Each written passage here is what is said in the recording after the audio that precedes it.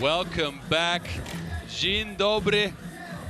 We're back here in Lublin, Poland for the afternoon session of the Under-23 World Cup 2023 for FIBA. Look at the weather, man. It's getting nice out here. It's kind of hot. I'm in the sun, so I might be sweating a little bit. Not just because the games are so good. We closed out this morning's action, ended up Pool D action for the women. And we will go into Pool A action for the men and Pool B action for the women in the afternoon here. Don't go anywhere. We'll be here until about 8 o'clock later on tonight. The venue's filling up, and we got some good games for you. I know you like the 3x3 action. And we are here in Lublin, Poland, the city of inspiration. And let me remind you of the rules of 3x3. We aren't playing on a half court. We got one hoop, 2 teams of 3 and a sub, 12-second shot clock. First team, 21 wins or best after 10 minutes. That's your rules, but you probably already knew that. This is Pool A for the men's. We'll be playing that today. We've got #1 seed Mongolia, Czechia, the Netherlands, China. Then we have a rematch of the Nations League Finals games, and Chile. And look at this again. Our beautiful venue on Plac Jamkovi. At the bottom of the steps to the beautiful Lublin Castle. As both teams here will get ready to get things going. We'll start you off with Czechia and Chile. And again, this is Pool A action. This will be the first time these teams see the court. We'll get things started here with Chile. Let's start with Team Czechia. Oh, actually, we'll get things started with Czechia. Never mind. So, Czechia coming out, and they have some metal on their team, or at least one person that was in the big leagues. He was in the Europe Cup. It was Svojanovski, and he's joined by his teammates, Sikora. Look at these 4 gentlemen. They'll be trying to represent like the ladies did. Martin Svoboda, I said Mikko Svojanovski was in the Europe Cup. Stefan Borovka, Sokoya. And they're going to face Team Chile, who to me is a virtual unknown. I like the way their women played, so I got high expectations for these gentlemen. Here's your Chilean men. We're going to look to get a first W.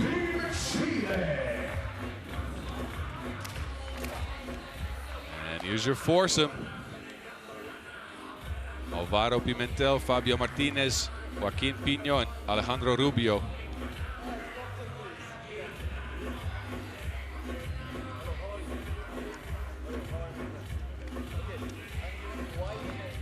Let's see who wins the check here.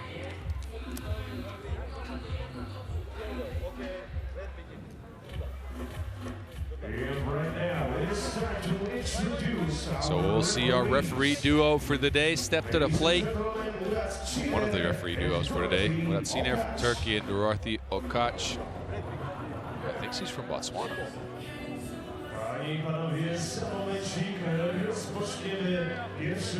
So both teams will get one more chance to talk things over, and then we will get things started out here in Poland.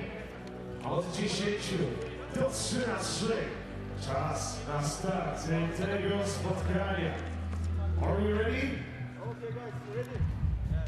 So we got an afternoon filled with 10-minute sprints lined up for y'all. We're halfway through the day, and again, we're starting men's Pool A action here. Team arrest Chile in white jerseys, Czechia, and let's start the countdown. 10, 9, 8, 7, 6. We're getting ready to start Joaquin Pino on the Chilean side. He's got some World Tour experience. Team Santiago. He will get things going for us here. Rubio spins, difficult layup, no make. Rebound will end up in Czechia's hands. Sikora lobs it up.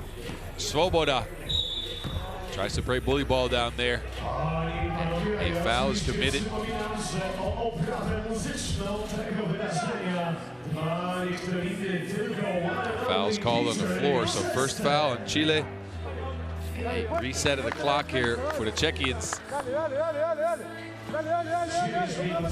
Sikora. Lob again and a beautiful dunk. What a way to start the game. I just got back. I haven't even drank any of my coffee yet. Come on now. Pino. Can he answer? No, he cannot.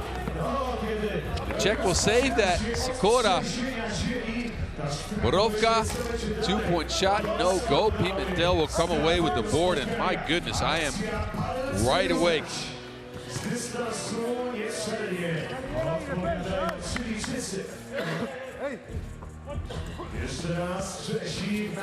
Sikora thought about it and stepped back. I think the Snelda basket's still recovering from that dunk.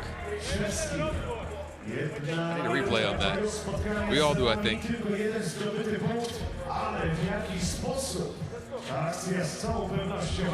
So as we continue to go, these Czechian guys have some experience. Again, I told you, Mikhail Svojanovsky takes a shot here, and he makes the shot here. He's got 3 international caps from the Europe Cup.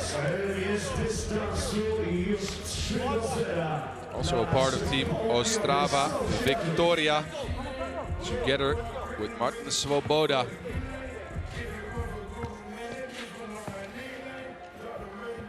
Martinez thought about it.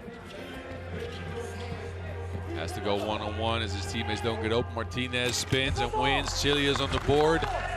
It's 3-1 after a minute and a half of play. Svojanovsky steps back. We know he can shoot. He doesn't knock it down, though.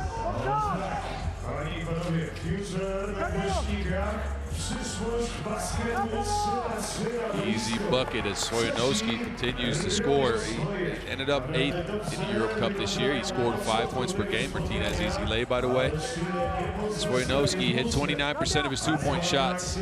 Also grabbed 3 boards a game. 5 points per game. That's nothing to brag about. That's some decent stats for a first-time Europe Cup participant.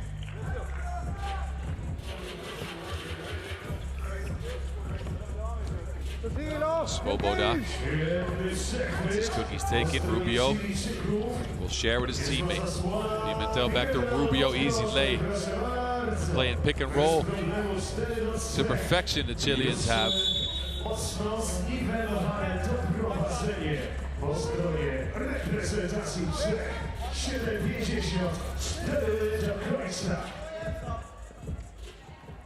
Strong take here. We call that the emergency break. You get stuck underneath and somebody tries to bully you, you just pull them down. Svoboda will put it in. 5-3 Czechia. Pino's trying to dance.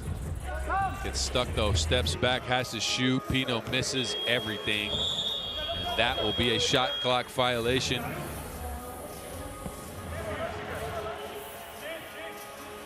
Chilean men last year ended up 17th at the U23 World Cup, winning 1 game in pool play. The Czech continues to try to dominate inside.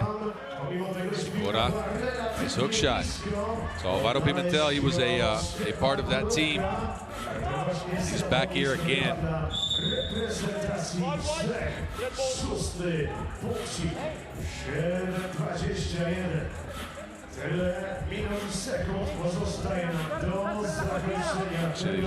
Chile looking at a bit of a deficit here. Only 3 points though. We're only 2.5 minutes into this game. Lob pass, Martinez underneath. Chile's got a game plan. It says take advantage of our size underneath that basket. These fellas, average, are a pretty tall team. They got the strength on their side.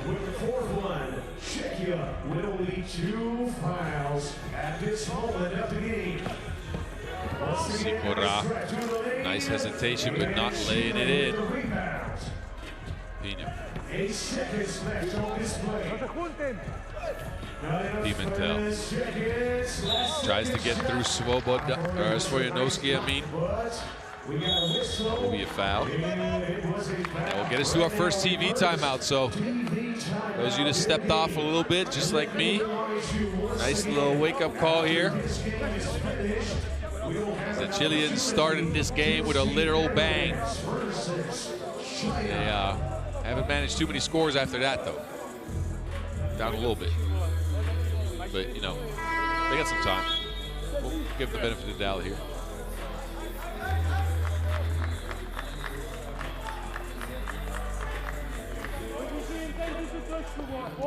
So Alvaro Pimentel, the 23-year-old, will step up to the line. Again, he has experience from last year's U23 World Cup where they got eliminated in pool play, managing only one victory and scoring 14.3 points per game. They're looking to change that here. Svoboda matches up with the smaller Pimentel, and he will take advantage. 7-4 Czechia, storming out to an early lead.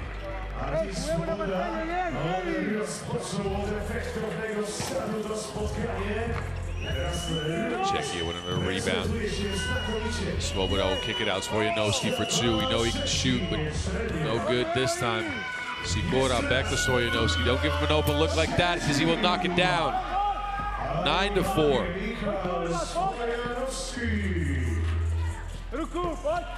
Bino. It's called off. It's a foul call that will be on the floor. As you can see, Czechia right now up by 9 points. And of course, we would like to welcome women's squad from Chile. They're also rooting for Rubio tries the law pass again. This time it is interrupted by a 3-second call. Tried the same play. They got him a dunk earlier on, but this time no good. Czechians knew what was coming. Sikora kick out Borovka. Martinez comes away with the board. Martinez is free and he's fouled. Basket will not count. Actually, that is an offensive foul call.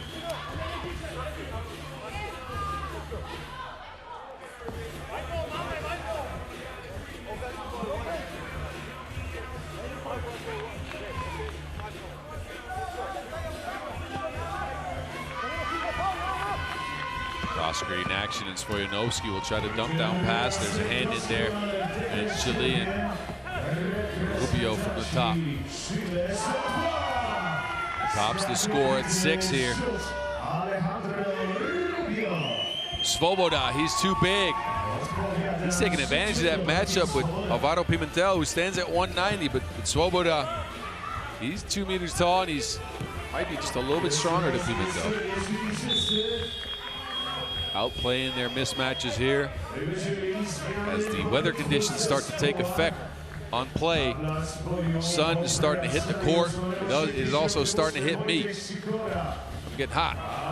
Anyway, this phase of the day will be rough for the players as again, the sun will heat things up on the court. They will get tired. That's 3x3 for you, though. The weather conditions always have an effect on the game.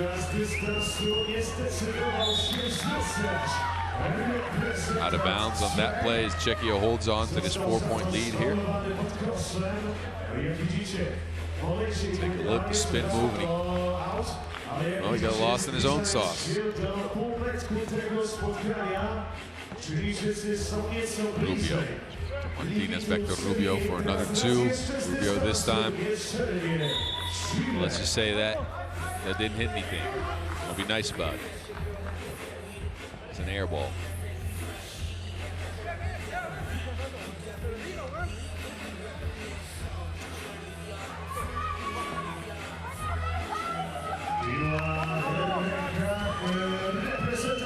Svoboda to Sikora with the handoff from the post. Sikora gets a screen, floats it up and floats it in.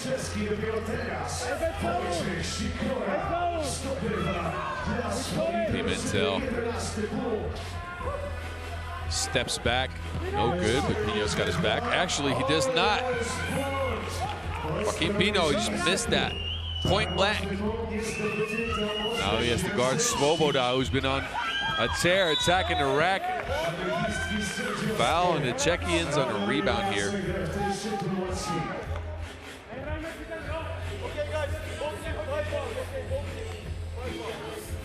stuck at 5 fouls. As you can clearly hear the referee say. I'm not sure y'all heard that, but I did.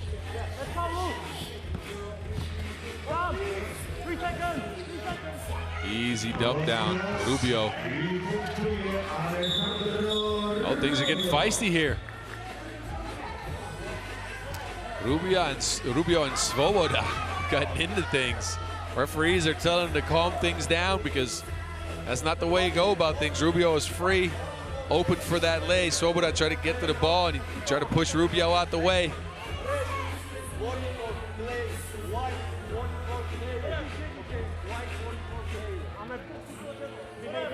Both teams get a warning for delay of game. Maybe a little bit of gamesmanship by both players, I'm not sure, but they will end up with a warning. Sikora, open shot, no good. Foul's called underneath.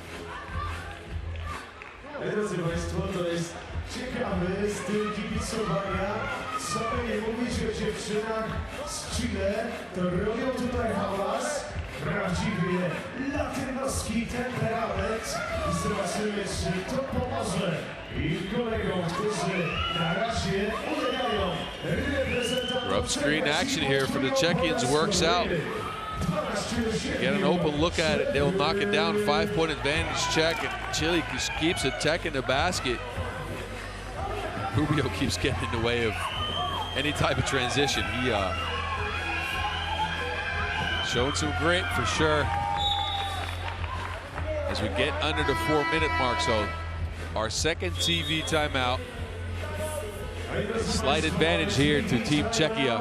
We're up 12-8. It's been a physical battle.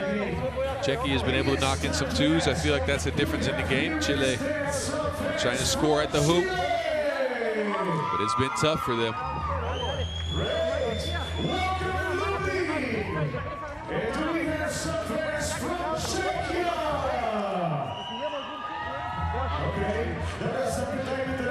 Jak rozkładają się sympatie polskich kibiców. Kto kibicuje Chile? So we'll step back on the court and we'll get things going again. Well, the referees are looking at something here. Not sure what.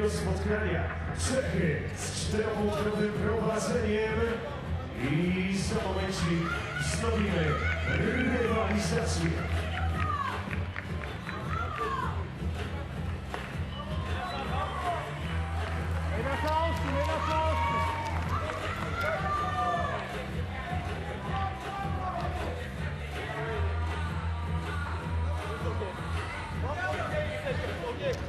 Second on the shot clock. That's what they were looking at to see how much possession was left. Svojanovski gets free for the open shot, no good. Rebound, back to Svojanovski. Looks for his teammates, can find him though. Pimentel got his hands in there. Martinez in the post against Svojanovski. Hooks it around him, no go. And Czechians will lose the Wilson going out of bounds. So Chile will have a reset. Ladies and gentlemen, as you can see, we do not have many points in this game. Still, the rivalry is tough. Really close matchup between two great opponents. Rubio. Czechia versus Chile. Chile's Behind, he's, well, I got lost because of that pass, but he gets to make the layup. He doesn't reward his teammate at all. Svojanovski here on a rack attack, and he gets the lay. So Chile leave one out there on a beautiful pass by Rubio. And Czechia scores. That's a 2-point swing here. Very quickly, Rubio this time by himself. Spins, fakes, he gets it up, but that is a shot clock violation. It is called off.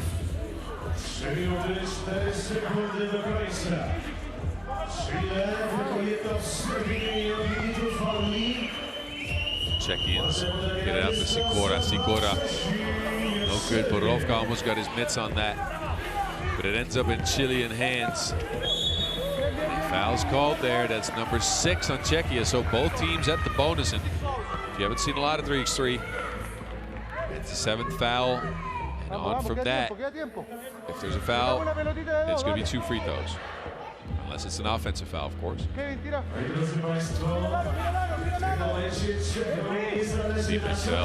screens for Rubio. Rubio gets free for an open look. That will roll in. He must have whispered something nice to that Schel the basket before. Borovka out to Svojanovski. Svojanovski 3 seconds on the shot clock will pull the trigger. No good. A lot of bodies on the floor. No call on that, though.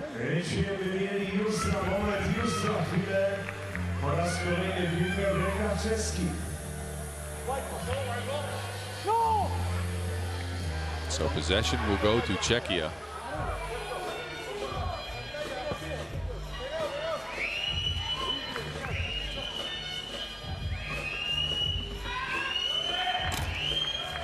Open look again. That one rolled out. Bino is free for an open shot. Yeah. Shots have not been falling for both teams for a little bit. Last one we got was that Rubio 2. But Borovka changes just that. Chile looking at this matchup with Martinez and Sikora underneath the basket. A kick out is just barely caught by Pimentel. He steps back, launches one, and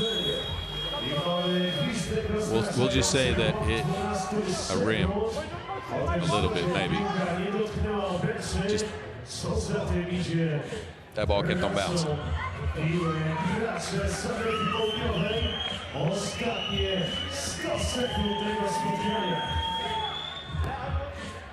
Sikora. Actually, Svojanovski, I apologize. Svojanovski misses the shot, chases his own board.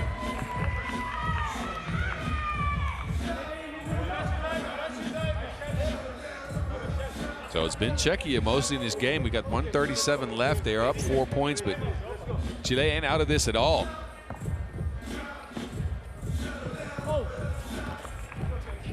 Rubio trying to direct traffic. Pulls up for the shot, knuckleballs it.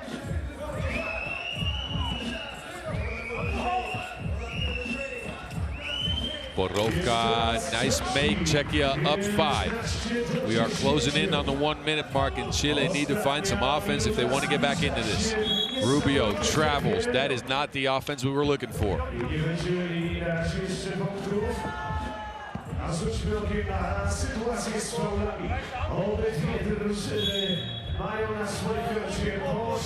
Coaching warning extended to the Chileans. As we've said this before,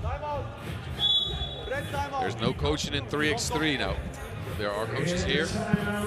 These teams get prepared with a coach, obviously. You cannot respond to your coach as he's yelling at you from the sideline. If you do as a player, then you'll get a warning and a technical foul after, as we take a look at Svojanovski's rack attack. That is beautiful. Look at this pass by Rubio that wasn't rewarded with a make. Rubio said, I don't mind. I'll put in 2. And I'll use every little bit of the rim.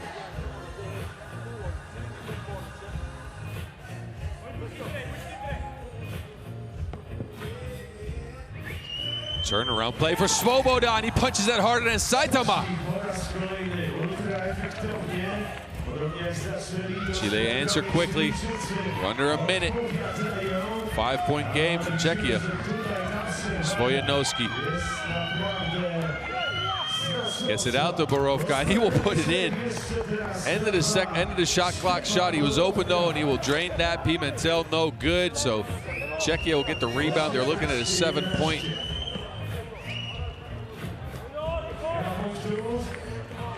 Advantage here in this game. Pimentel, he'll be left alone. It doesn't matter. Chile gets all ones. They will not get back into this. We're under 30 seconds this time. And a foul's called. There's Pimentel. Got too handsy, trying to get the steal. That'll be foul number 7 on the South Americans. And that's pretty obvious. He pulled him by the hip.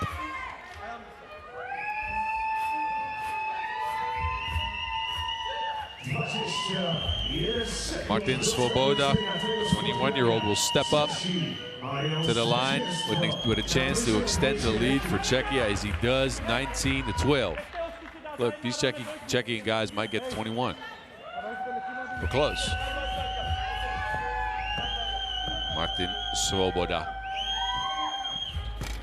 misses the second, gets his own board though, saves it inbound. Sikora off the glass, that's good. 20-12, Chile.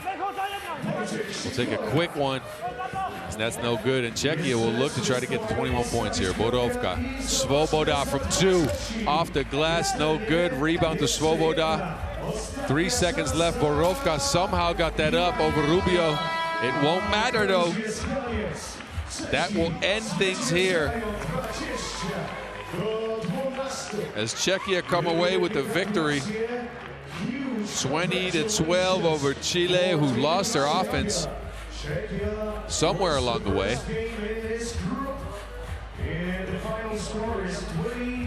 So again, 20-12 in our first game of this afternoon session here on day 2 from Lublin, Poland. If you're just tuning in for the first time, we'll be here until Sunday afternoon. And we'll have you take a look at some of the action from this game.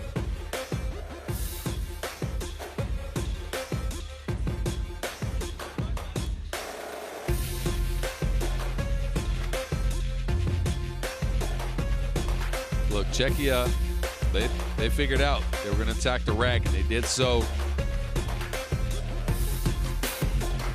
Beautiful play here as they got a dunk out of that.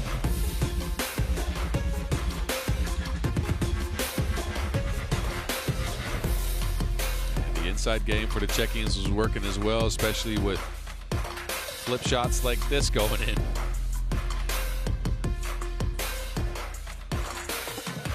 Svoboda was a monster underneath the boards.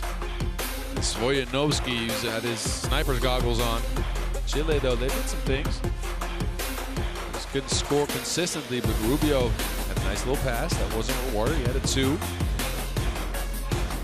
Sikora here floats one up from the midi.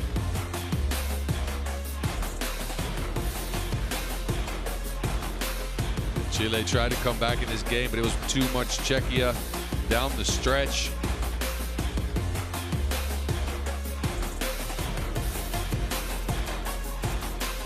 They will end this game with a victory, 20-12. We will shift our attention to the next game in Pool A action, as the Dutch will step up to the plate. They played China. These teams have played each other very recently in the Nations League Final 2023 in Ulaanbaatar just a couple of weeks ago. It ended up being a Chinese walkover, as the Dutch laid an egg to start the game, got down big in the first 2 minutes. So they're going to be looking to change all of that.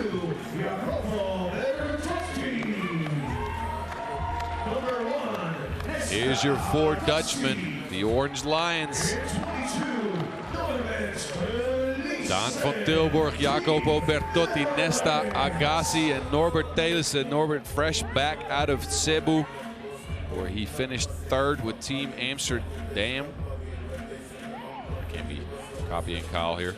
Anyway, they finished 3rd and flew here, and he's going to look to try to pull this team's victory out. They're going to have to contend with China. Number 11,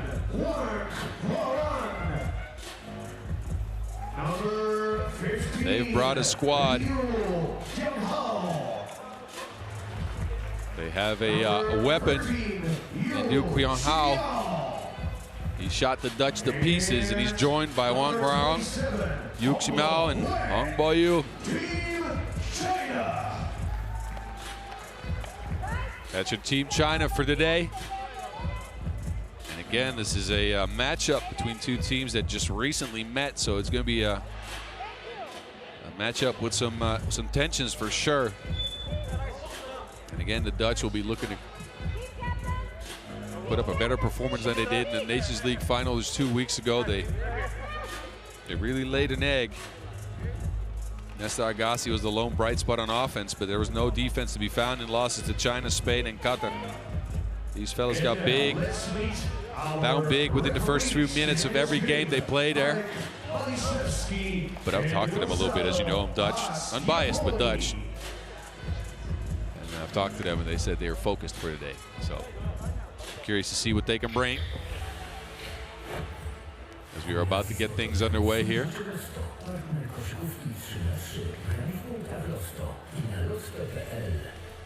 Ladies and gentlemen, let's start a countdown before this game. So 10 seconds to go until we kick off this second game of Pool A action for the men. 5, 4, 3, Here we go. Chinese will start it off.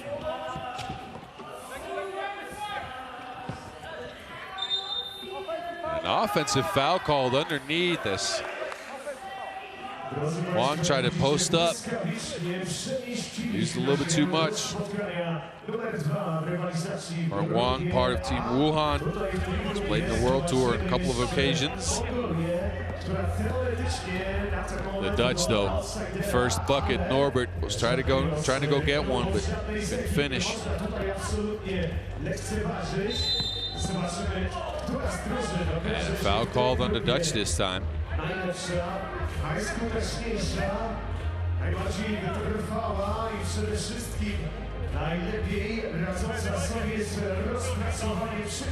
So these teams have matched up before in the U23 World Cup in Lanzhou, China. The quarterfinals, I clearly remember as I was there.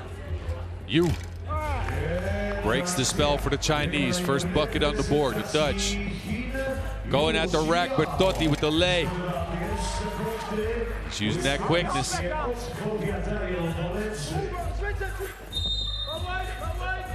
a foul called on the Dutch again.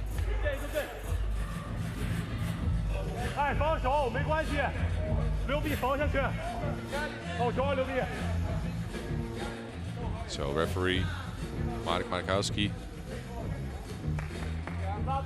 is trying to tell these players to stop fouling, or stop being physical anyways. Huang.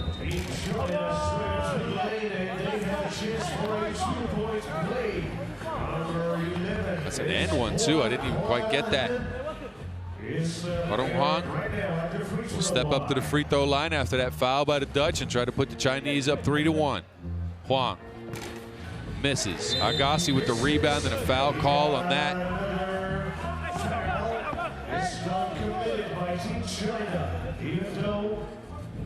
Hongbo got a little bit too physical on that, so second foul in China. Taylorson to Bertotti. Nesta with the slip screen, spins, gets it up, but doesn't get it over. Norbert Taylorson's got his back though. He finishes it up.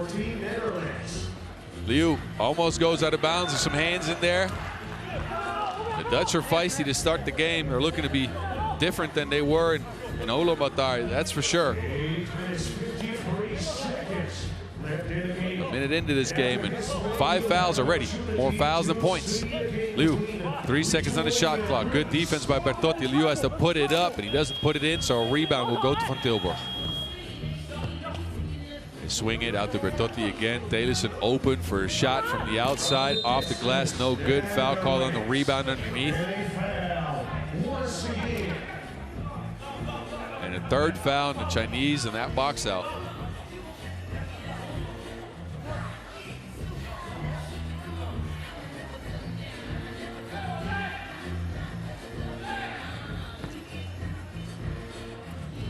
So another play reset for the Dutch here with 12 fresh seconds on the shot clock. Bertotti to Van Tilburg. Van Tilburg creates some space, gets the hook up, but doesn't get it to go down. Rebound for the Dutch again. Van Tilburg's open for 2. Front rims it. And this time China will come away with the board. And another foul call on the Chinese, an offensive foul for grabbing onto a player. You was looking at the ref like, what did you mean? A lot of these fouls at the beginning of the game. We may see a lot of free throws. Long shot from Taylorson. We'll just leave that off the highlight reel.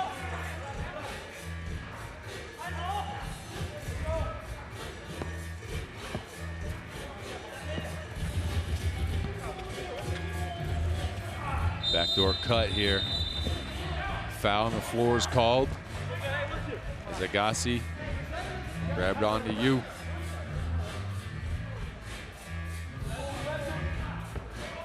Liu will take the check.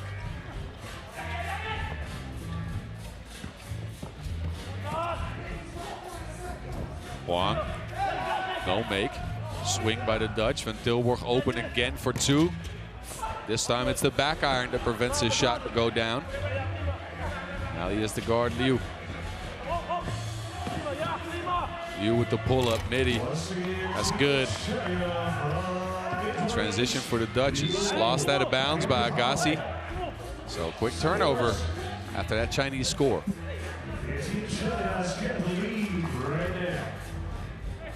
Chile is 40 seconds left. Both teams pretty inefficient. Huang, steal by Van Tilburg with the quick hands, and then another foul. The Chinese, they've been fouling like they're at bat. Both teams play defense more than nicely. 5 fouls on the Chinese in 2.5 minutes of play. The Dutch go into a high post set. Open shot for Van Tilburg again, who doesn't have his sniper goggles on at all. Bertotti kicks it out, another open two. This time it's Taylissen. The Dutch have been building a break house, but Taylissen underneath the basket smashes that one with ease. 3-3. Quick hands by Taylissen. He tries to go at the hoop, no go. Playing hot potato with it, ends up in Liu's hands.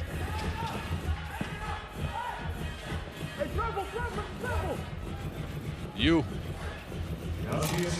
No go, and get his own board back though. Miss. A lot of physicality in this game so far. Bertotti airmails that.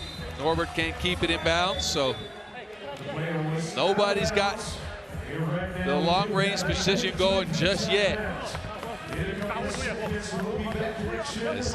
During our first TV timeout, we are stuck at 3-3 in a very low scoring contest. It's been more fouls than makes, mostly. Both of these teams are more serious than Siri, as they are looking to do better in pool play here than they did in the Ulaanbaatar Nations League Finals, where they were both eliminated. Beautiful pass by Bertotti and an easy smash by Norbert Taylissen, who likes his potatoes smashed with some gravy. Huang to Liu.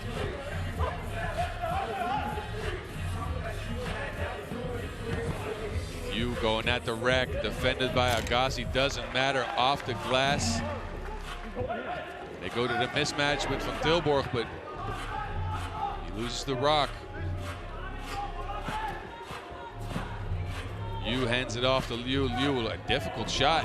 No make, rebound to the Dutch. And a foul call on the Chinese again, and they are at the bonus. 6th foul on the Chinese. And a warning for flopping. Extended to Liu for the movement he made while he was trying to make that difficult shot. End-off play from the high post for the Dutch, and a pushing foul. So 2 free throws coming up for the Dutch. Norbert tried to get a dunk in, but that don't count. So Agassi step up the line for 2. And at the free throw line, we do have Agassi.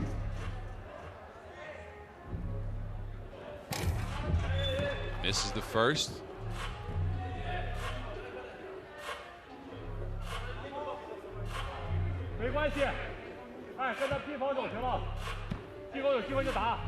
Second one for Nesta Agassi. Right now, waiting a chance to tie this one up. And Agassi misses the second one as well. Oh, that was nice. Somehow got his hands on that rebound though. And a guy from the Netherlands. The Dutch will remain possession, so Agassi threw it off one of the Chinese players. So you approach the 6-minute mark, and it's been a very low-scoring affair here. The teams aren't giving each other an inch. Tilburg breaks the spell for the Dutch. 4-4 tie here, just at the 6-minute mark. Liu, They're not giving him any space. He shot them to bits 2 weeks ago, so he's been guarded well. Liu this time, though, gets the leg. Does not make that, though. Easy layup missed by Liu. Tilburg steps back, open for two, no good. Agassi almost gets his hands on the board again. Go out of bounds. This time it will be possession going to the Chinese. Referee Matuszewski is having some words with Agassi, explaining to him what you can and cannot do on the court.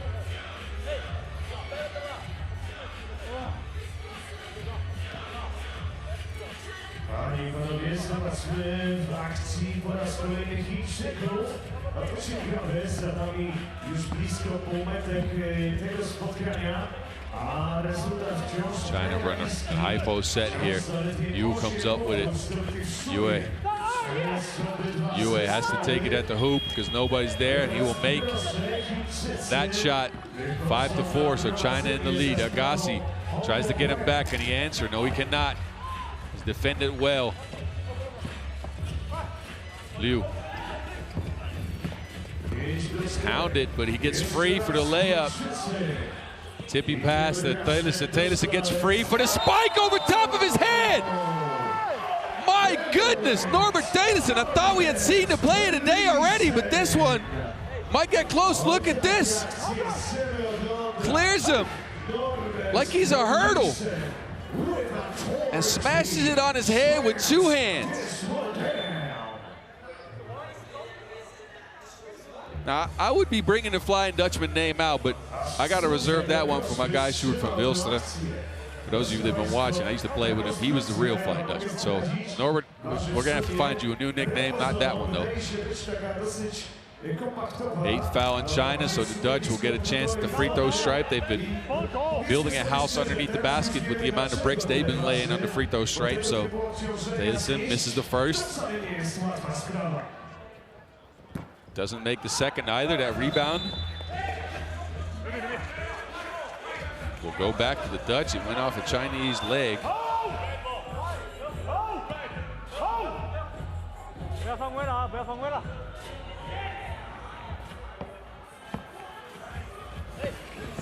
Taylorson on the rack attack. He makes it this time and evens the game up at 6. And Taylorson played well at the Cebu Masters past weekend. He averaged 5.3 points per game en route to a 3rd place finish. He played in last year's U23 World Cup, also close to 5 points per game at 4.8. He's got 4 points in this game, so he might be looking to up that 5 point per game average. Although it has been, again, a very low scoring affair. This one will not go either. The rebound ends up in Agassi's hands, and another foul in the Chinese, who are at 9 now. Now, for those of you new to 3x3 or that haven't watched a lot, 9 fouls means the next foul is not just 2 free throws, but it's the double bonus. It will be 2 free throws as well as possession, and that is a, well, terrible place to be in, let's be honest. Agassi. Another miss from the free throw stripe, and the Dutch will be looking at themselves after this one if they lose this, because the free throw stripe has not produced any results for them. And they've been able to get a lot of free throws here. Agassi. See, announcers jinx. That happens sometimes when you say something and the opposite happens. So they'll finally get a make, and they'll get up on 1 point.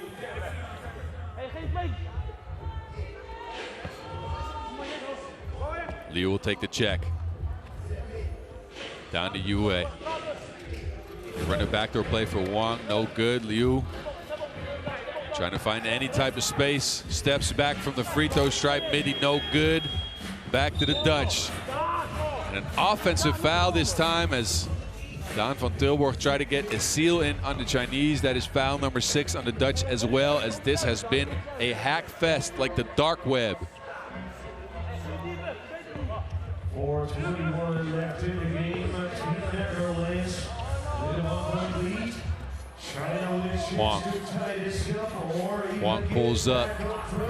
Wang does not get that one to go, and Agassi somehow got his mitts on that. So a foul is called, I believe, on the Chinese. Yeah, that's for sure a foul. So, as I said, this is the 10th foul. So China will be in the hurt locker for the next 4 minutes. A complaint warning for China as well. As tension are flaring in this game, Agassi will step up to the line for 2, and the Dutch will remain possession after. Nesta Agassi. Again, no make. They've left 6 or 7 points at the line already.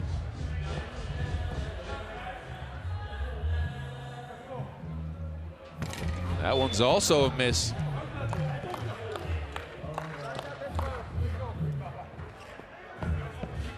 Bertotti to the rack by himself, gets the lay, Dutch up 2. Yue also attacks the rack, and he will make the lay. 2 players on the ground, it doesn't matter. They get up, no call made. Nesta will draw another foul as the Chinese just continue this hackathon. This is their 11th foul, but hey, it hasn't produced any results from the free throw stripe, so why not? If the Dutch keep missing, why not keep fouling them? Smart play by Agassi, ripping through there. He's gonna have an opportunity after we get this TV time out of the way. It's been a wrestling match, I have to say that. More fouls than points so far. We did get a nice little spike by Taylorson, who got it over top of you and said, "You," like Soldier Boy.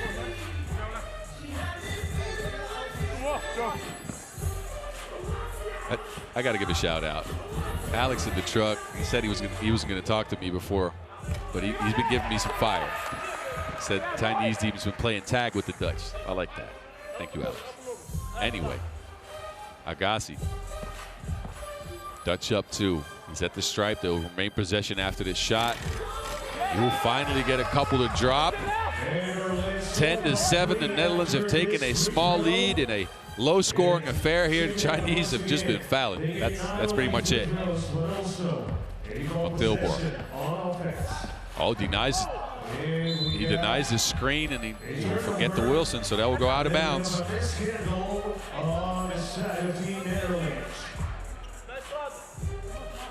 Reset here for China. This is Liu. Liu gets free. It's challenged by Taylorson though at the rim. That is denied, like your friend request. Bertotti, he will put one up from 2-point range. No good. Taylorson though, playing janitor, cleaning up the mess down there. 11-7. The Dutch have taken a small lead here, and then a foul is called underneath on the Dutch, and that will actually, is that called on the Dutch? Yes, it is. So that will be foul number 7 on the scoreboard. The foul was added to the Chinese, so I got a little confused. So Yu steps up to the line for 2. And Yu will put that in. A 23-year-old, standing at 2 meters tall. He is good from the stripe. So 11-9, a slip screen, but Nesta Agassi passes that a little over his head. Oh, never mind. Another Chinese foul. The Chinese have more points, or more fouls than the Dutch have points. 12 fouls on the Chinese in not even 7 minutes of play. This is incredible.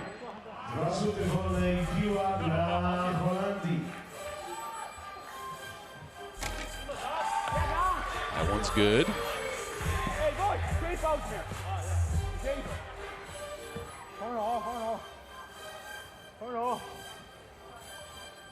That second one's good as well. So the Dutch have finally broken the free throw line curse.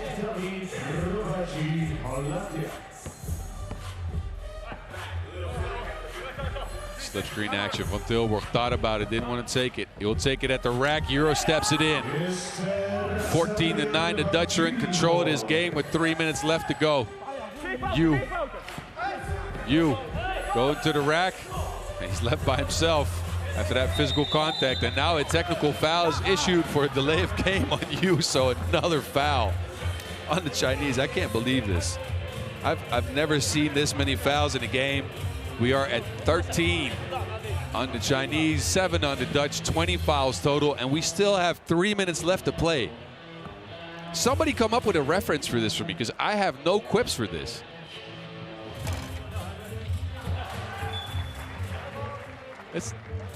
This is special.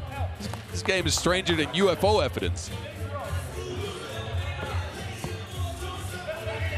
Telissen gets the Bertotti screen. Telissen towards the rack, scoops it up, doesn't scoop it in. The Chinese will reset. Yue open for 2, and he almost broke the backboard. Bertotti by himself, kicks it back out. Agassi for 2. No good, but the boards for Telissen. Spins, gets stuck on the baseline, gets it up to Agassi, who one-hands that in somehow. It's a pretty shot, like a bouquet. Huang off the rim, no good. Dutch will reset with a 6-point lead here, 2:20 left in the game. Telissen in the post, faces up, uses all of his size and gets another bucket. Yue will get open, Agassi will get back. That is very disruptive on defense. Bertotti throws it up to Agassi, and he, well,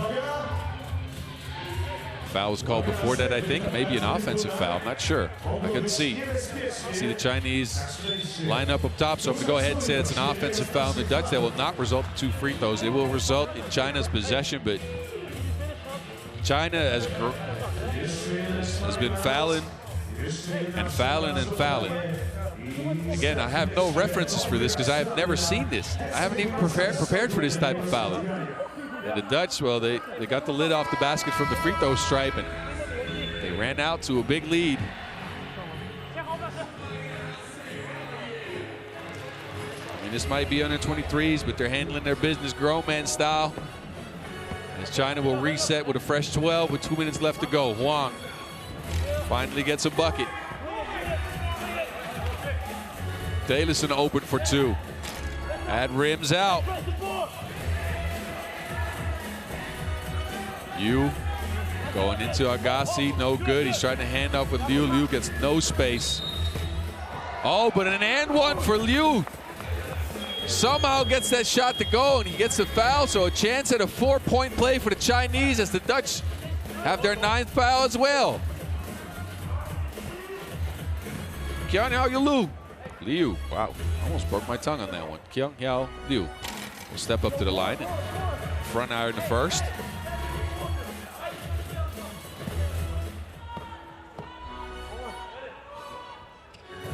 Gets the second one to drop. So the Dutch still holding on to a 3-point lead with 1 minute and 40 seconds left to go. Bertotti to Daan van Tilburg. He fakes, leaves him in the dust like Mad Max. 18-14. Liu free again for 2. This time he gets a technical foul called on him for flopping as he keeps jerking out after a shot. Referee Marszewski has seen enough. And he will put the Dutch at the free throw stripe for 1 for the 14th foul. You heard that right.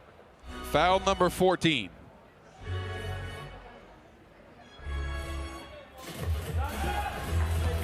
(19-14) the Dutch.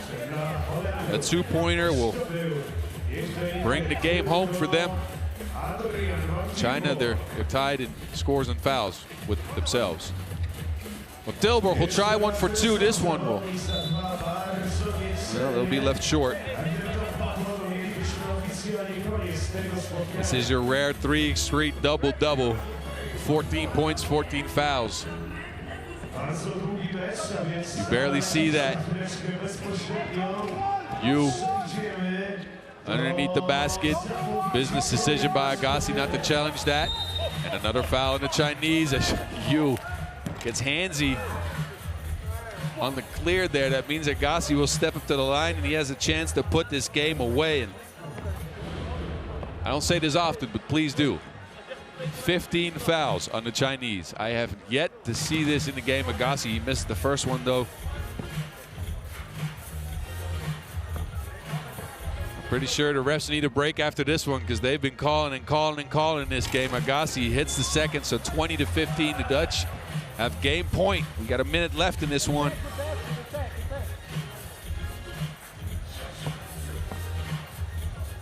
Telissen hands it back. Bertotti tries to go at the basket, scoops it up, doesn't scoop it in. The Chinese will reset possession here. Huang looking at it too. No good. Rebound Agassi. He'll be out of bounds.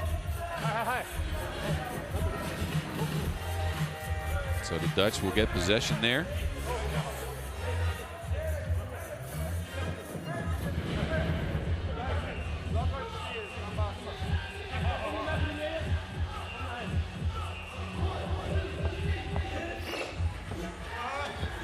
Telissen looking outside, down from Tilburg. Bertotti will take with two, will not go down. Liu gets some space, finds his teammate Yu, he's free for an easy lay. The Dutch redirect though from Tilburg from the corner, will put up a two, that won't go, but Telissen will clean up the mess, and he will put this game to bed. 21-16, the Dutch prevail over the Chinese, who barely got more points in than fouls.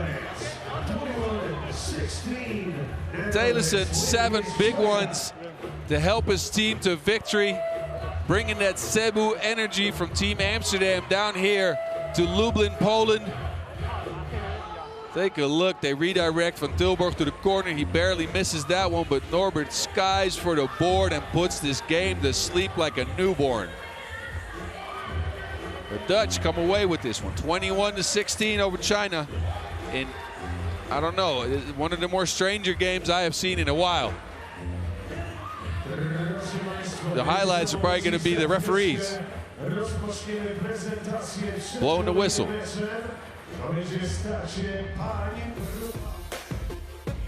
Well, we'll get a look at these highlights. It's the Dutch and the Chinese again got ready to go at each other in a matchup of, for a rematch, I mean, of what happened 2 weeks ago in Ulaanbaatar. And we'll see some Chinese action close to the basket. Nestak got nothing to go, but Norbert was cleaning up the mess all game long. Beautiful pass here, two-hand dunk. Norbert tried to end the men's life. We'll get to that later. Here he finds his teammate Van Tilburg underneath. Chinese, they couldn't score for a while there. And Norbert here trying to hurt that Schelde rim. Two hands on top of his head. Finds another bucket down there. Bertotti used that quickness. The Dutch looking mighty sharp in this tournament.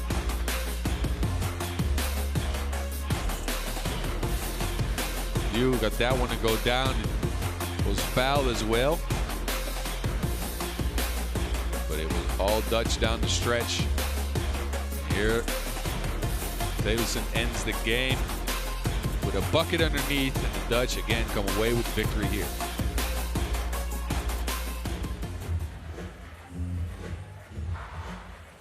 Don't go anywhere. We'll take a look at women's Pool B action. We'll get that one started. Germany, Lithuania, Poland, the Tunisian women, and Greece. As you can see, Germany, Lithuania, Poland, Tunisia, Germany fresh off a third-place finish at the Ulaanbaatar Nations League Finals, but that's not the game we're going to be looking at. We're going to be looking at Lithuania and Greece first. Ladies and gentlemen, let's meet both teams. First of all, Team Lithuania. So, meet Team Lithuania first. And I apologize for my pronunciations, because my Lithuanian ain't all that good. I know we're close. Don't come fight me. We got Dalia Donskichaite, Egla Zawodkaite, Getvile Savoshtaite, and Justina Miknaite. Please tell me I did this right. Somebody hit me up. They will be representing Lietuva here in this tournament.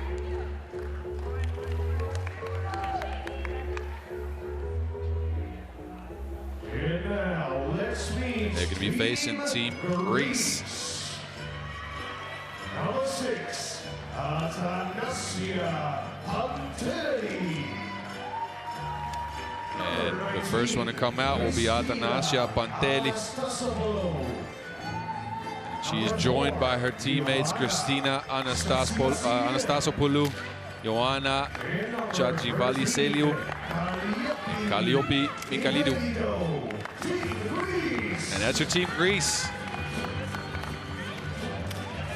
Now, these teams have met in the past, and it's been all Lithuania. They've met the under-23 Nations League in 21 and the under-21 Nations League as well.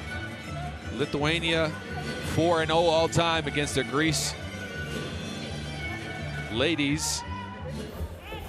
These Lithuanian women, they've been pretty active. Donskachaite, Zabotkaite have been active in the women's series. Miknaite as well.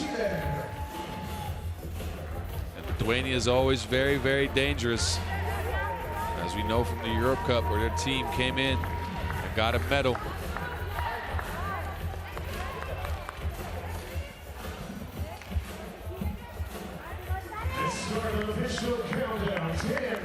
So 10 seconds from now, we'll get these women's games underway. Pool B, get it in. There we go. Greece will start things off. And a foul call right away. So, you know, that was quick.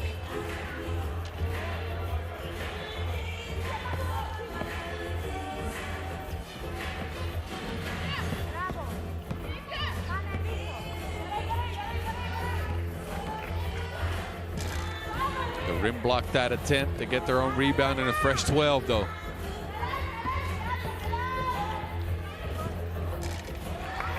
All right, first bucket for the Greek ladies drops in. Oh, but the long bomb from the Lithuanians. Now they're up.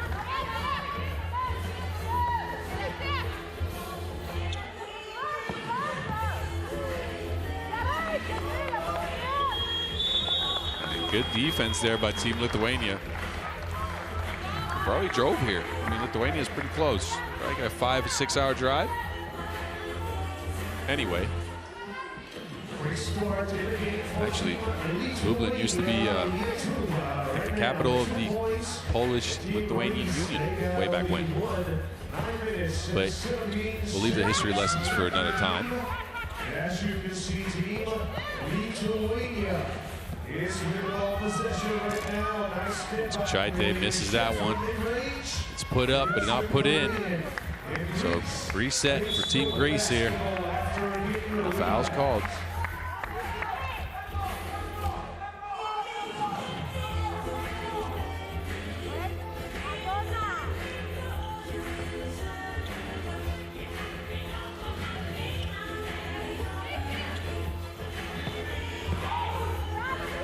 So action underneath, but a travel's called there.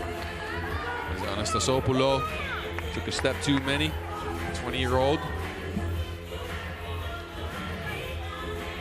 So a reset will go to Lithuania.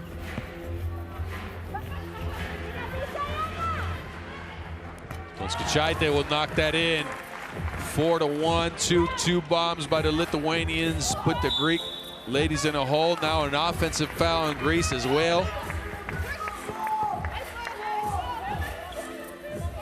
So Lithuania is active early and they got the sniper scopes on.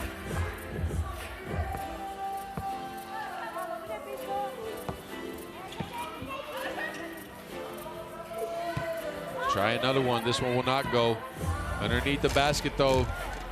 Difficult shot. Another rebound for the Lithuanians. This time it's turned over though.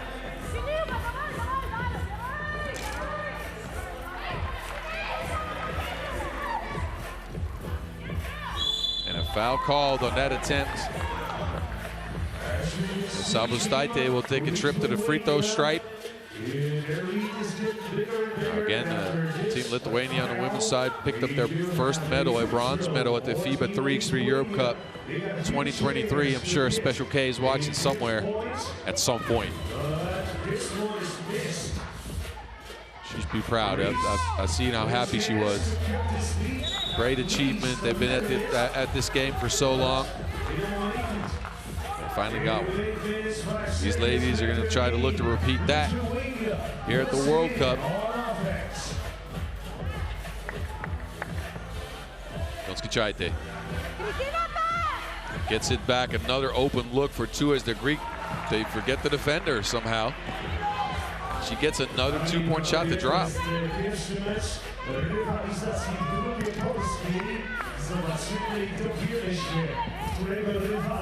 Donskichaite open again. Can she get another one? Yes, she can. She is on fire. The nets are wet like the Baltic Sea.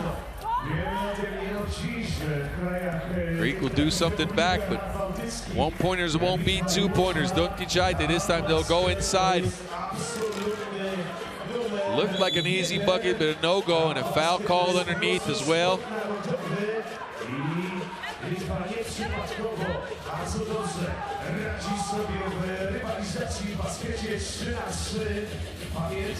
She got smacked on that rebound, so reset here for Team Greece, who need to find some offense.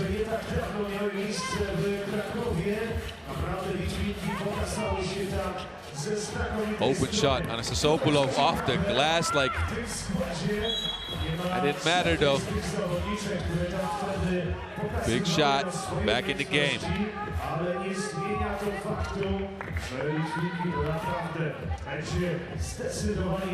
Check ball, Savostaite. She'll hand it off. Zabotkaite is open, but Savostaite gets it back. She misses the crib though. On Sopoulos, could you get another one? No. An offensive foul is called as Mikalidou got a little too handsy on that one. The warning is extended for complaining.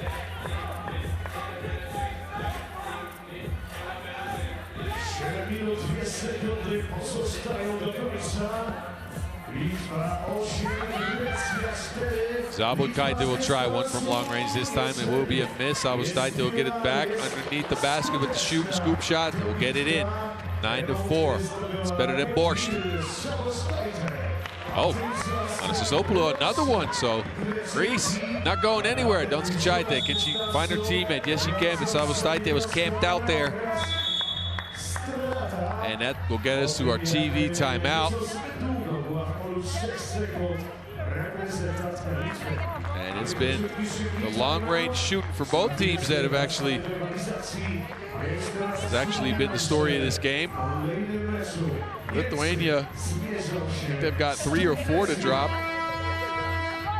Anastasopoulos, though, says, I can answer just that. And she's got 2 of her own. Donskichaite, well, don't leave her open like that. That's a shooter, ladies and gentlemen.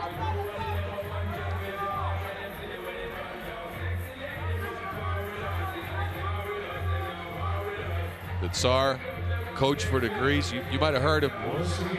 He was our commentator in Heraklion last week at the U18 World Cup. Europe Cup? Remember, so much 3x3 going on these days. Anyway, you hear him quite often. He's also the coach for the Greek. I used to play against that man, Angelo Tsagarakis.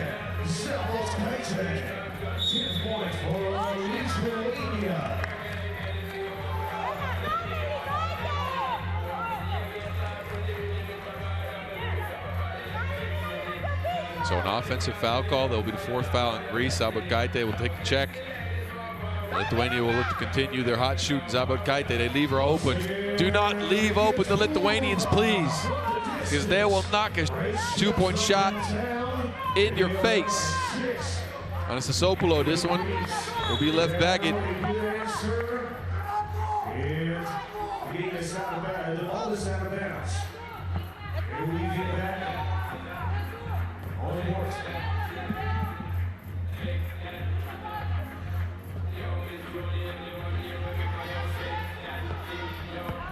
Donskichaite.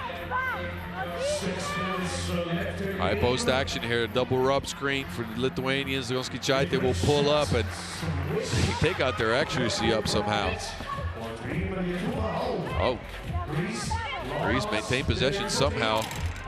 Don't get that shot to go though. Donskichaite will reset. They will lob pass it into the paint. Footwork, but it rolls out. Anastasopoulos.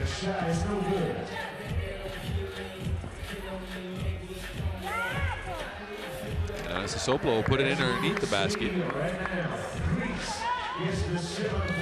This time, Ignaite will make that. She's been sealing like an envelope.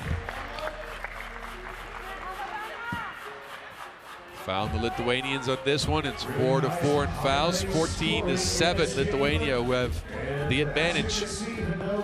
As we're closing in on the halfway mark of the game here. Another foul on the Lithuanians though, so that is something they have to look out for. Chachi Vasiliou will get the ball here and reset for the Greek team. Oh, pretty pass and a finish underneath. How'd she see that? I don't see glasses on her.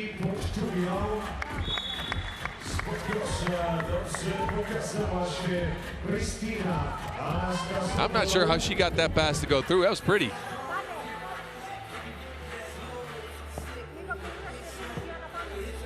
A reset here. Chachi Vasiliou. Chachi Vasiliou pulls up from mid-range, no good. Donskichaite, no clear. She hears that from the ref, so good awareness. Abodkaite finds Mignaite. Mignaite rolls out again. Chachi Vasiliou. Oh, big ball. All the way from Kos.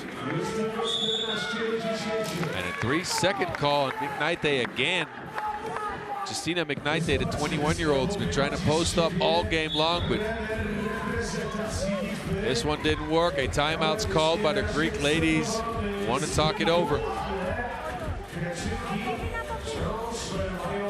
The Greek have tried to fight themselves back into this matchup, but they haven't been able to guard the two-point arc, and that's where the Lithuanians live.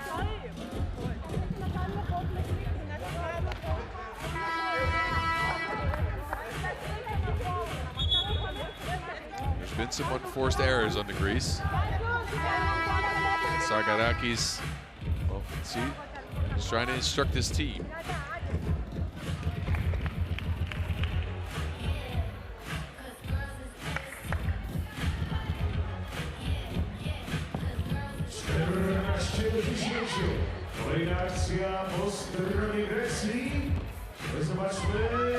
Oh, big bully bucket, but a miss. That scoop shot didn't go. Donskichaite will pull up. No good. Rebound to Greece.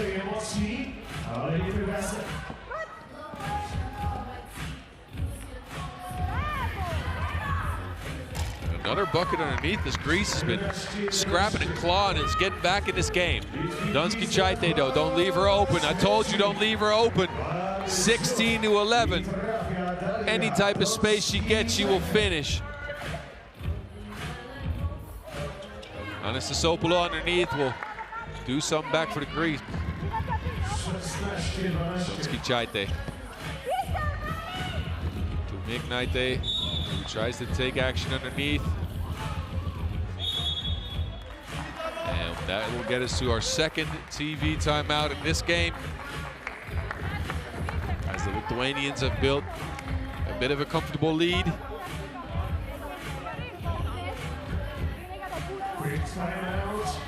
On the back of some hot shooting has been Donskichaite. This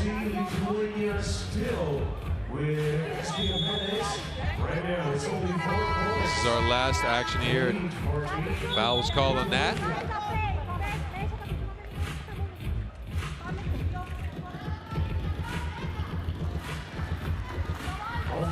Five fouls on both teams. A 4-point advantage here for the Lithuanians. They swing it back to Donskichaite. She won't make it this time.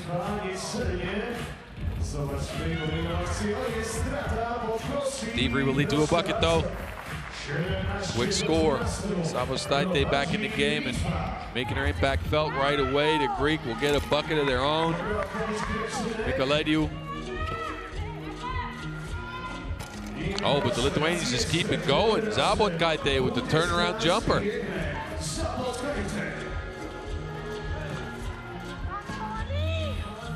Zabotkaite to Donskichaite. Oh, she tried to get fancy with it. Zabotkaite, no good. Airmails that one.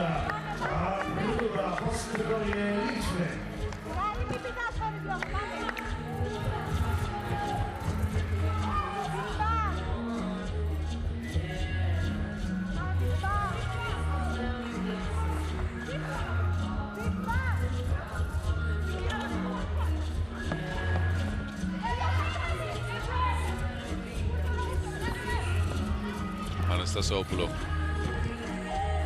steps through, scoops up, no go. Zabotkaite is open by herself. She will lob it to Miknaite, kicks it out. Donskichaite. Beautiful ball move by the Lithuanians. Can they finish? Yes, they can. That's fancy like date night. Beautiful team basketball. Greek will get back a layup, but Lithuanians at game point. The two will end it here. Zabotkaite steps back. Donskichaite is looking at one. She will end up with a lay though. Easy 1 point. Anastasopoulos open for two. No good. Rebound back to the Greece ladies, and Anastasopoulos will put it in, but Zabotkaite. Oh. That's that one drop, and it will go out of bounds. So reset the Greece, who are not fully out of this game again. So the Tsar, too much coaching. His team's been reacting. You can't do that. Greece need a bucket, and they need it badly. Then they need to stop as well. Oh, pretty fake, but no make. Gets her own board, working on their offensive rebounding stats, and she will step to the line for one as Lithuania has racked up their 6th foul.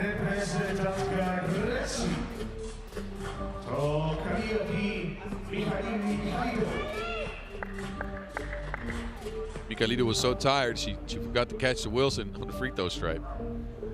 Misses that one, but a violation, so she will get another shot. Kalliopi Mikalediu, 20 years old, stands 181 centimeters tall. Ranked number 2 in Greece.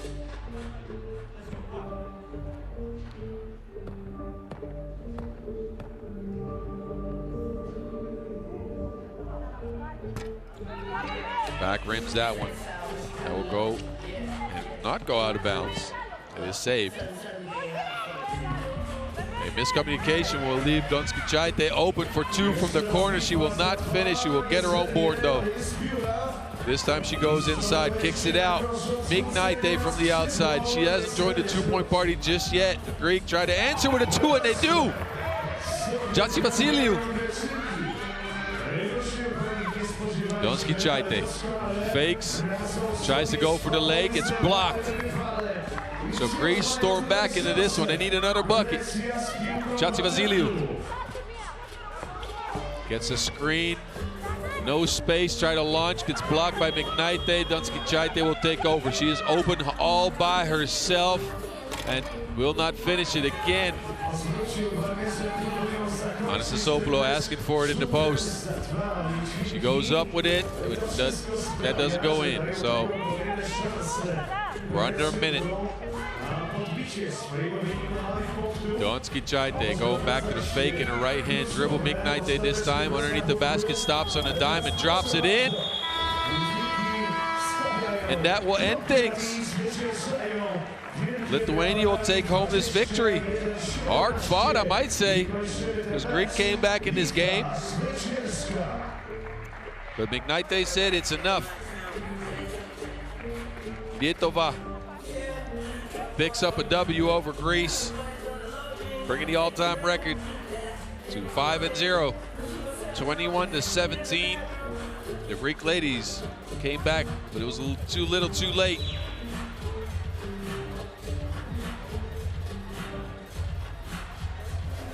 And they couldn't get it done down the stretch. Fought themselves back to 3 points.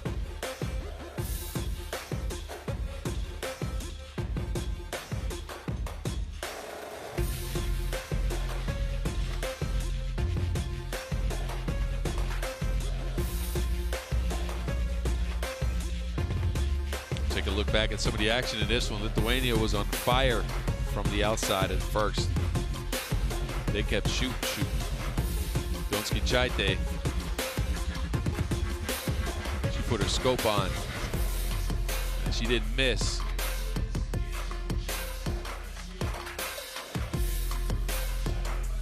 Look at her again. Quick release. Got that one up. Zabokaite getting layups and getting fancy.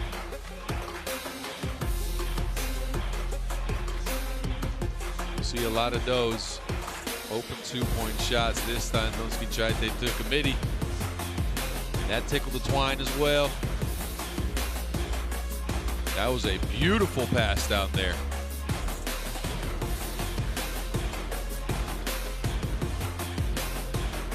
Donskichaite just kept on firing. Lithuanian train wouldn't stop. You can see the Tsar gets into things a little bit. Fashion player, McKnight said, "It is time to end this. Goodbye, Greece. Take an L in your first game. We'll go right into our next game. We'll get our first look at Team Germany as well as Team Tunisia."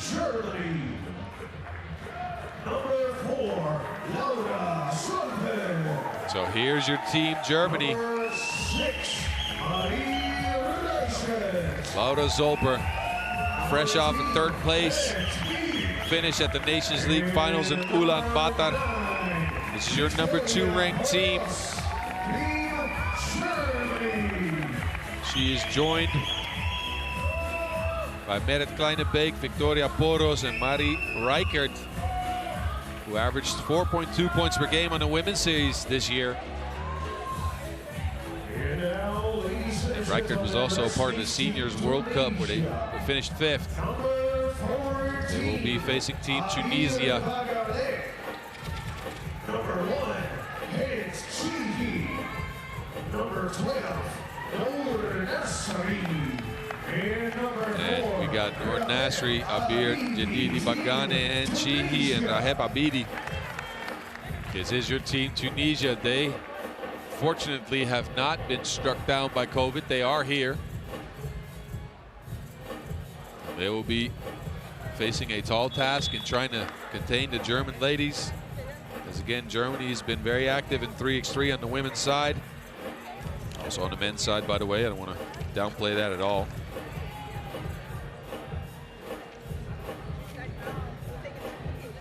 These teams never met. So this will be our first look at them. Tunisia, to me, the big unknown. I know they've been active in the Nations Leagues.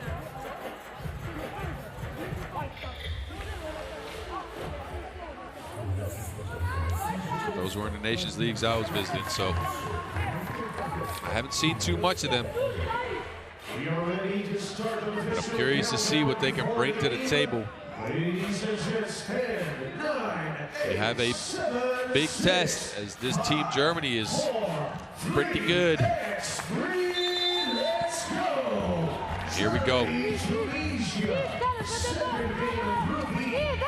Poros, first shot for the Germans will not go. Kleinebeek will pick up the rebound.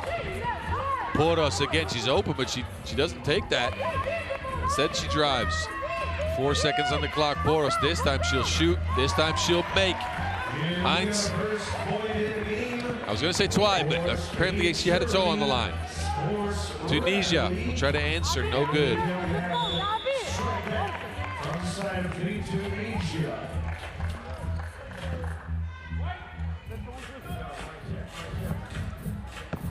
So Reichert. Kleine Beek. Big shot. This one will count for Zwei. Germany had 3 points already. We're just getting started. Chihi tries to find her teammate, but they are pressured out of that action for sure.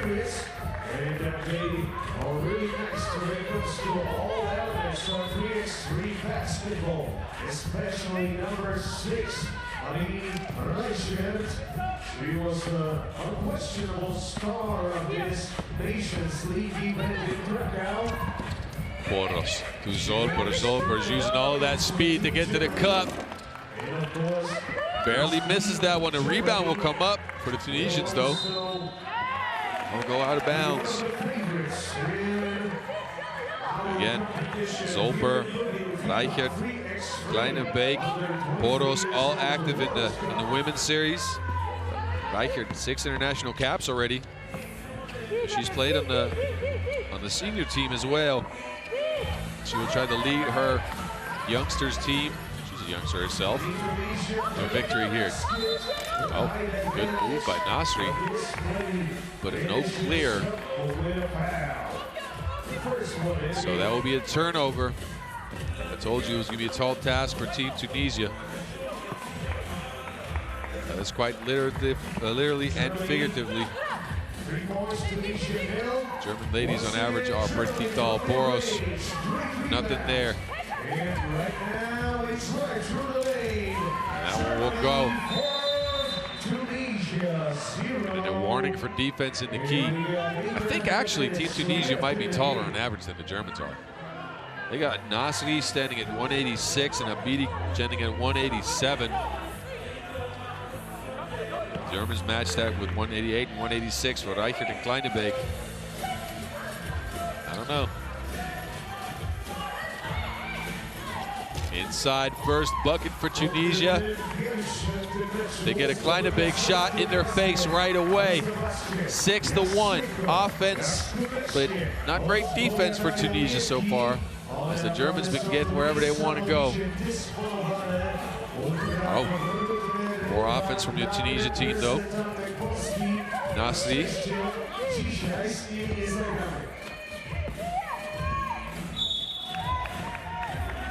Foul's called.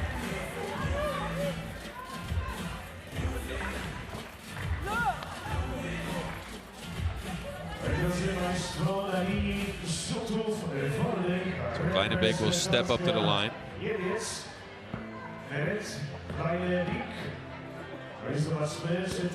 she will drop into free throw.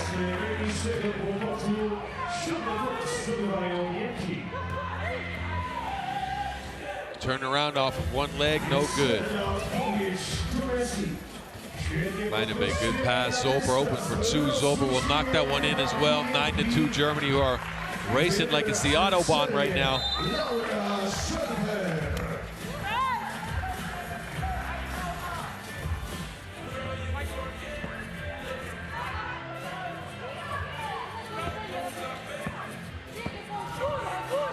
Reichert to Zolper. Zolper using all that speed, and that will be a foul. Foul number 2 on Tunisia.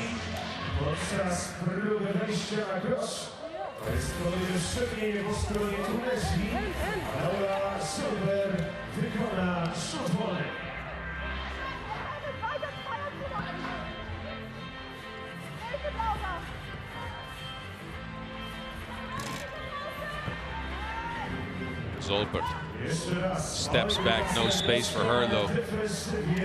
She gets rejected, like your invitation to prom. As Bagane said, not here.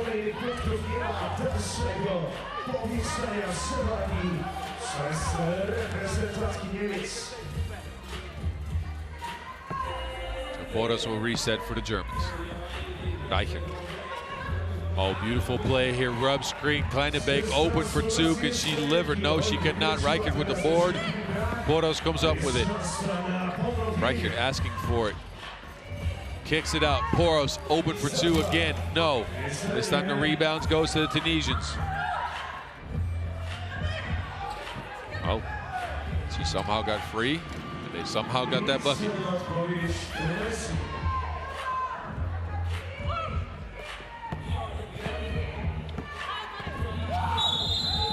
Foul called on Nasri. A sportsmanlike foul is called. A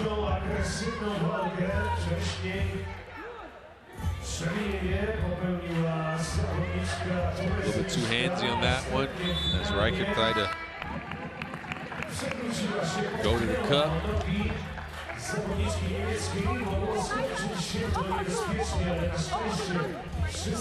We'll get us to our first TV timeout with a comfortable German lead, kind of as expected. Tunisia has been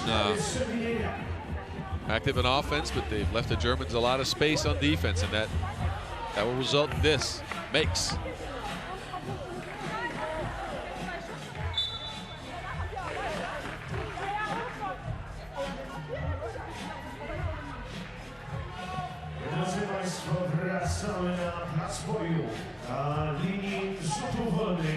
So Nur Nasri on Team Tunisia. She was a part of the Africa Cup last year, where Tunisia ended up in 4th place, losing the 3rd and 4th place game to the Democratic Republic of the Congo. 6 international caps for her, so she's bringing the most experience on this Tunisia team. But here we'll take a look at Reichert. She will knock in the free throw. Sheehy spins, scoops, beautiful take by Sheehy. Boros looking to answer with the scoop lay, and that will drop. Nasri kicks it inside. Tunisia is trying to punish underneath.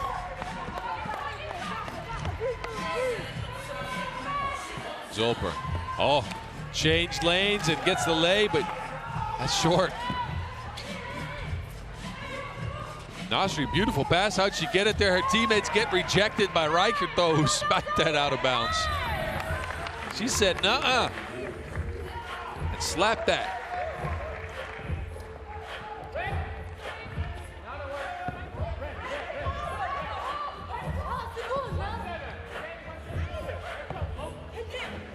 Gee, shot clock's running out, so she has to chuck one up. No good. Rebound, Kleine Beek. Zolper to Poros. They run up a couple of handoffs, and Kleine Beek's open underneath. Misses that scoop, though. Not enough English on that one. Holding call. That'll be foul number 1 on the Germans.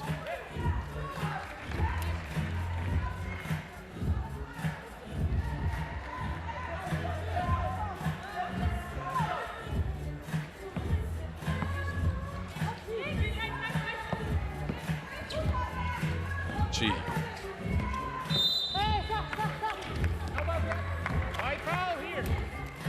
Foul on the floor is called. It's Henchihi. So he's trying to get by Zolper. Speed versus speed. Results in a foul. Chihi again. This time she will take a midi. No good. Ball moving from the Germans, and it ends up with Reichert. Reichert's open for 2, and she will deliver 13-5. Oh, gee, he saw her on that pass, but couldn't get it there. Good defense by Kleine Beek.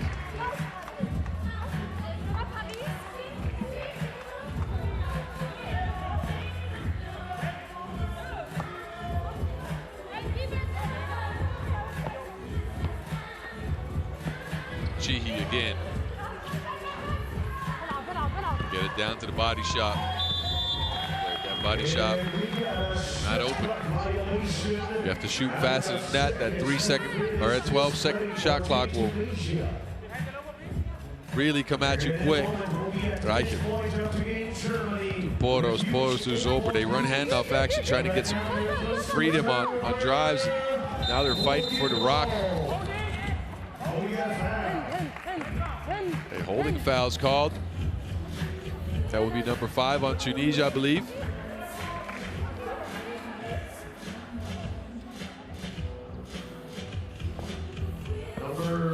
She's doing it, trying to get a piggyback right. Zolper.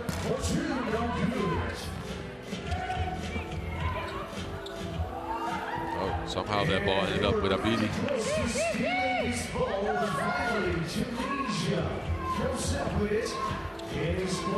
Podos open for 2 this time. No good. Kleine-Beek with another board. So even though these teams are about as tall as each other, the Germans have the clear advantage on the reboundings here. Podos gets fouled by Chihi. Foul number 6 on Tunisia. One more foul, they are in the bonus. That means every foul from now on will result in 2 free throws.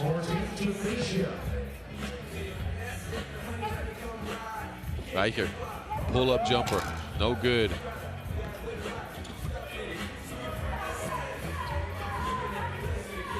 Nur Nasri gets rejected by Reichert.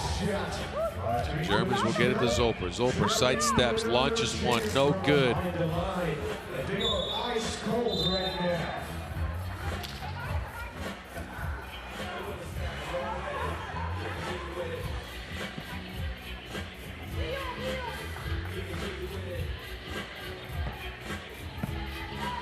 Reset for the Germans, fresh shot clock. Reichert says, I don't care, I'll get a quick shot. 14-6. As Reichert is using that deceptive quickness. She's tall, but she can move. Kleine-Beek gets stuck. Podos. That will go out of bounds. The possession will remain in the Deutscher's hands. And that will get us to our second TV timeout. And the Germans have been engineering this game like Audi. They are up. And they've been firing on all cylinders.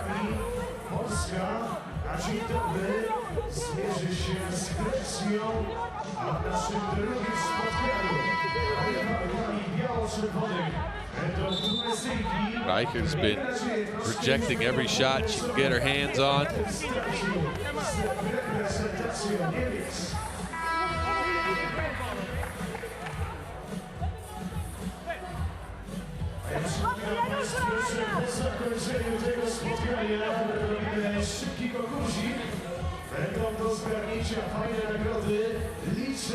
G matched up with Zolper again. She tries to go at her, but needs a screen. Abidi had a mismatch, but that pass wasn't crisp.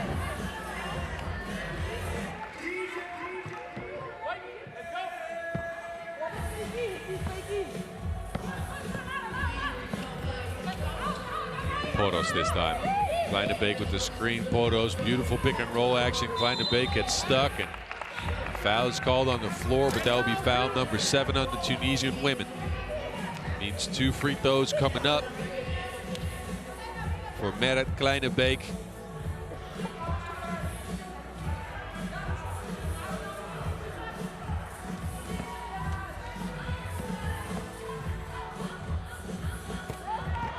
She will get this one to drop 15-6, and it is getting a little bit ugly out here. Germany up 9 points. Already with 7 fouls. But second one is no good, and Germany with a 9-point lead. With a little bit more than 3 minutes left in the game.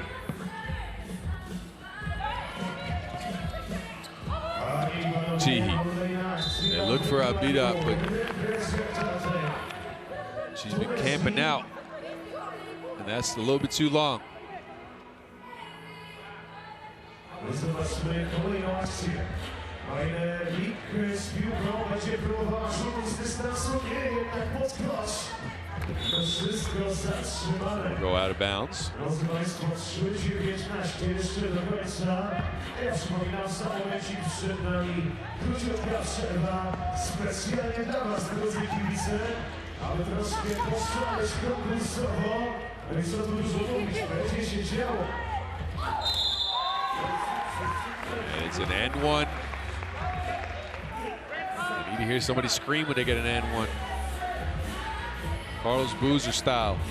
Anyway, Reichert will step up to the line for 2 more after that bucket.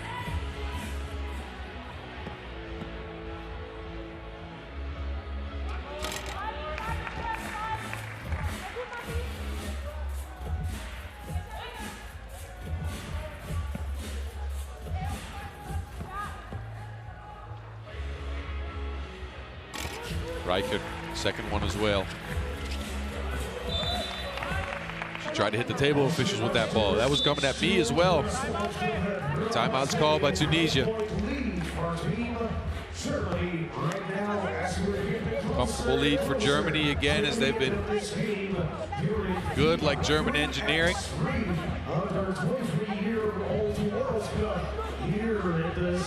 Team Tunisia, they're a little bit outmatched in this one. They will have another opportunity in pool play though.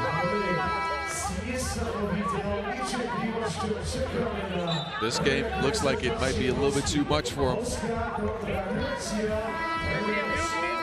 As the Germans just both physically and maybe also mentally outmatched them just a little bit. Kleinebeek to Poros. Poros pulls up off the handoff. Kleinebeek will get her hands on the board, but it will go out of bounds.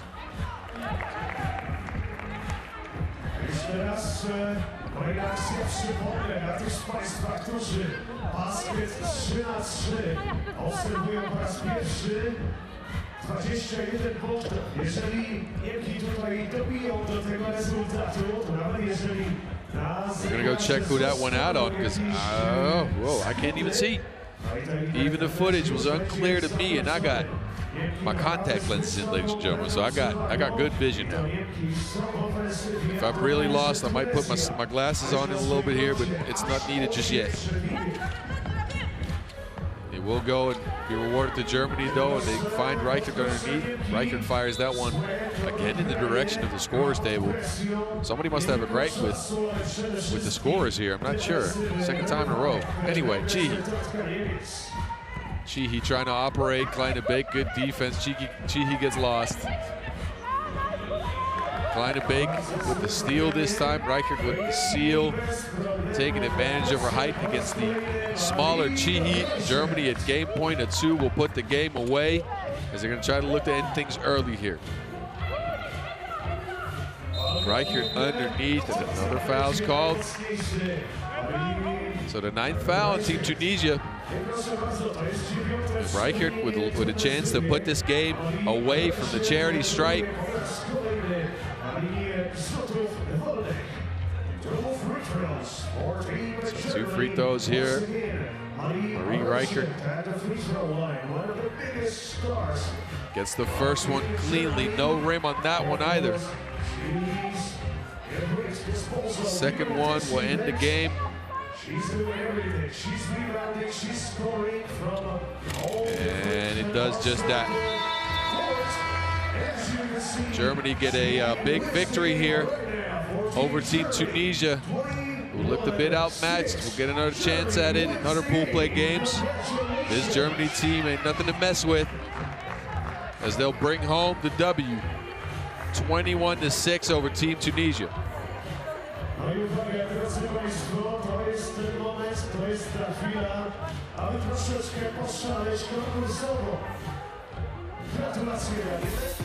So we'll take a look back at some of the highlights of this one.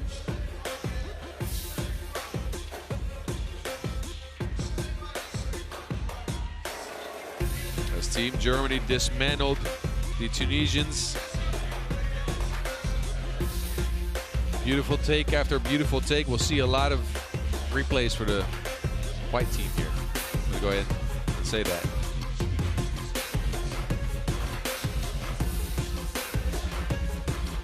So Team Tunisia, they did get some buckets in, but they couldn't outplay the height advantage. They didn't find their big women. Chihi got loose for one though. Look at this spin move and the make underneath. Tough shot. Kleinebeek was money from distance. Marks, which you'll know about old German money. Anyway, Reichert also good from 2, and his team Germany is looking mighty dangerous to start this tournament off. Reichert here. It's the end, well, actually not the end one. That one she didn't get a foul call. Reichert is too much for the Tunisians, using all her length to get all her buckets. And from the free throw stripe, she said goodbye to Team Tunisia as Germany picked up the victory here. Pretty easily, I might say. 21-6. Now we'll step off the microphone for just a tad bit, about 6 minutes or so. Try to rest my voice. And we'll be right back with you, though. Don't go anywhere. I'll see you in a bit. Wracamy na swoje miejsce. Nie wiem, jak kolegę. Tak, tylko dorośli, przykro mi, ale spoko. Za chwilę ustrzelimy, damy mu jakiś gadżet mały. Niech kolega również się cieszy. I uwaga, mamy pani, raz, dwa, trzy, cztery, pięć. W takim razie panów czterech damy radę. Koleżanka nazywa się Brawa dla Karoliny. A tutaj Emilia i Kinga. Kolega nazywa się Kamil. Paulina. Jan, wielki brawa. I Darek. Dobra, lecimy z naszym standardowym konkursem, wyściganiem. Potrzebne 2 półwy, a także 2 piłki. I uwaga, uwaga. Panowie, śmigamy na tę stronę. Panie, bardzo proszę, zapraszam tutaj. All women, I'd like to invite you here. And we will start with men competition. Młodzi panowie, zapraszam serdecznie waszą pierwszą dwójkę na linię końcową naszego boiska. No i oczywiście zasady jasne, proste, doskonale znane. Śmigacie po piłę, kto pierwszy trafi, ten przechodzi do rundy finałowej. Czy jesteście gotowi? Tak jest. Czy macie jakieś pytania? Nie, całe szczęście. 3, 2, 1, start! Dobrze, dobrze. Jest dobre tempo i pięknie, mamy zwycięzcę. Drugą dwójkę zapraszam serdecznie. Panowie, zobaczymy, jak wy sobie poradzicie. Ustawiamy się za linią końcową. I uwaga, 3, 2, 1, start! Pięknie, pięknie, pięknie, pięknie. Kto tutaj zwycięży, kto tutaj będzie lepszy? Kolega w wielkim finale. A teraz czas na panie. Słuchajcie, potrzebujemy 1 dodatkowy punkt na środku, ok? Jeszcze jedną piłeczkę. Najpierw 2 panie. Zapraszam serdecznie raz i 2. Come on. Pierwsza runda jeszcze dla 2 osób. No i uwaga, drogie panie, mam nadzieję, że jesteście gotowi, drodzy państwo. Słuchajcie, bo coś tutaj za cicho jest zdecydowanie. Zróbmy dla dziewczyn wielki hałas! Tak jest, drodzy państwo. I uwaga, uwaga, raz jeszcze. 3, 2, 1, start!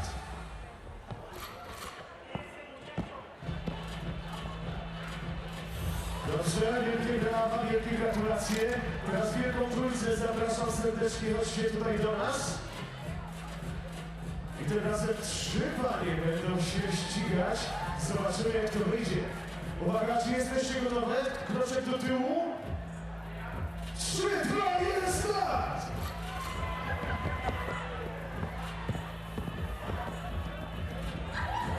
Ja widzę, że tutaj kozmowania to nie wszyscy żają, ale okej, damy radę. Dobrze, szybciutko wielki finał panów. Come on, zwycięzcy, chodźcie tutaj do mnie. Szybciutko ustawiamy się, dla wszystkich będą nagrody. A kto zgarnie pierwsze miejsce, o tym przekonamy się za chwilę. Najpierw panowie, okej? Dobrze? Hej, ale ci, którzy wygrali, kolega wygrał z tobą. Naprawdę? Tak było, spoko. Nie martw się, nagroda też będzie. Okej, uwaga panowie. 3, 2, 1, start! I pięknie mamy zwycięzcę! Brawa! Super! I teraz zwycięskie panie zapraszam serdecznie. Zwyciężczynie naszych wyścigów. Koleżanka wygrała, prawda? No jak to nie wiesz? Tak, no chodź. Kto wygrał? Koleżanka? Jedna czy druga? Tak jest. No wygrałaś, to jasne, dziewczyno. Ja wiem, że nie chcesz się przyznać do tego zwycięstwa, ale dzięki temu masz szansę na pierwsze miejsce. Uwaga, uwaga, ostatni wyścig w tej konkurencji. 3, 2, 1, start! Panie i panowie, idealny dwutrak. Koleżanka wiedziała, że zgodzi zgłosić się do tego konkursu. Słuchajcie, chodźcie po odbiór nagród, zapraszam serdecznie, a my już za momencik ruszamy z prezentacją przedmeczową.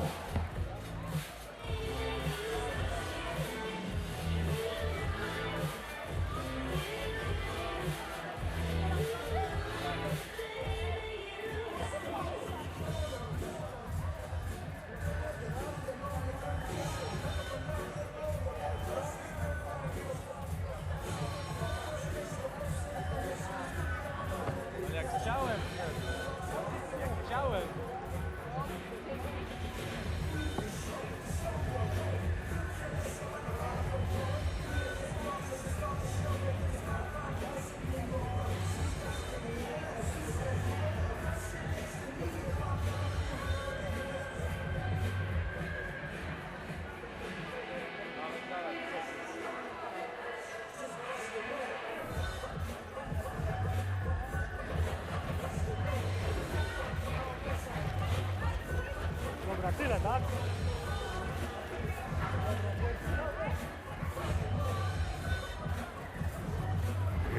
right now, we move on to the next presentation. Before Ladies, I need you to go out. You finish with that?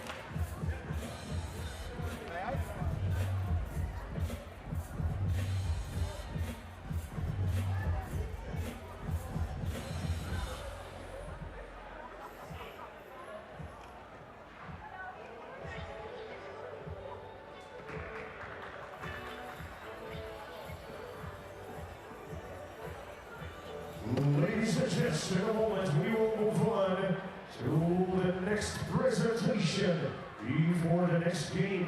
All right, that was a short break, but we want more 3x3. I know y'all do as well. We continue men's Pool A action here with our second look at Czechia and our first look at Team Mongolia. These four gentlemen come in with the #1 seed and high expectations. 3 out of 4 players have featured on teams in the pro circuit. They will look to bring the spirit of Temujin with them from the land of the eternal blue sky. Here's your gentleman for Team Mongolia. Bayan Zulbeterdin, Bayar Saikan, Enk Saikan, Muntur Kurel Tugo, and Sain Bayar Dugarerdin. That's right, the Team Mongolia. Bayar Saikan has been a force for Team Zavkan this year in the pro circuit, 5.7 points per game, and looks to be the horsepower for this Mongolian engine. Kurel Tugo played in last year's FIBA U23 World Cup, so he knows the deal.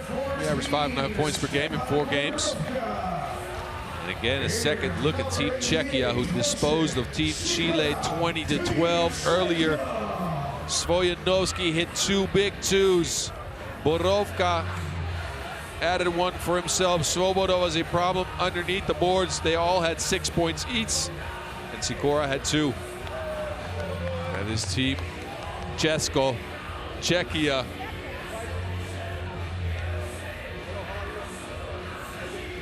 I'm curious to see. We know these Mongolians are going to fight, but Czechia, they did look pretty good early on. So Czechia will start with possession. Your referees for this one, take a look at him. Marek Maliszewski and Murat Siner from Poland and Turkey. Chinev, I'm sorry. Somebody help me with these pronunciations. I'm global now, but my tongue ain't global. That's Dutch.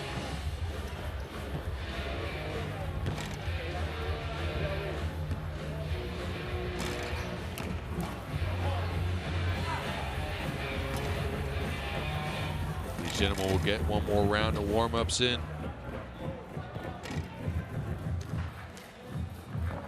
And again, I told you, these Mongolian gentlemen have been featuring on the pro circuit. Bayan Zulbeterdin is a part of Team Zavkan Science Score, as Bayar Saikan and Saikan is as well.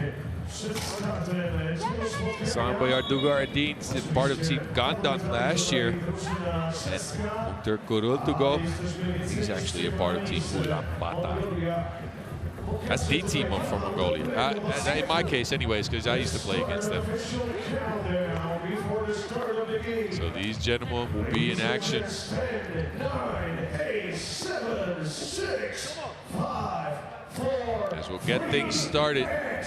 Svojanovski will take the first. Wilson in his hands in this one as we continue Pool A action. Oh, thievery at first. Baterdine, no make. The Czech will come away with that one. Actually, no, the Mongolian Warriors will get that. Muntur steps back. Nothing there, though. Sikora will try to pour one in. Dugarerdin.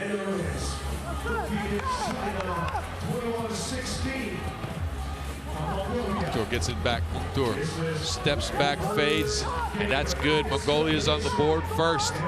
Pretty make. Sikora gets his cookie stuck. Big pass, big make. How did he see that?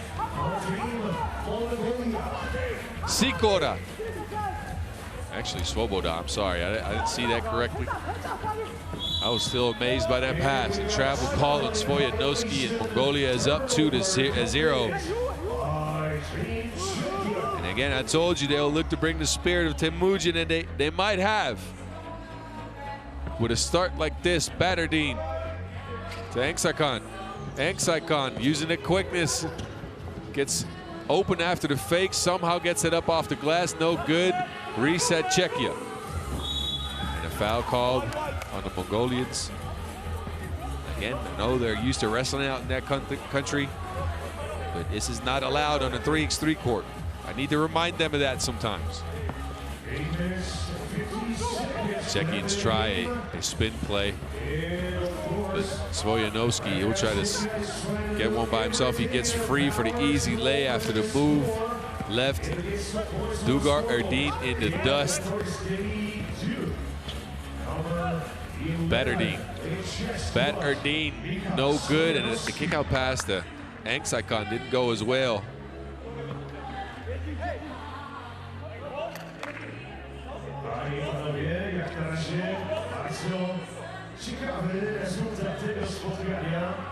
Sikora. Another foul is called. So the second foul on the Mongolians. Sikora. Svoyanowski dumps it down to Sikora. He will get that up, and he will get the and one as well. Big bucket for Wojtek Sikora, evening up the game at 2. Maybe he'll get one more. And he will not from the strike. Batterdine will come away with that. Engsaikon. He's got that range, but it won't go this time. Svoboda to Sikora. Sikora, rack attack, layup, that's good. Engsaikon, he will try to answer for the Mongolians. Engsaikon, he's a speedy guy, kicks it out.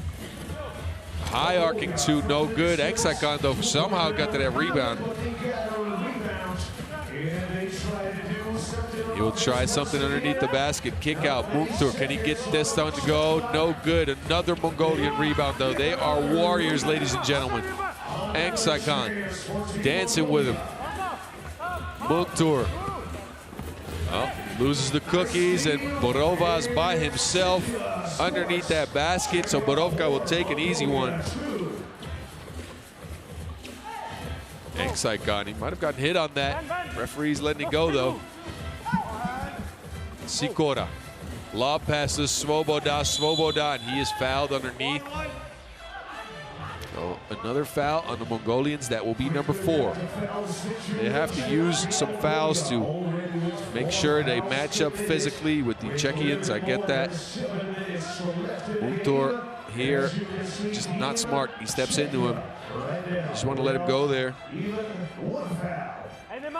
Svoboda will not take advantage from the free throw stripe, though. Engsaikon running through a maze of players. He will get it to Muktur. Muktur will get fouled.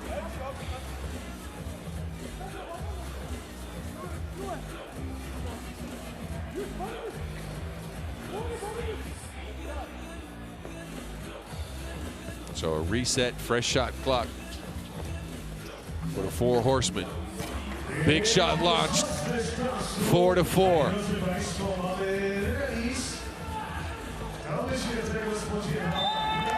Oh, pull the chair on him.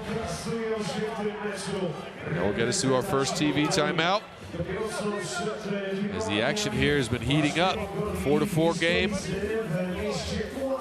Look at this. Just lost a rock. So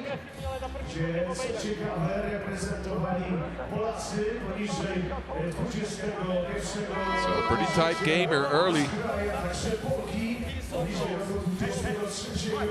See, Svoyanowski is getting his hand worked on. I hope he is all right.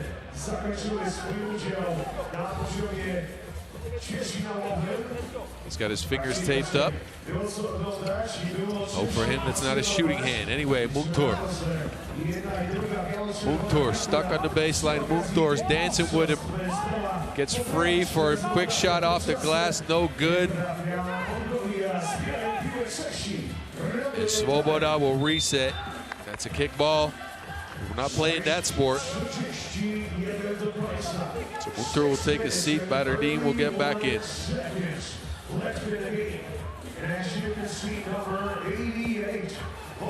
Sikora to Svojanovski. Svojanovski shooting with his other hand.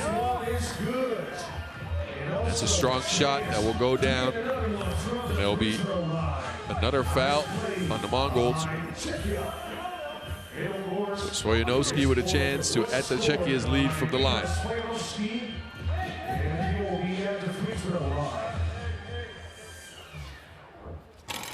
Misses that one. Rebound for Badardin. Engsaikon tries one from deep. Svoboda loses the Wilson on his way up. Engsaikon open, fakes, side steps.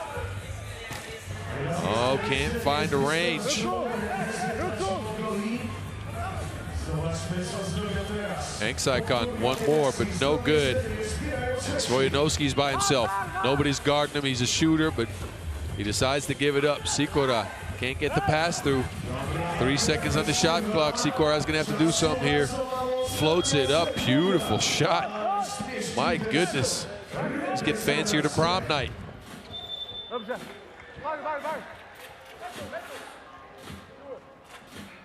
Drodzy Państwo, ja bardzo serdecznie po raz kolejny zapraszam na trybuny. Do meczu reprezentacji Polski czasu coraz mniej. Przed nami jeszcze jedno tylko starcie Chile kontra Holandia, a już później Grecja. Mungtur sidesteps into another big two. That man's got more range than Genghis Khan's empire.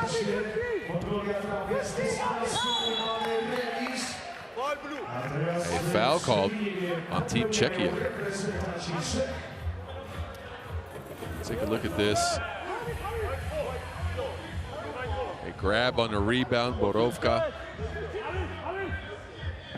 So Engsaikon will reset here. Mungtur gets a screen from Engsaikon. Mungtur can't find a roller, so Engsaikon will step out. Step into a two, and this won't go. He will kick it out, though. Get it back. Engsaikon is so active. He keeps moving all the time. Trickery from Engsaikon this time. Again, no good. He's shooting with confidence, but they're just not going in. He's putting pressure on Svojanovski, though. A little bit too much pressure. Can't be putting your hands on the player, so 6th foul on Team Mongolia. And a 6-6 score here as we're just about over halfway through this game.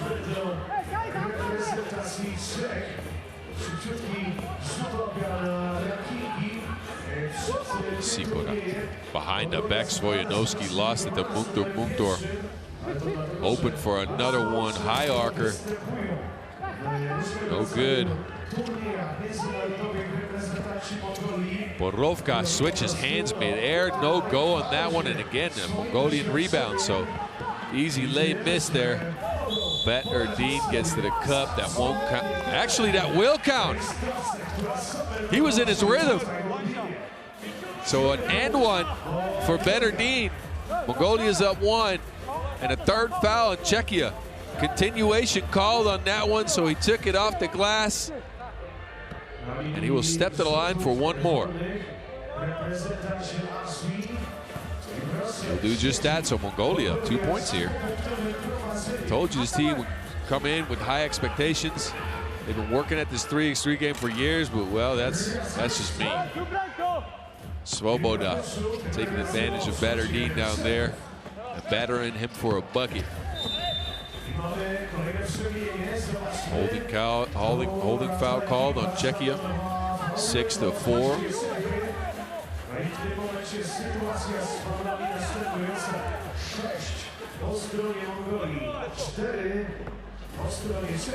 Engsaikon.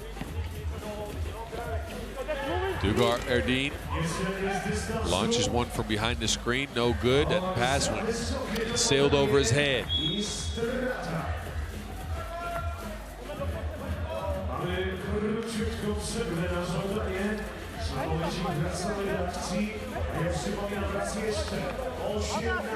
So, as we enter our second TV timeout here in beautiful Lublin, Poland, the sun shining on the medieval castle that's in the background here. Y'all can't see it. I can, though.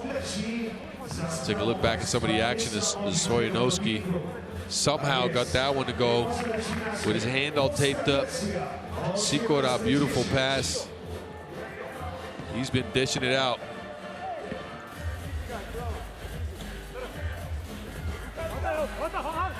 Engsaikon gets one to go again. These fellows, they brought their bows. Horseback archers out here. Czechia answers with a layup. Better need by himself for another 2 no-go. Rebound comes up in the hands of Mukhtar, and he will give it back to Engsaikon. Engsaikon directing traffic. Batterdeen Euro steps, lay won't go, but a foul is made. 5th foul on Czechia, and a free throw for Batterdeen.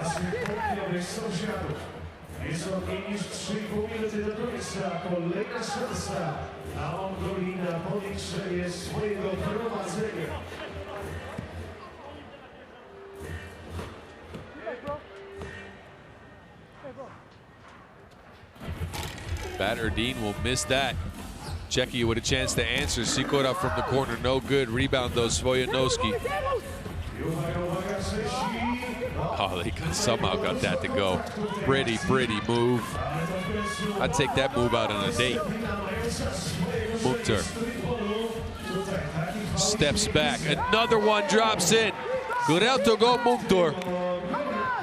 And he's better than White Bird Barbecue, let me tell you. And supposedly White Bird Barbecue is pretty good. I mean, it's a Mongolian dish. I've seen videos of it. I haven't had it, unfortunately. I wouldn't mind, though. Mukhtar. Can he get some space? Enlio logo. Front rims that one. Sikora. Layup. That looked like he was going to try to dunk it. And another foul on the Czechians, who are at the 6th foul, close to the bonus. One more, and it will be 2 free throws. So the Mongols got Czechia at a 1-point disadvantage here. Engsaikon pulls up, knows it's a miss, so he chases down the board, but he can't get it. Sikora. They look for the mismatch with Engsaikon because Engsaikon is a bit short. And Svoboda will make that happen. 12-12 tie here with about 2 minutes left to go. Engsaikon dancing out here. Oh, he missed that one. Just short. Svojanowski, big fake, big make. I like his patience.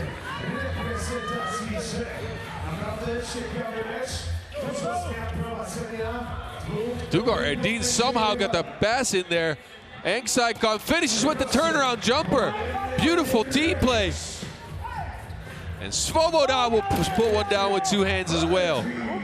What a sequence. Dugar Erdin with the ridiculous vision. Engsaikon looking at it. He'll take one. Engsaikon will make one as well. 15 to 14. I guess his toe was on the line. Oh, backwards dunk.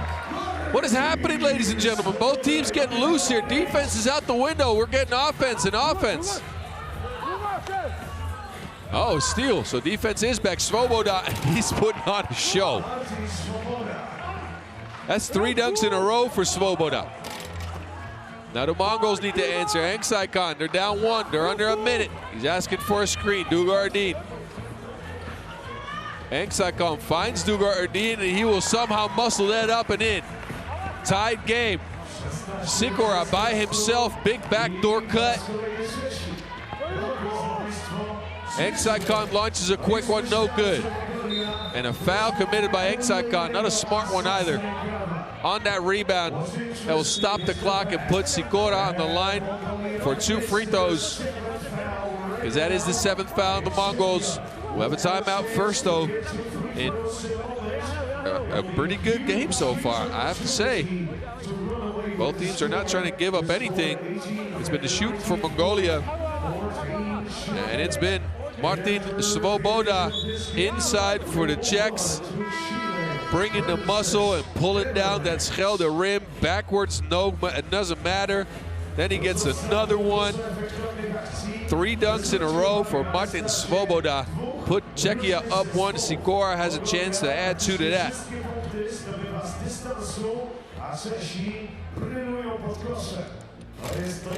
The first one will use all of the rim to go out. I bet that rim's mad because Svoboda heard it 3 times in a row. Second one also rims out, and the Mongols will keep it in bounds, but it will go to Czechia. Borovka misses, and then somehow gets that to go. So they're down, or up 2 actually, Czechia. Mongols are down 2. Trying to run some Engsakon action here. Engsakon by himself, under 20 seconds. Mukhtar, he's free. He has to shoot that, and the foul's called. So Kurel to go. Mukhtar will step to the line. Member of Team Ulan Batar. He's got 8 points so far. Can he add 2 to that to tie the game up with 18 seconds to go? The referees will take a look here.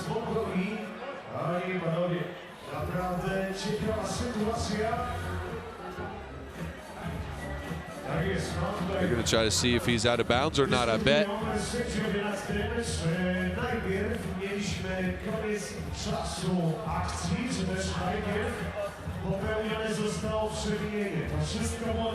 So the referees are taking a look at this one to be sure if that is 2 free throws or Czechia ball.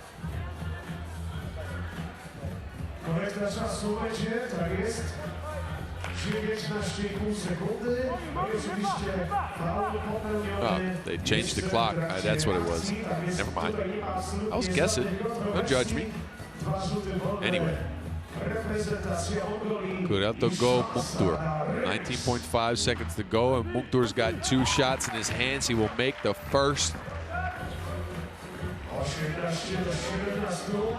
And Mukhtar's got 9 points.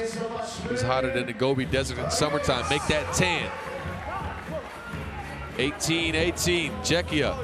Can they do anything? Svoboda to Borovka. Borovka tries to find Svoboda again, but Svoboda mishandles the Wilson. That will go out of bounds, and that will leave Mongolia with a timeout and 8.4 seconds to go to try to see if they can win this game. Again, ladies and gentlemen, this game is tighter than your high school shirts. What a good one. Seeing some nice games today, but maybe none better than this one. So Mongols will have a quick timeout, talk things through. And I'm curious to see what type of play they bring. They go with Engsakon, Dugar Erdin, and Mukhtar. I know who I'd give the ball to. Mukhtar's been hot. He's got 10 points. Put the game in his hands and try to see what he can make with it. High post set for them. 2 guys set up on the corners here. Engsakon will take the check. Down screen, and they run a rub screen from Mukhtar. He steps out, he's open, fakes, finds Dugar Erdin underneath. The Dugar Erdin will end things. That's it. They run out of time. The Mongols win this one, 19-18, off some beautiful play calling. Mukhtar, he had a shot, but he had the patience to wait. Dugar Erdin by himself muscled that one up underneath the basket. Take a look at this. Mukhtar, look at him. He finds his teammate. He gets it up and over Sikora, who tries to challenge his shot. Dugar Erdin is your hero for Mongolia here. 19-18 in a very good game. I have no superlatives for that. That was just really, really good. My goodness, my voice has to recover from that one. We'll take a look back at some of the highlights in this one.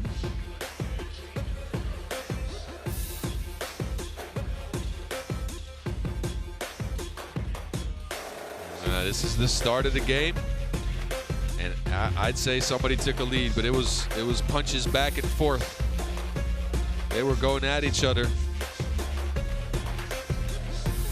often and early. They wouldn't give each other a lot of space.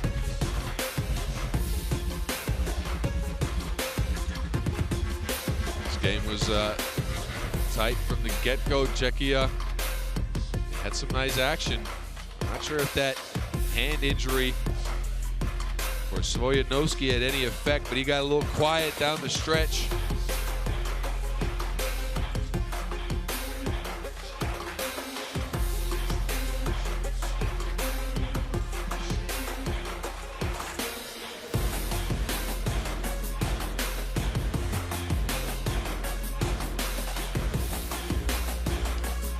Svojanovski had a bunch of pretty moves, but it wasn't enough down the stretch.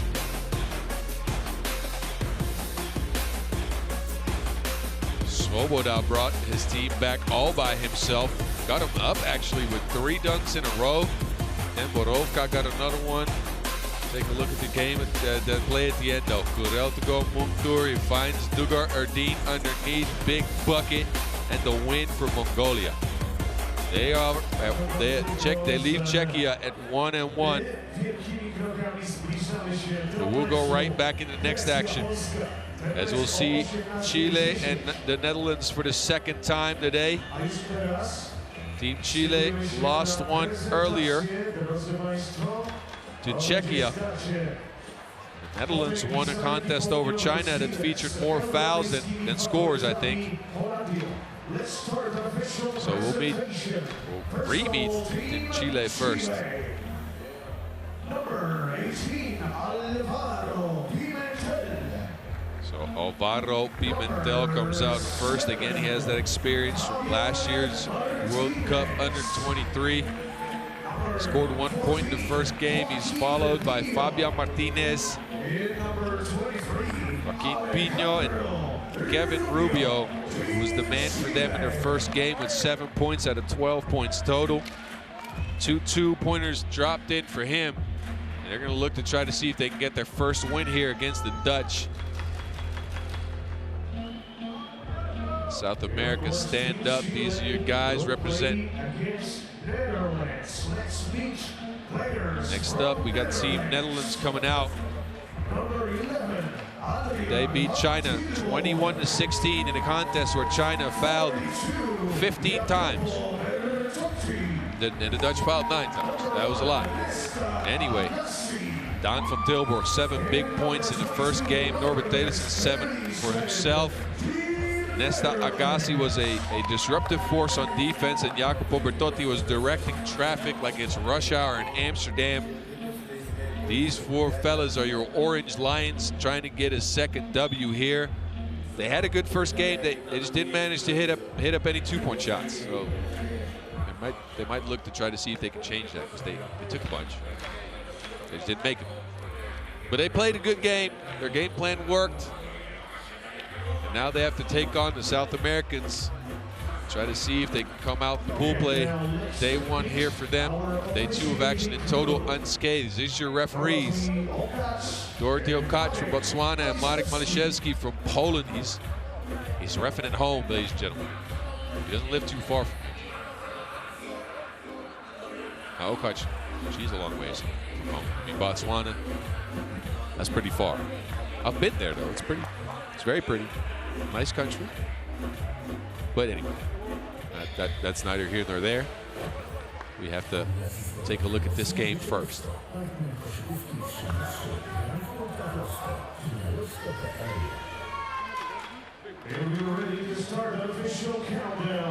So the countdown will start. We'll get things going as we continue men's Pool A action. 7, 6, 5. We got 5 10-minute sprints left in this day. Again, we'll be here until about 8 o'clock at night. The Dutch will take the Czech first. And let's get it on. Bertotti. Law play for Gassi, but there's a hand in there. So the Chileans will take over. Pino going at the cup. Defense by the Dutch is good, and the rebound will end up in the hands of Martinez. He will launch one. will almost break the backboard. Agassi screening for Bertotti. Bertotti out to Telissen. Telissen steps back. A lot of room for his shot. Told you they were going to be looking for twos. Bertotti saves that one inbounds. And it ends up in the hands of Martinez. Rubio. That will go out of bounds.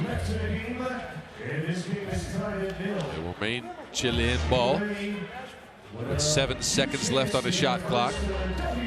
Pino will take the check.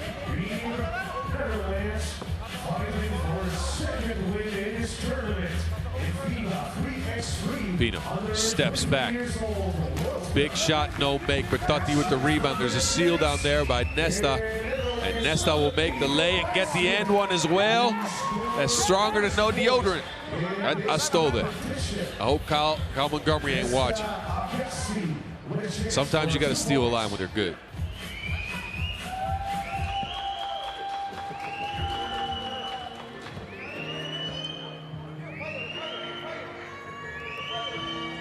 Nesta.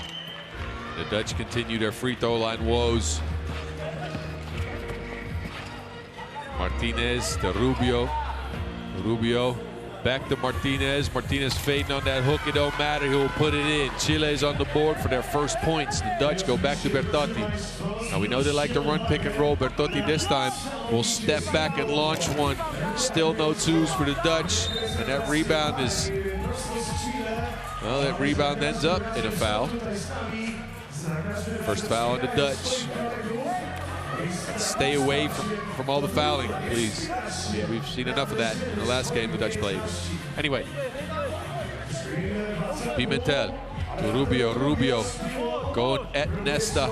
Rubio fading hook shot, no go, board for Telissen, and he'll come away with it. Swing action from Tilburg.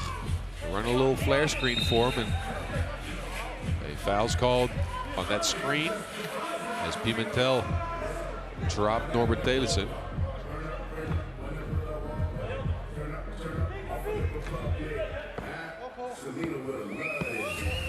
Telissen. Handoff action and a slip screen from Tilburg by himself. He leaves the layup short, but Totti will get it back. And again, Telissen will try to clean it up. It was an open layup. He just missed there. And a technical foul issued to Bertotti for flopping as he ran into the screen here, and he tried to show the contact, and Maliszewski, the referee, wasn't having any of that.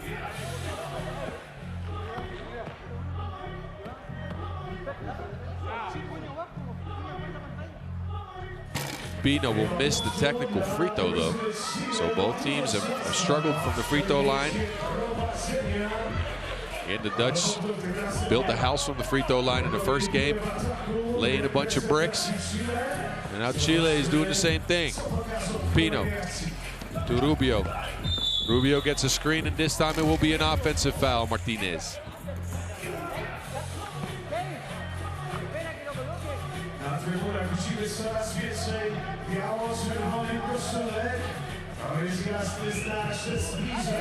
Telissen, he gets a screen from Bertotti, will step back, will launch a two. Again, no good. The Dutch cannot connect from the outside at all. Martinez has got a mismatch. Thinks differently of it though, and this time Rubio will get it. Bertotti will foul on that. So the third foul on the Dutch. We're 2 minutes in, 6 fouls, 2 points. See Bertotti going for the steal there. Rubio underneath, no good. Pick and roll action. Bertotti will shoot one from behind the screen. No good on that one. As both teams have been struggling to put the Wilson in the cup. Pimentel to Martinez. Martinez has to finish over top of Tilburg, and he does just that. And that's going to be an and one. So the fourth foul on the Dutch.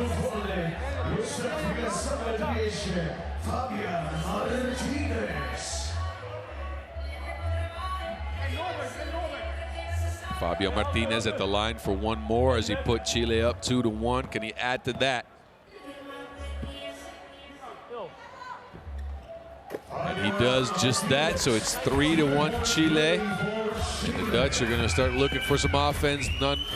They look for Norbert Telissen, but they lose that rock like a 2-year-old in the house.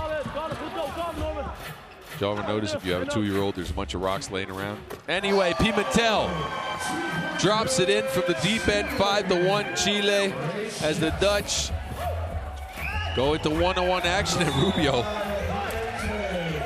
Rubio got 5 on that like Lunas.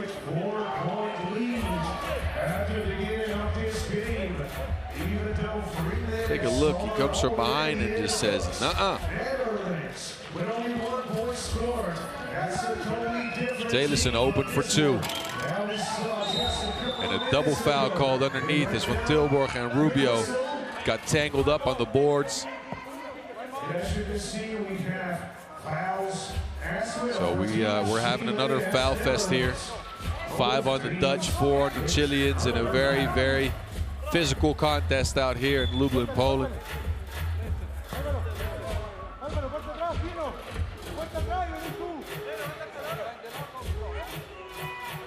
Referee Malashevsky is instructing the players to know where to stand. Come on now.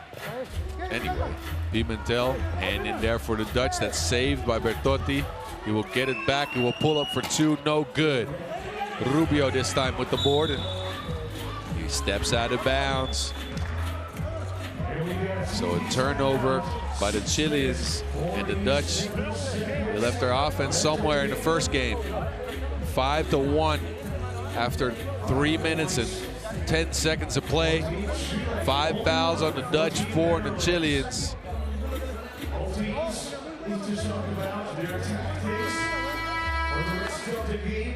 Take a look back at some of the action. Well, the replays are mostly fouls now, which is logical when you foul a lot. Oh, that block by Rubio is kind of nice. All right. We'll reset. The Dutch will try to refine some offense. Bertotti, swing it to Telissen, slip screen for Agassi. He'll catch it in the post against the shorter Pimentel. Agassi, 2 dribbles, spins, no good, gets his own board. A lot of hands in there, and he will put it up. Another foul for the Chileans, and Nesta Agassi will step up to the line to try to see if he can get the lid off the basket for the Dutch, who haven't been able to get anything to go down.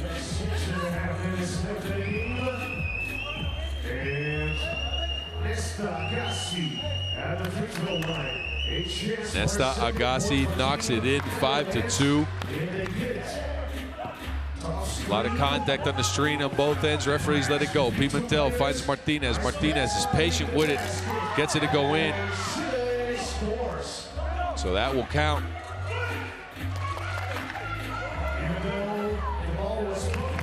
The Dutch see some frustration on their faces. Agassi is telling Bertotti to talk on defense, which apparently he wasn't doing. They run a play for Bertotti.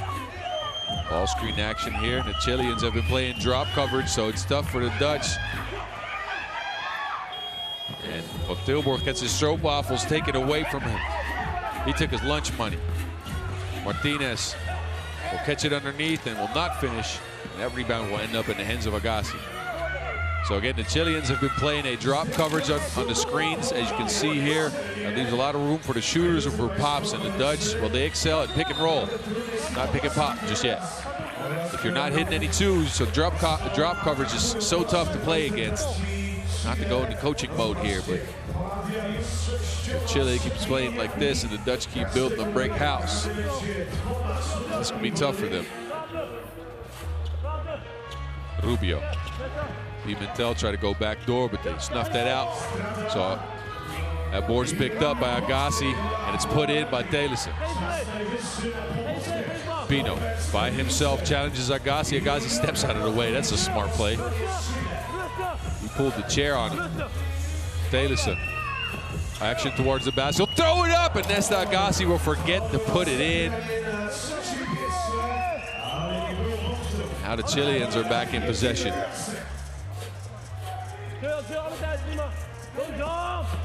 Rubio, easy lay. No challenge from Telissen, who thought the better of it, standing at 6 fouls. Telissen to Van Tilburg. He will shoot one more. This one will also miss. The 2-point line has not been friendly to the Dutch. I know these fellas can shoot, but not today. Rubio falls away on the hook shot. Van Tilburg will get the board, and a foul's called. So the 6th foul on Chile as we just get underneath 5 minutes here. Both teams at the bonus. Chile at 7, the Dutch at 3 in a very low-scoring affair so far. Bertotti tries to attack, and this time, well, another layup is missed. So they get the pick and roll action, but they do not get the layup on that one. And an offensive foul is called on the Chileans, so the Dutch will get possession back. Look, they've been attacking the drop coverage here. This time it went well. It just, Van Tilburg just didn't get the layup to go down. But you can't be missing bunnies like this. This is the U23 World Cup. Bertotti to Agassi. Agassi will throw it in. Easy spike. Pino, open shot, no go. Rebound Telissen, who boxed out on that one. Bertotti fakes. Gets behind the screen. Bertotti finds another between pass. This time it will not be good though. Football's called and a reset on the shot clock as the Dutch crawl back into this one 7-4, and they get closer and closer. They're starting to figure out the drop coverage here. Yeah, Martinez even tried to get it a second time. Bertotti steps back, launches one from deep, no good again. That is the way to attack a drop coverage. But if you're not making any shots, you're not going to win a game. Pimentel, he's not making a shot either. It's not like Chile has been good on offense either. It's 7-4. Agassi this time, and he gets open for the lay. He's telling him it's on his head. 7-5. Deep shot, Pino. No good on the good box out on Telissen. They swing the ball. Agassi tries to go for Bertotti. He will get taken himself. Somehow gets that up. He does not get it in. The Dutch will reset. Rubio patient, but Agassi is right there.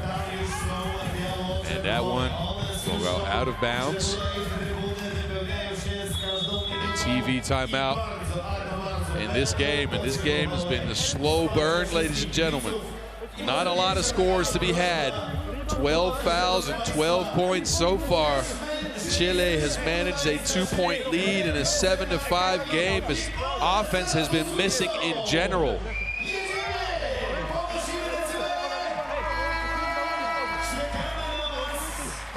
Agassi got that beautiful dunk in two-hand spike, pulled his legs up as well.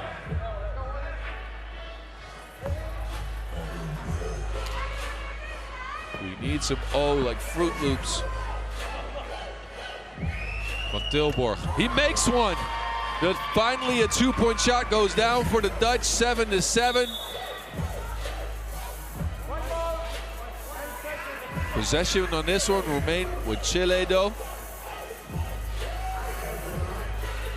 Rubio, he has 8 seconds left on the shot clock.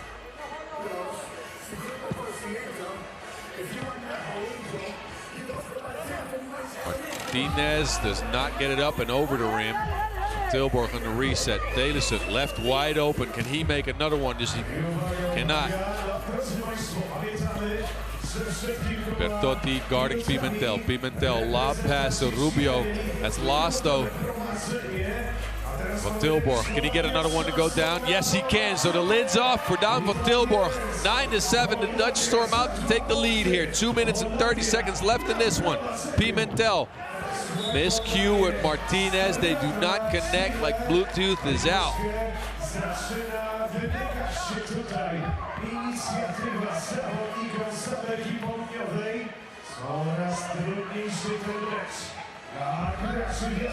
Van Tilburg, one more. He's wet like Blastoise. What's happening? The Dutch couldn't get a shot to go down at all, and he's got 3 in a row.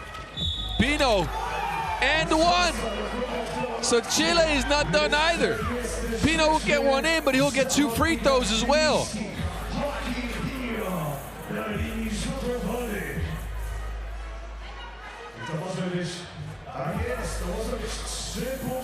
So Joaquin Pino, the 22-year-old, on the line with a chance to pull his team within one. Makes the first.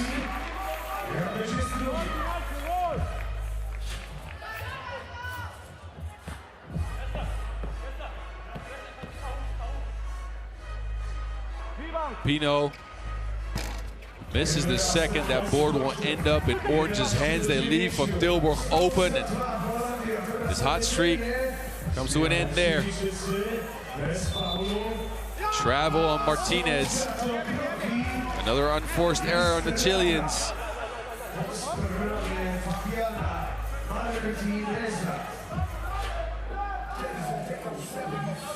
So the Dutch, with about 2 minutes to go, will get possession back. Bertotti, a deep one. No goal. Rebound ends up in the hands of Pino. Now it's Rubio's turn. Rubio going at Bertotti, turns, hooks, misses, makes the second one.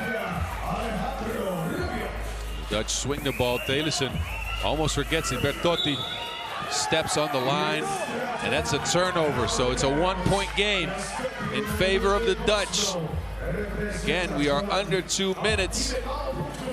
Chile just got the last bucket. Scoring's been very few and far between. Pimentel will take the check here. Rubio gets a Martinez screen. Try to lob it up, but there's a Dutch hand in there somewhere. Rubio guarded by Bertotti. And an offensive foul called as Rubio hooked Bertotti to get free underneath the basket. So the 8th foul on the Chileans, but it's an offensive one. So we won't be seeing any free throws. 1:33 left to go in this one, and it is a nail biter, ladies and gentlemen.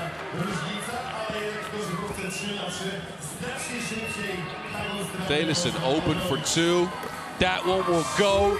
13-10 for the Dutch. Pino is fouled, and that will result in 2 free throws. So while the Dutch have been getting some shots up, they have been too handsy. This game is, again, I told you, a nail biter.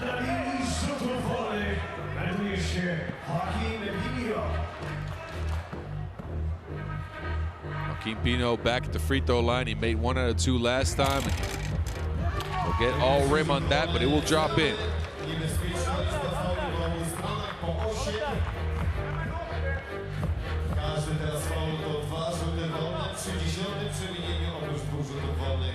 Pino. Another 1 for 2 performance from the free throw stripe. The Dutch will reset. Telissen gets some space, but decides to go against it. He ends up taking it anyways. Van Tilburg will come up with the board. Now it's his turn to go.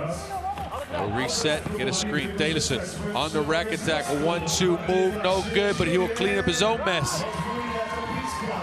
14-11, and the Dutch have wrestled up top here against Chile. Martinez, wow.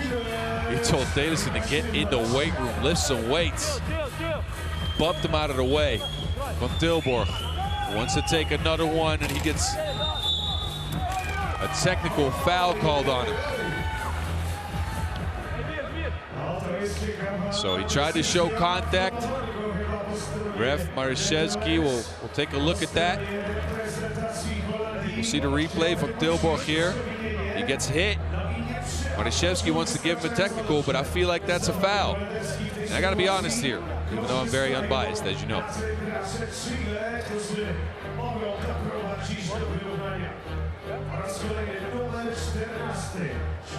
Ref Marishevsky's probably looking at whether Van Tilburg was extending his legs to try to get the contact, but it looked like Pino just jumped into him. So we'll see what happens here, as the original call was a technical foul for flopping.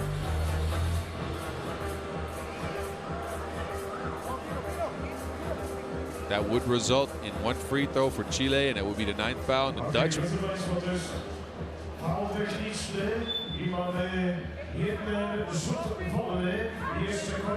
Technical foul for flopping is still issued. I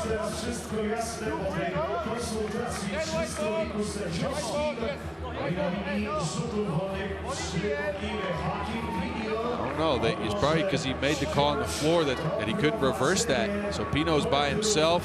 We'll get a free throw, and then Chile will get possession back. Pino will make that and pull Chile within one. So the Dutch are at the double bonus. One more foul, it would be two fouls and free throws, 2 free throws in possession. Wow, almost lost on that. 42 seconds left to go in this one. Pino gets it back from Rubio. Pino looking for space. Pino going to the basket, and he makes the layup and ties the game at 14. We're at 30 seconds to go in this one. Nesta Agassi going to the rack, no make. Rebound ends up in the hands of Rubio, who will dribble it out. Back to Pino. Pino gets a screen, steps back. That's a stick with Agassi. Agassi, good defense, but it don't matter. Pino for 2, 13 seconds left to go in this one, and the Dutch, they needed 2 to tie. They will lose the rock, though. And that will end up a kick ball with 3.2 seconds left to go. Pino, 7 big ones in this game, pulling Chile out of a hole to get up top of the Dutch.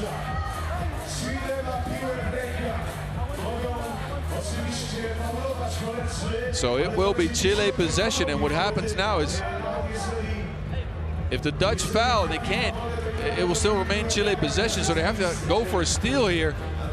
Chile will go into a post-up, and that will be all she wrote. Chile took over this game down the stretch and come away with a victory here.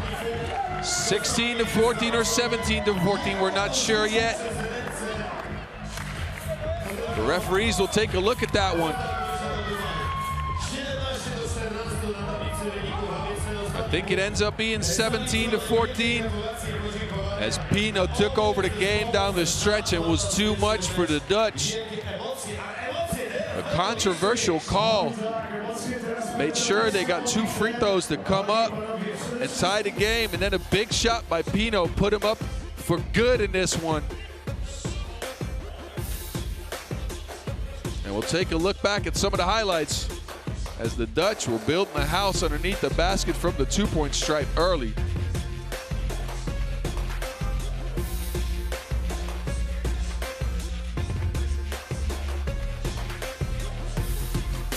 Chile, they tried to attack the rack. Martinez was going at the basket. Rubio as well, as he brought all his craftiness.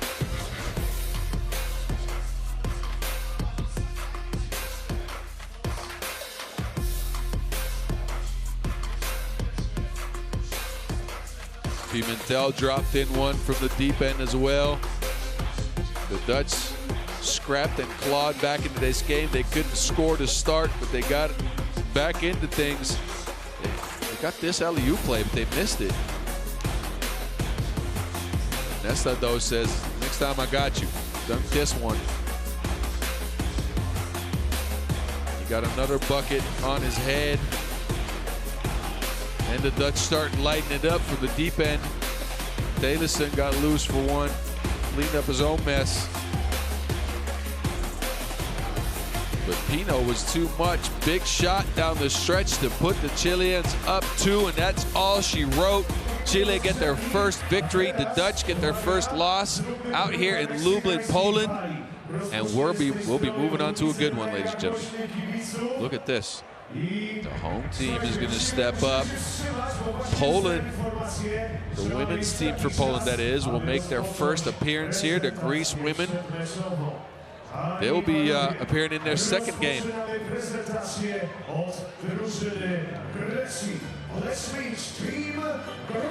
So we'll get to meet Team Greece first. We've seen these women play Lithuania and lose in a tight one. Anastasia Pantelli comes out first. Kristina Anastasopoulou, 9 points in the first game. out of 17 total. And then we got Ioana Chatsi-Vasiliou and Kalliopi Michailidou to close it out for the Greek, who are looking again for their first W here.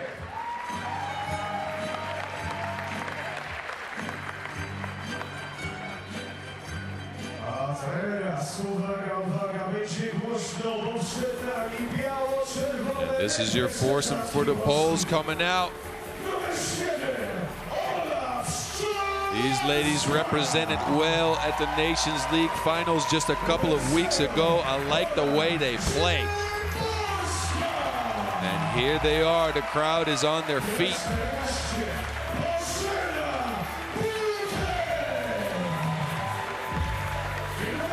The stadiums, or the venue here, has filled up. They ended up 5th at the Nations League finals and 6th at the U23 World Cup. Aleksandra Bzolarska, Aleksandra Szymborska, Bozena Puter, and Julia Bazan. So they have one substitute from the Nations League finals a couple of weeks ago.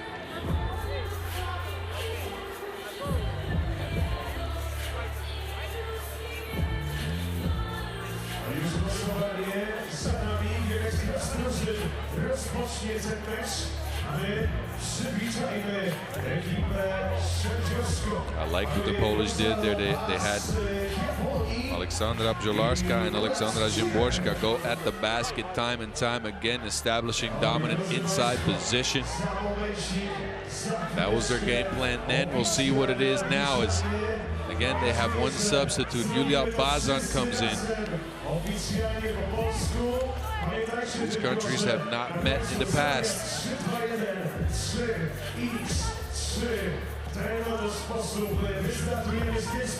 So there's no matchup data, but everybody's in here to cheer them on.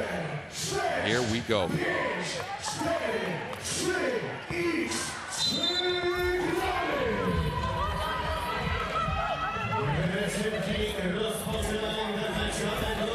All these ladies are fired up to start on defense. You can see they are very, very active.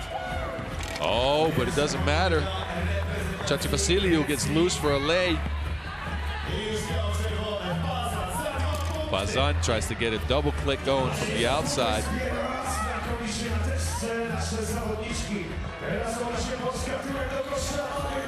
So Larshka, easy bucket. I told you they were going to try to establish inside position, and they just did that.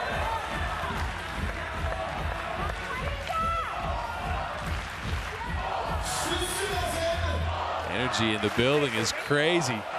Everybody's cheering on Polska. Polska. I'm joining in hype.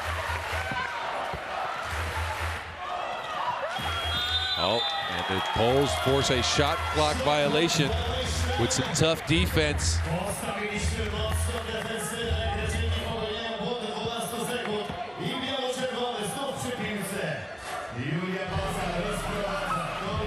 So Larshka launches one from the deep end, gets her on board, no box out. Batar, no good on that one.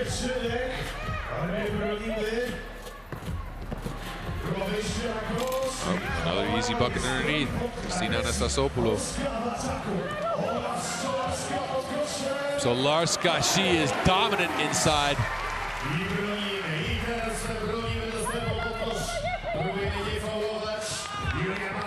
Good defense again.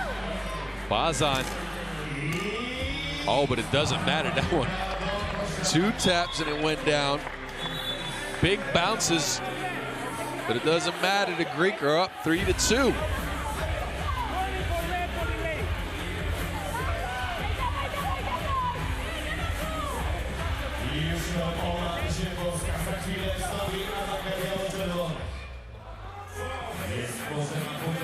Puter to Szymborska. The rack attack continues for Polska here. And a foul. A little bit overzealous on that defensive possession.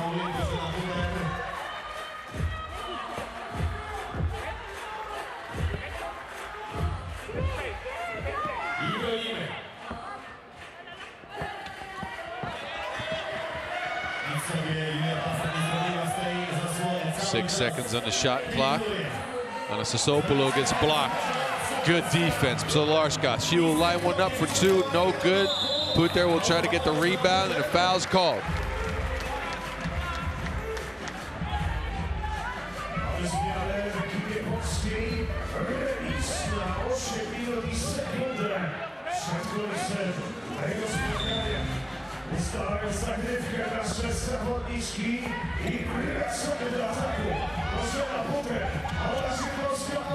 Zimborska tries to dominate inside, and she does just that. Big bucket.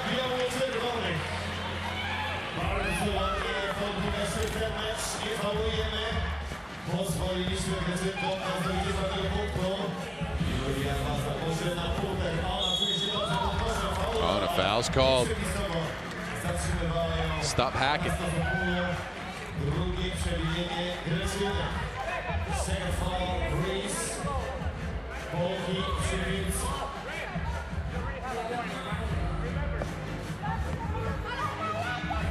Bazan gets the screen. And travel's called.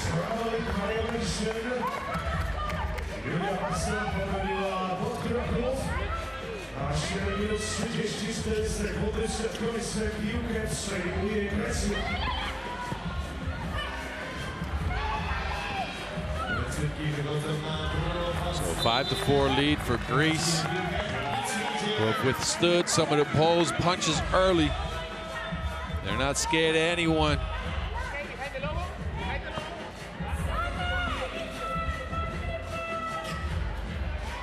Oh, quick hands. So Larska underneath, and a bucket again for the Poles, who are just fighting underneath the basket. They are in the paint like Van Gogh. Bazan. Solarska by herself, but forgets the Wilson.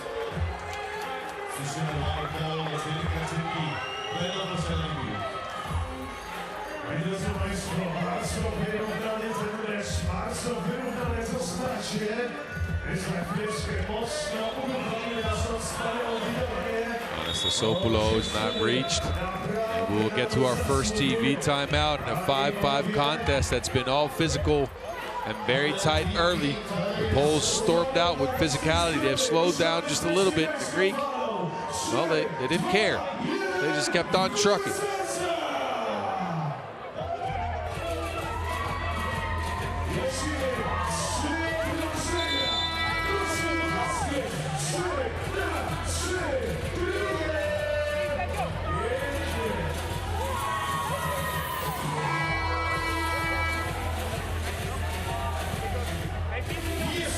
We're back. The wave is going through the venue. Crowd is lit. Lublin, stand up. They're here for their ladies. Greece, they got 1 second on the shot clock, and that is going to be too little to get a shot up.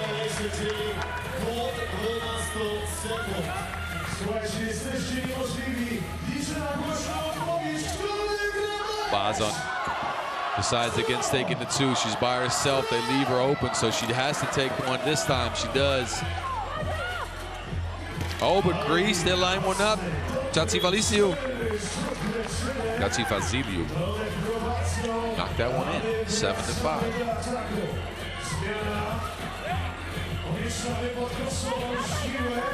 Zimborska. Puter back to Zimborska. Dominant inside and continues just so. 7-6. I think all of Poland's buckets have come from right underneath the basket as they are on a rack attack.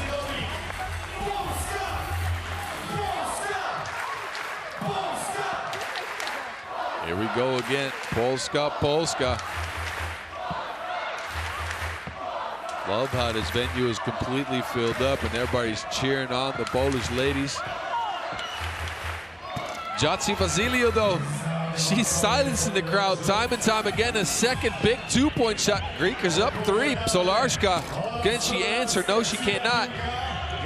Anastasopoulos will come away with the board. Jotsi Vasilio to Anastasopoulos in the post. 2 dribbles, a spin, and a make. Bazan will line one up. She will not make. And that rebound will go out of bounds. So Larska fell out of her hands. Even though the crowd's been giving them a lot of energy, Poland, they've been forgetting the guard, Chatsi Vasiliou, on the two-point line. And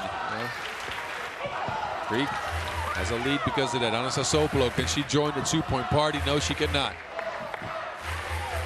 Bazan, they give her a lot of space. And she keeps deciding to not shoot the rock. I get why, sort of, but if a team gives you that much room to operate, at some point, to try to get one in.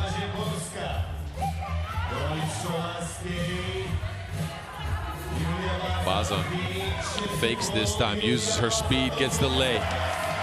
Poland at 7, the crowd's on their feet. Chatsi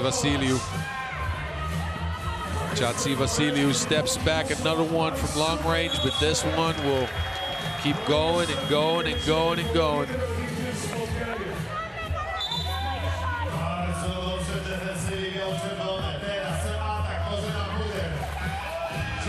Oh, beautiful play. Solarska forgets to put it in, though. That was deserving of a make.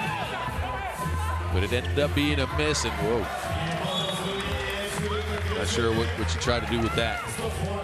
Got stuck halfway between the shot and the pass, I think. Let's leave it at that.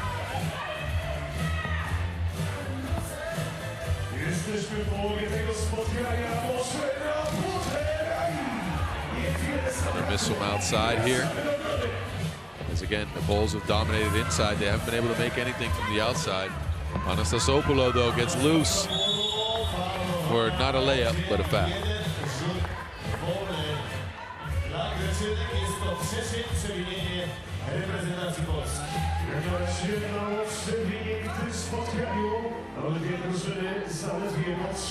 So Anastasopoulos on the line. I niestety na Polski 11 punktów zdobywają, a teraz błąd kroku popełniła Julia Basa. Szkoda tej straty, musimy popatrzeć w obronie i aby nas pomóc wchodzi na plac boju oraz Solarska gramy. Greece holding on to that 4-point lead here. Anastasopoulos to the rack, steps through, no make. Jaborska got her hands in there. She said, nuh-uh.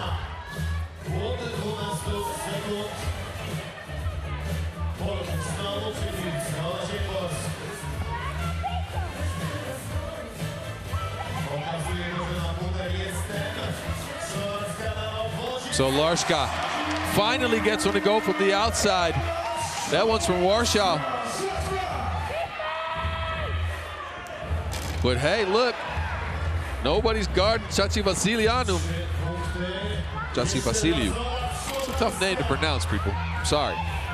For all you Greek people out there, I mean, don't judge me on my pronunciation. But the Poles get the thievery, and they get the bucket. Anastasopoulos. Anastasopoulos. Again on a rack attack. This one is missed, and the Greek will foul Zaborska on the rebound. That will get us to our second TV timeout. This matchup has been tight. Both teams will use this minute to talk it over as the crowd just gets more hyped and hyped. They've been trying to cheer on their men yesterday. That didn't result in a win. And now they are trying to cheer on their ladies.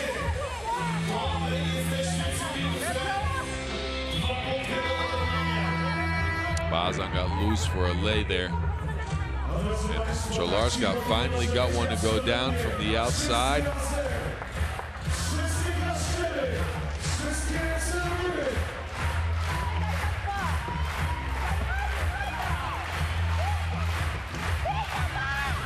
Seven points in the game for Chatsi Vasiliou. The Poles are back in possession. Bazan's too quick for the Wilsons, forgets it, and that will be a shot clock violation.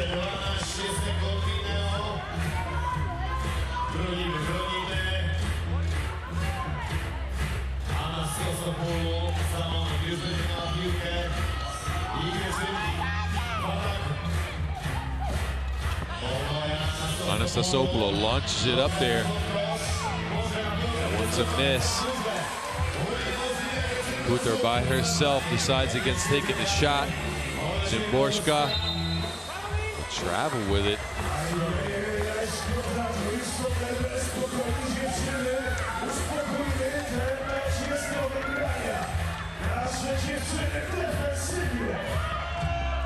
Chatsi-Vasiliu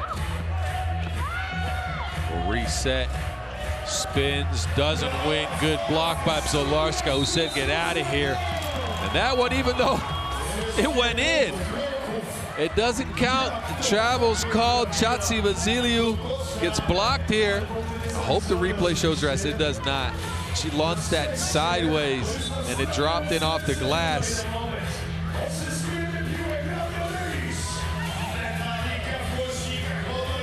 Bzolarska, another two-point shot for Poland, who tied the game at 12. Chatsi-Vasiliu finds a teammate underneath, and that's a make for Anastasopoulos.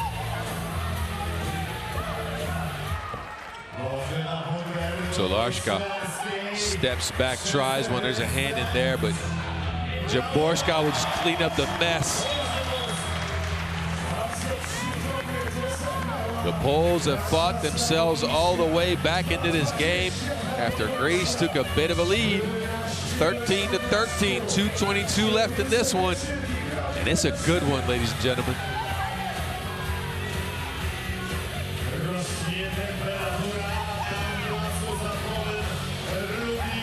Chatsi-Vasiliu, another crazy shot. This one is missed. Szymborska with the board. She finds Bzolarska for another two. Rims out. Anastasopoulos crosses her up. No space, though. She went at it and she put that in as well. Oh, my goodness. Nicolaïdiu. I don't know how she got that one to go. Can we get a replay? Look at this. She just, man, she's just playing a horse out here. I hope y'all have that where you're from. Game of horse where you take crazy shots and you try to beat each other. I picked Nicolaïdiu to be on my team for that one. Puts Greece up 2. So Szymborska to Bazan. Bazan gets a screen, uses her speed. Nothing there. Puter will have to launch because it's 1 second on the shot clock. No good, and that will be a shot clock violation. As Poland's been playing from behind most of this game. They tied the game at 13, but are looking at a 2-point deficit. Again, Greece is looking to add to that. So it's tapped out of bounds. 10 seconds to go on the shot clock. Reset for the Greek. Now, for those of you that haven't noticed, Greece is playing with 3 women. They have a substitute, but she is not coming off the bench. Chatsi-Vasiliu. And somehow that ball ends up in the hands of Anastasopoulos. She puts it in. 16-13. Post up here. Szymborska, good bucket. 16-14. The Poles go back to their bread and butter or pierogi and butter, whatever you want.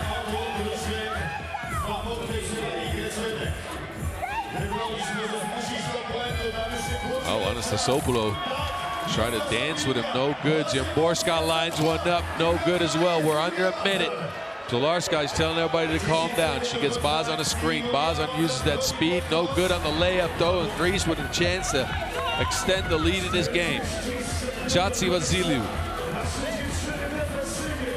Chatsi-Vasiliu is on a rack attack, turns around, fading away, doesn't make it. A rebound goes to Bzolarska.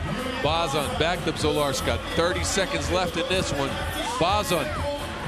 Szymborska underneath is open. 16-15. Chatsi-Vasiliu in action again, and a quick foul. Bzolarska on the floor. That will be Poland's 6th. They call a timeout as well. Greece, they got 18 seconds and a 1-point lead in this one. Poland's desperate to get back.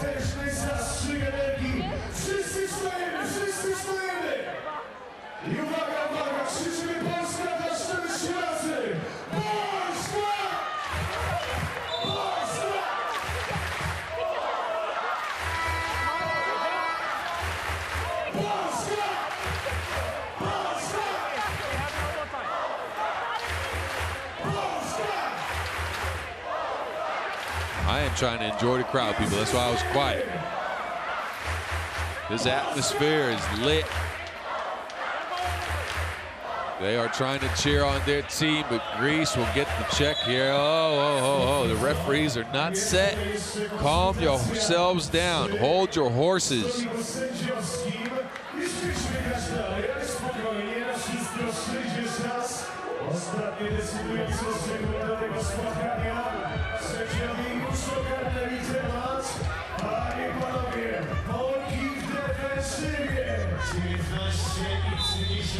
So we have 19.3 seconds on the clock. Chatsi Vasiliu gets a rock back. Wilson in her hands. Chatsi Vasiliu is on it by Bosman like it's Halloween, and that will go out of bounds.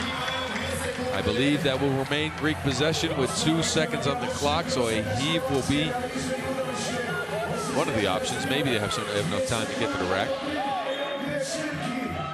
It will be on the Sasopolo, but they'll take a look at how much time is exactly on the shot clock.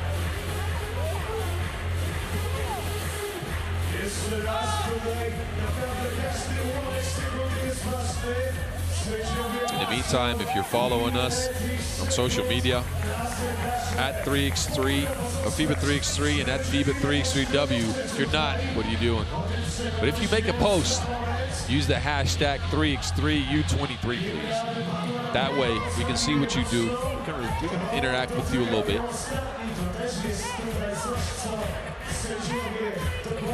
So, they are looking at how much time is left.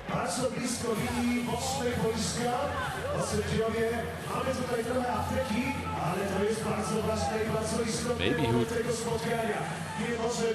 who that's out of bounds on. I'm getting some stats in my ear. Alexandra Jimborska has got 8 big ones. She's your #1 ranked player in Poland under 23. She is showing why.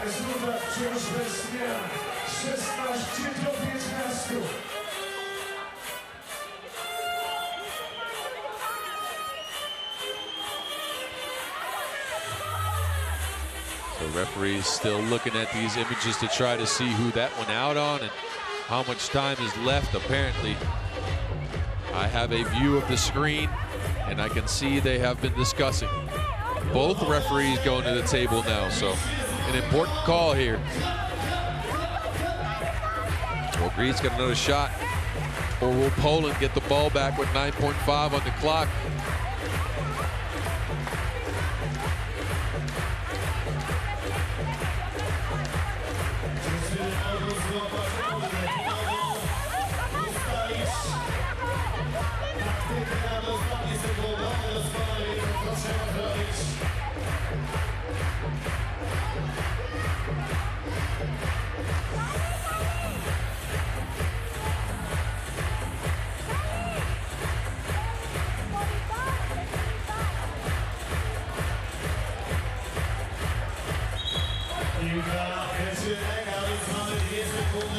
So Greece will get possession here. 2 seconds on the shot clock on Sasopolo. They run a play for Chatsi Vasiliu. She chucks it up, no good. And that rebound will end up in Greece's hands, but Nicolidou stepped out of bounds. So 3.3 on the clock, and another replay here to try to see how much time is actually on the clock. It's looking like about 3 seconds. Poland is down 1. They need a bucket to tie. They need a 2 to win.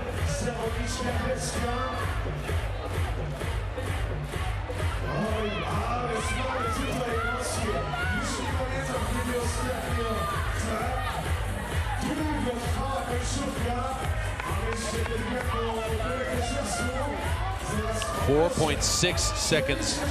So time added to the game clock. Jimborska will take check up top. She will go one-on-one. Jimborska by herself, and she will put it in 16-16. No time left for the Greek as the Polish ladies tie this game up and force bonus basketball. We will have overtime, ladies and gentlemen. Now, for those of you that don't know, take a look back at Jimborska. Big take, big make underneath. Poland went to their ace when they needed it most, and she scored her 9th point to pull out overtime against this feisty Greek team. Now again, for those of you who don't know, overtime is ruled as follows. The game clock is off. The shot clock is still on, obviously. And the first team to score 2 points wins. That's it. That's the rules.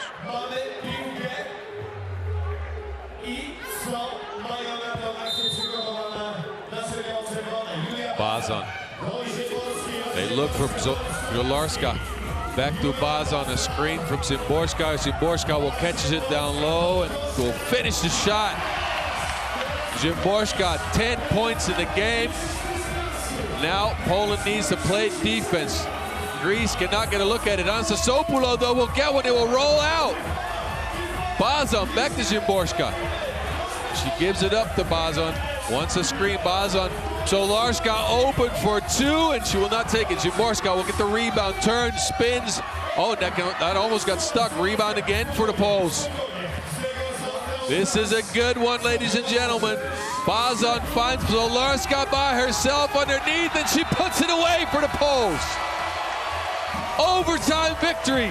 Poland over Greece, 16-18. Szymborska and Jolarska finished it up. They handled their business like grown women when they needed to. Brought their team all the way back in the game, and this game lasted 5 seconds too long for the Greek. Jolarska all by herself. Got the layup to go.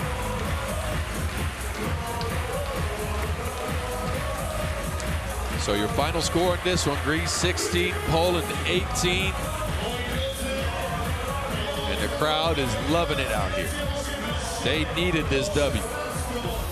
Take a look back at some of the action in this one as we get ready for, well, for the next one. As we are going right back into the next game, ladies and gentlemen. Trust me, we have no breaks. We're not doing that. Can't leave you guys without 3x3. Greek, they were feisty early. They were getting some shots. Chatsy Vasiliou was nice. And Poland, they kept attacking the basket underneath.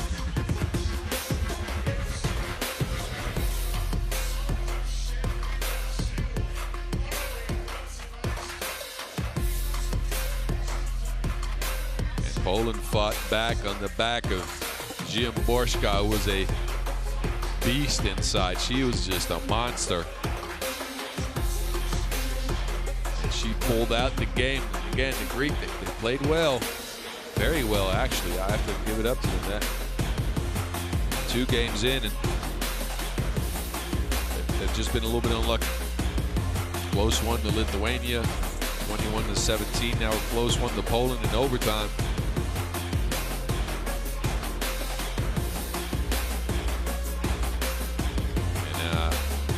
Probably not what the Greek expected to get into this tournament. Compliments will buy you nothing after no wins. Szymborska forced overtime with that pretty bucket, and when it mattered most, Jolarska was open. Bazan hit her with a pass, team play underneath the basket. By herself, getting that victory to Polska. Hey, but I told you we're not done. We got a couple of games left now, 3 to be precise. The first one being Germany versus Lithuania. This is going to be a good one as well. This is one of the games I had circled at the start of the day, to be honest with you. So let's get reacquainted with the Germans. They managed an easy victory over Tunisia earlier on today. Laura Zolper, Victoria Poros, Meret Kleinebeek, and Marie Reichert, who had 10 points out of 21 points in that first game, showing dominance in their 21-6 defeat of Tunisia. And now, let's move on to Team Lithuania. Number 44, So Lithuania will come out as follows. Dalia Donskichaitė. Remember that name. 5 2-point shots made. You heard that right. 5. She had 12 points out of 21 in their first game in a win over Greece. She was a certified bucket. She's joined by Egle Zabotkaitė, Gedvile Savoštaitė, and Justina Miknaitė. And this is your Lithuania squad. Again, managing a 21-17 defeat of Greece on the back of some hot shooting. They dropped in 6 2-point shots. Germany, they had 4 of their own. So we'll see what happens in this one. It is, on paper, this is probably going to be your best matchup of the pool. And I'm very curious to see what these teams will do.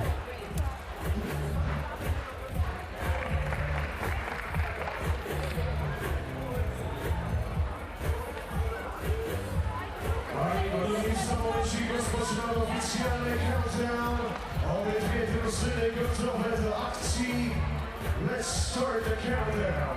10, 9, 8, 7, 6. So, again, 3 10-minute sprints left in this day. This is the first of them. Reichert will start things off to Kleinebeek.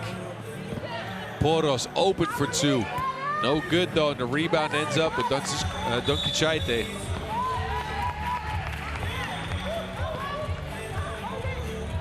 Offensive foul call in that. So first foul on Team Lithuania.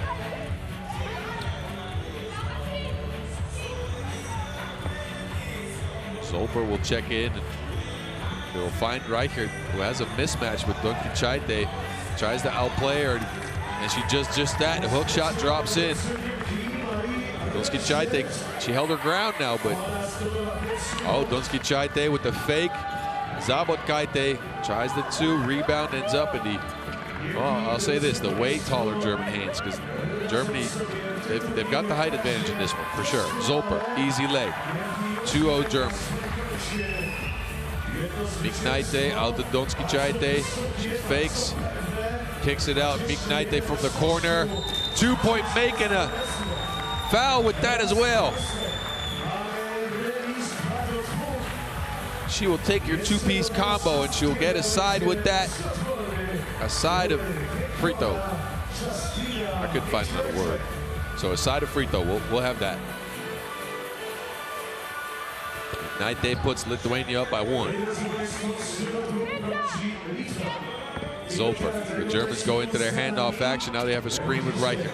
Reichert will catch the lob pass underneath, will finish with ease. She's using all of that 1 meters and 87 centimeters to get these buckets to go down.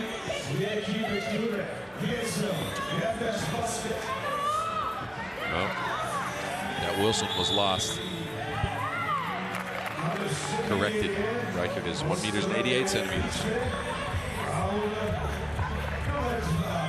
I stand corrected on that one. I didn't have the right paperwork in front of me. That happens sometimes, you know. Anyway, Poros to the cup, gets a lay. And Donskichaitė will toss it off Kleinebeek and retain possession for the Lithuanians. Miknaitė steps out, Zabotkaitė will step on the court.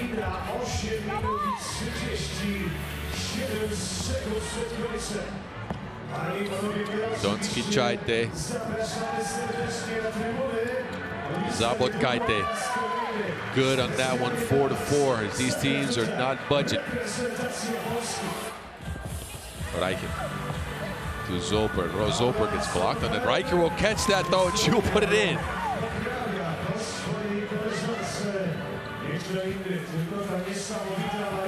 Zabotkaitė. It's been punch for punch so far in this one. The first 2 minutes have been mostly scores. Reichert wants it, faces up, but Zabotkaitė got a hand in there. That will end up being a shot clock violation. So Lithuania will get possession after this.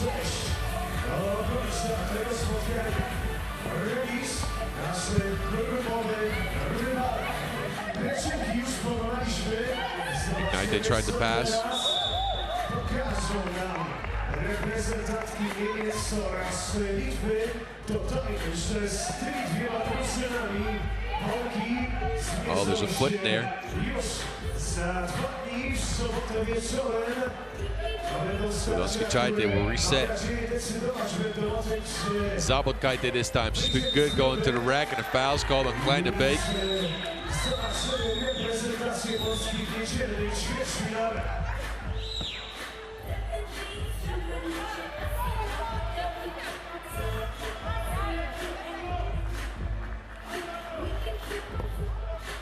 Lithuania, 12 fresh seconds on the shot clock. Zabotkajte with the ball in her hands. This time McKnight will go at the basket. She'll try to attack the smaller Zolper, turns and wins. 5-6, Lithuania up 1. Zolper. And a holding call on Lietuva as they try to stop Reichert from gaining position.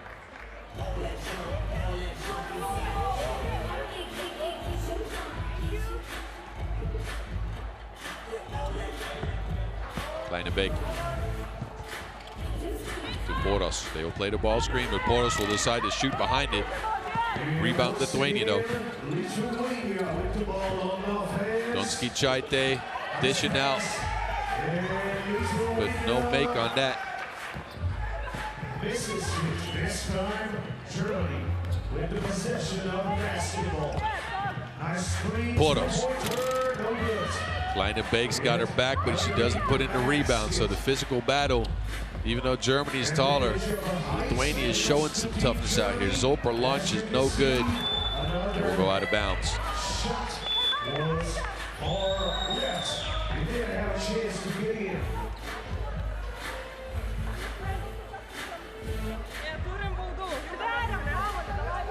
So our first TV timeout.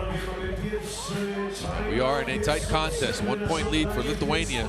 Again, the Germans have been trying to play to their physical strengths. As we've seen Reichert catch baskets, balls underneath the basket to try to get buckets. But McKnight was nice on that turnaround shot over Zolper. And Lithuania has been, I'm not saying out-muscling Germany, but they've been using their muscle to keep them away from the boards.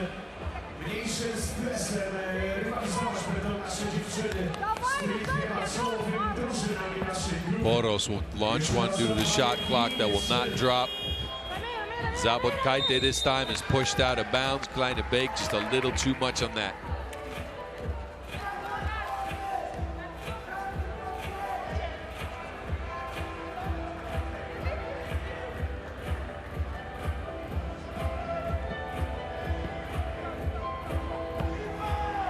McKnight. Zabotkajte wide open for 2, and you don't want to let these Lithuanian women shoot. I told you they had 6 twos in the first game. They line one up here. 3-point lead for Lithuania.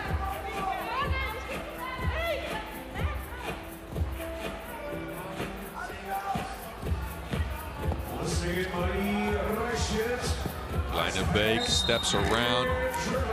No make, but gets the foul. Opportunity at the free throw line in a moment.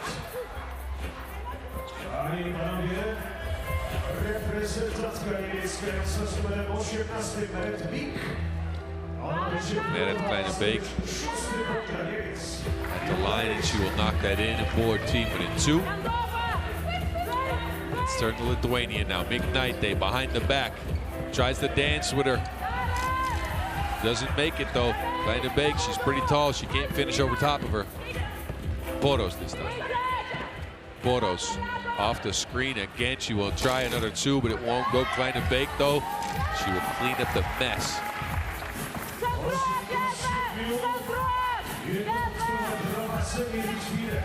Zabotkajte, pull-up jumper, no good. So Zolper will reset. They got a mismatch with Kleine Beek against McKnight. They want to try to see what they can get out of that. She's looking for a handoff. Poros will get a screen. Poros will pull again. A block though by Zabotkajte. Good defense by Lithuania.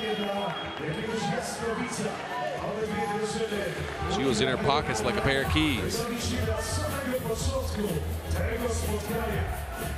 Ja dodam wam tylko, że już za moment będziemy mieli okazję obserwować starcie Mongolii z Chinami. Ten mecz naprawdę będzie ciekawy, dlatego że pamiętamy doskonale Mongolia pokonała... High post action for Lithuania. They try to get it to Donskichaite, but you can't get it there. Reprezentacji Holandii, co za tym idzie. So a reset up top for the Germans. Reichert will take the check here as Germany tries to remain in this game 7-8. Fought back from a 3-point deficit. They go back to Reichert. Reichert, 2 dribbles and a turn, no make, but a foul as Lithuania racks up their 6th. So Lithuania is at the bonus. Say this, Dalia Donskichaite, she's giving up some height, especially to Marie Reichert.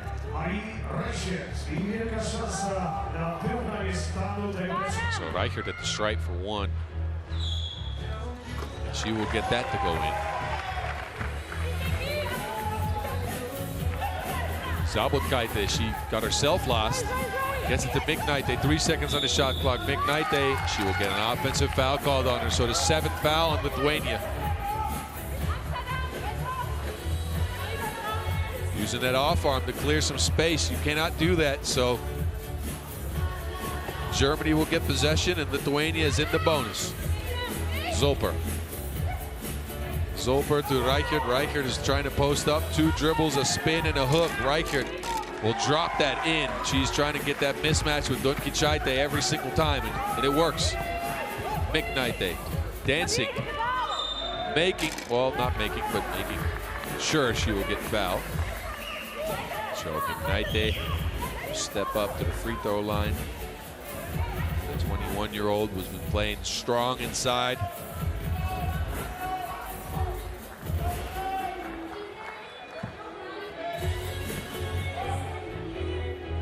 Here we go. McKnight evens the game up at 9. Kleine Boros. An offensive foul call on that one. Kleine is still down. She can't believe the call. But she put her leg out there and McKnight got tripped up by that. Might have hurt a little bit too. She's sitting down right away.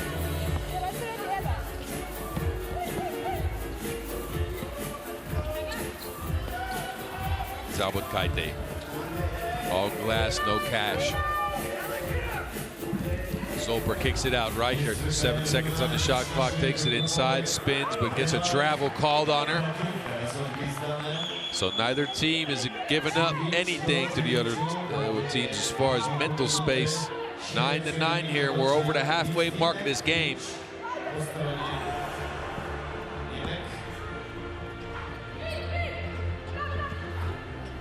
Zabotkaite. No making, a lot of bodies flying. So a foul on Lithuania. On that rebound attempt, that means Meret Kleine will step up to the stripe, as that is the 8th foul. Will be 2 free throws coming up for Germany. 2 free throws, Germany. So Deutschland, they missed the first.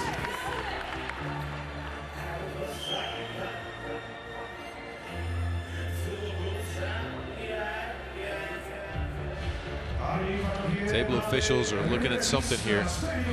Actually, it's all good. Kleine missed the first. That makes the second, puts Germany up 1. It's been a seesaw of a game. Teams have gotten 1, maybe 2-point leads, and that's it. Underneath, Savostaite this time.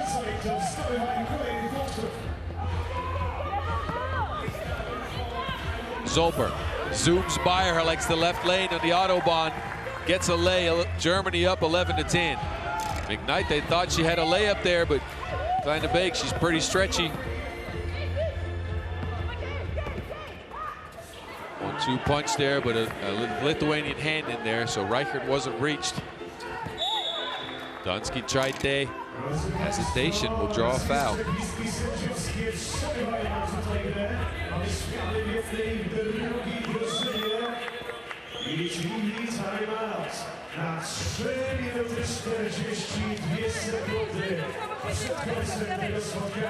So a timeout, as both teams again haven't given each other an inch in this game. Look back at some of the action. A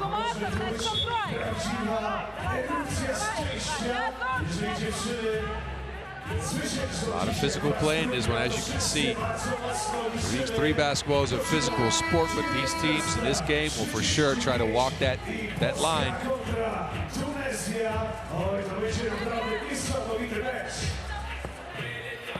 U23 to U23. Oh, U23 is open by herself. She will get the layup. Pretty play by the Lithuanians, tie the game up. Poros. Push foul's called. Another foul on the Lithuanians, I believe. So yeah, that's foul number 9. And that means we'll see Victoria Poros step up to the line for 2-1s.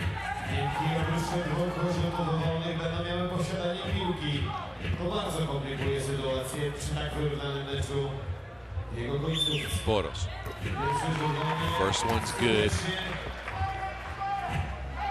Can she get Zwei?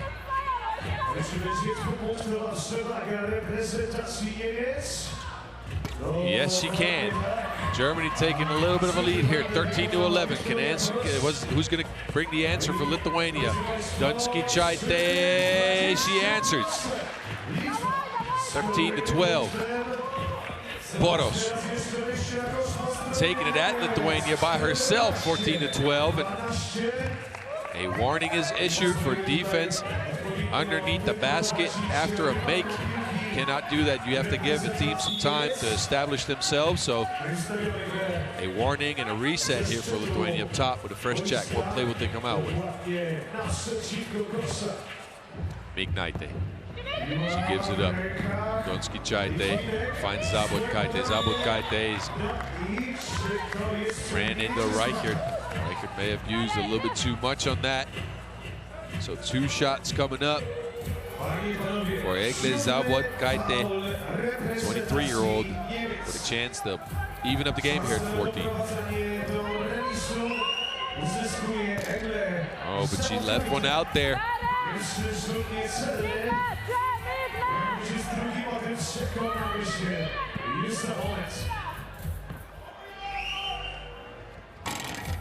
Oh, this one went in. Reichert to Zolper. Zolper fakes, zooms by her again, but misses the delay. Reichert's got her back, and she puts it in. Germany up 2. Under 3 minutes to go in this one. U23.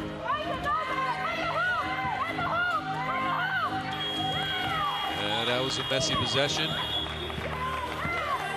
Reset here with a shot clock violation being called.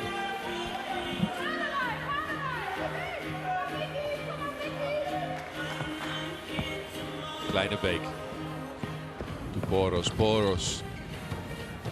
That ball got lost. Kleine-Beek has 4 seconds to do something with it. She goes at the rack. She gets smacked by U23. Puts it up with 2 hands. No good. U23, good defense by her. Now let's see what they can do on offense. U23 trying to find space. She asks for the screen. Hesitation, blows by her, misses the crib. So a pretty easy layup there, but the length of the Germans is bothering U23. U23 will take a seat. A timeout is called to take a quick breather, because these teams are grasping for air as they've been putting it all out on the line here on the half court in Lublin, Poland.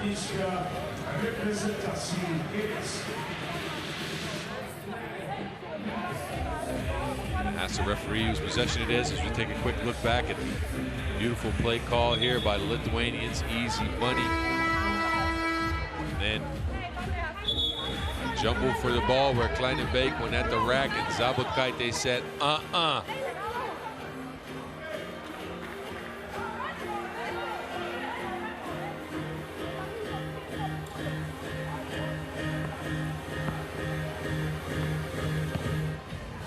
Zolper. Zolper off the glass, 16-13.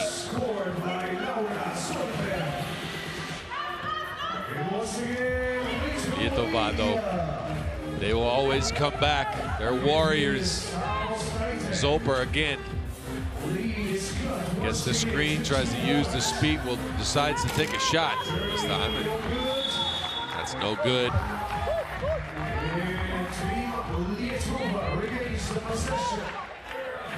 So we'll have Lithuania reset the possession here. Fresh 12 seconds and a chance to call a play. We've seen some good ones from high screen action. And they get a down screen going again. A lot of screens from Lithuanians. Means there's not a lot of time left on the shot clock, but it doesn't matter, as Zabotkaite will drop one in all the way from Lithuania. That's like 3 hours away. Reichert, 17-16. Reichert's at 8 points. Zabotkaite trying to dance with her fading away, using the glass like a sommelier. 17-17. We're at a minute. Poros puts one in as well. Oh my goodness, offense is loose. Zabotkaite sidesteps, tries a two for herself and puts it in. Zabotkaite's got 9, 19-18. I'm at the edge of my seat, ladies and gentlemen. I can't do anything but scream. Reichert spins. All rim, no good. Reichert gets her own board. This one goes down, 19-19. Both teams need a 2 to win the game. Donskicite finds, she thought she found Savicite on the nice pick and roll action, but no connection on that. Like Starling's gone away. So a timeout is called. 19-19. Germany have possession when we get out of this. I think we have about 30 seconds left to go on the clock. Game clock, I'm sorry. Take a look back at Zabotkaite. This is her 10th point.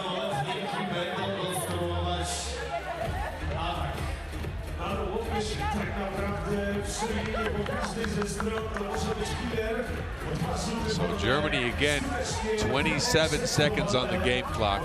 Lithuania's at 9 fouls. Germany, they need a 2 to win this. They go to Reichert again. Reichert, 2 dribbles, spins, and wins. Germany's up 1. Lithuania, though, McKnight in action. Easy layup, but it's missed. 10 seconds to go. Rebound for Lithuania, though. Donskicite, she finds Savicite underneath. 3 seconds left. What is Germany going to do? Kleinenbeek running out of time, so we have bonus basketball. Not a lot of awareness on the clock on that last possession, as Merit Kleinenbeek tried to see if she could get Reichert open, and Reichert wasn't moving all that much. So 20-20 after a 10-minute sprint. That means we're going to sprint some more.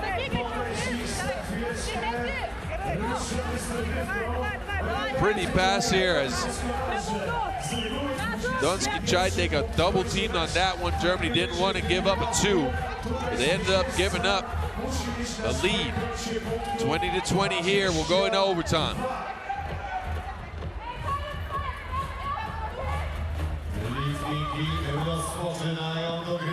Donskicite. Now let me remind you guys again, a 2 will end things, and Reichert said smack. Don't you do that to me.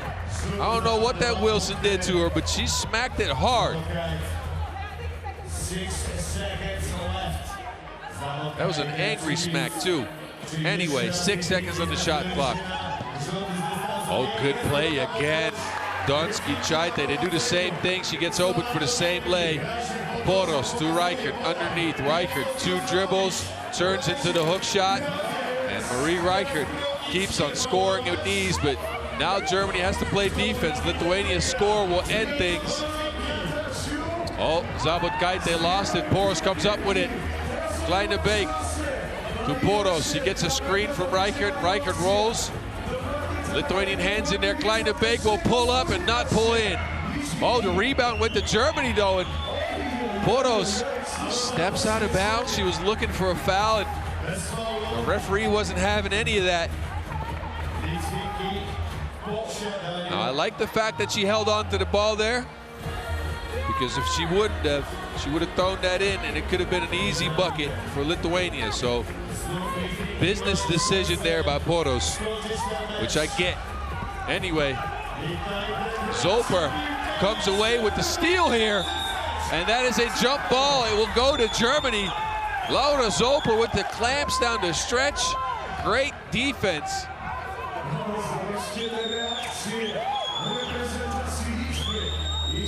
So still in overtime, both teams are not giving the other team anything. This has been a great, great game. Zoper steps back. Kleine Beek, they go to Reichert. You knew this was going to happen. 1-2 dribbles, 3, turns into the hook, no make. Rebound ends up out of bounds. And I think it's going to be Lithuania ball. We've seen some really, really good play calls from the Lithuanians, so I'm very curious to see what they can come up with now. They go with Savoštaitė, Zabotkaite, and Donskichaite. They end up giving it to Donskichaite. A post-up is ran, but Zoper's got her hands in there. Oh, she crossed her up. Zoper to the cup. Layup for Laura Zoper, and she will end it. Deutschland for the win. In overtime, as Laura Zoper got a steal and then got a layup. Germany is real. I told you this is a dangerous squad. This game would be good. And both teams actually deserve to win, but look at Laura Zoper. Crossing her off her to-do list, getting to the cup, quick layup. That drops in, and that will put Germany up to 2 victories today. And will leave Lithuania with just 1. As your final score in this one is 22-21. In a game that was tighter than your favorite pair of jeans. I know I've used that before, but it was really true. Take a look back at some of the action in this one.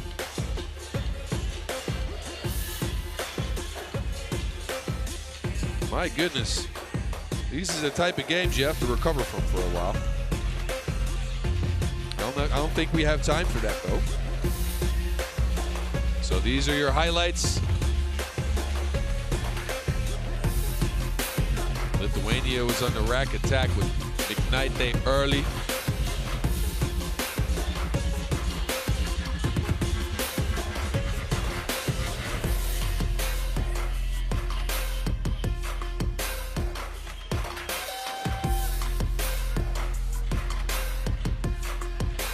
Again, neither team were willing to give each other an inch.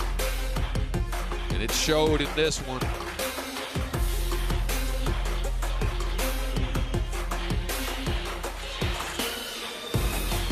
Reichert was a problem underneath the basket, though, I'll tell you that.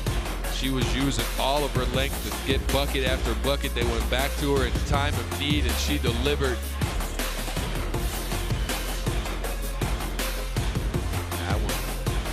Up being put in after a rebound, so she worked with some of her stats as well. I don't know how Donskichaite found her there, but she did. But look, Zoper said, enough of this. I'm done. We're good for today. So we were supposed to have a short break. I'm going to go ahead and say we're not going to have that, as the next game is about to start. We'll see the Mongolians again, and we'll see the Chinese men again in a battle of East Asia.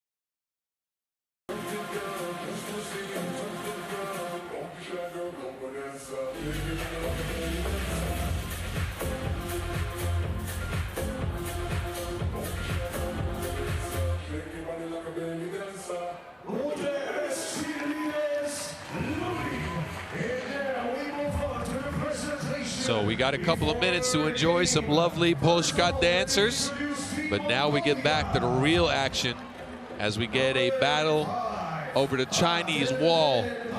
Mongolia and China. We saw Team Mongolia against Czechia earlier on in the day, coming away with victory. This man, Muktur Kurel, to go 10 big ones in that, 3 twos, and Dugar Erdin put in 2 of his own, but none more special than the last one to put the Czechians away. He's joined by Engsai Khan and Bat Erdin Bayanzul. They got a victory earlier, and China, well, they were hacking. I can't even stress how much fouls they had. They had 16 points and 15 fouls. They lost to the Dutch, mainly because of that. Not much else I can make of that. These are your fellas, though. Warang Huang, Zimao Yu, Chanhao Liu, and Hong Bo Yue. And these guys will try to make good on their first game. That was a bit of a dud. They did score 16 points, but lost 21-16. And look, 15 fouls in a 3x3 game, that's a bit much. You can get up to 7 or 8. Sometimes you can get to 10. 15. I've never seen that. And I've been around 3x3 for over 10 years. I've been playing this game since 2011 or 12, sometimes around that time. Anyway, I don't play anymore. I'm your commentator now. My name's Boz Rosendahl, aka The Mountain. In my time as a player, I managed a silver medal at the World Cup. And I transferred into coaching after that. I managed the Dutch youth team on the men's side for a bit. But now I'm a commentator. And I like that. Anyway, we're about to get this one underway.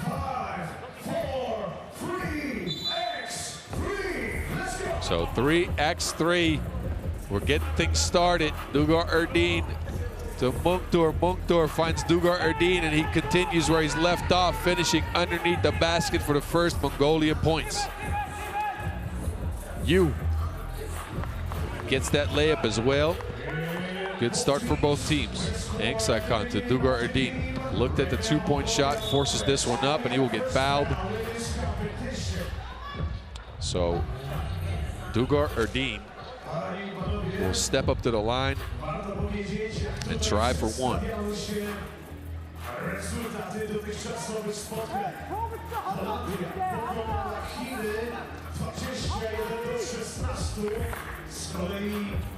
Dugar Erdin puts it in. Oh, and a steal.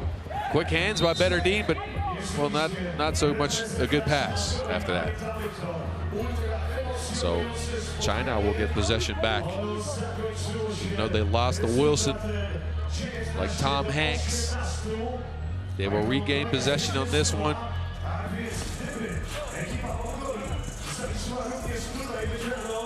Engsai Khan drops in the teardrop.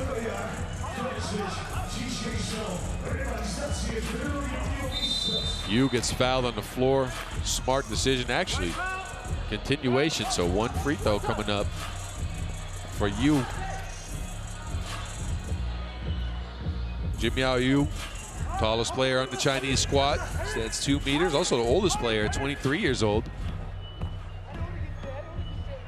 With a chance from the stripe to pull his team within one. He just that.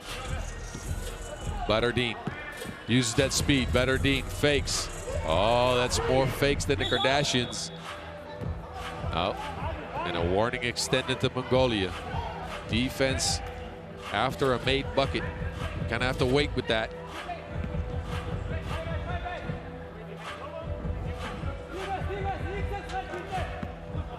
Hong Bo Yue. Yue. Easy take with the make and one. Hongbo Yue. He will step up to the line. So again, we are a minute in. And somehow China get themselves into a foul fest all the time. This time it is on the Mongolians though. 3 fouls in a minute. 2 of which are Mongolian, 1 of which is Chinese. A miss from Yue will reset for the Mongolians. Munkter. He was brilliant in the first game. I told you he had 10 points, but now Yue says no thank you. Munkter says I'll try that again though. And Dugar Erdin comes away with the board. Angsai-Khan, ooh, no, nothing there on the make, but another Mongolian rebound. And this time Munkter will drop it in. You don't want to give him that many chances. Chinese have no box like a bad game at Tetris, and they are just not getting any rebounds.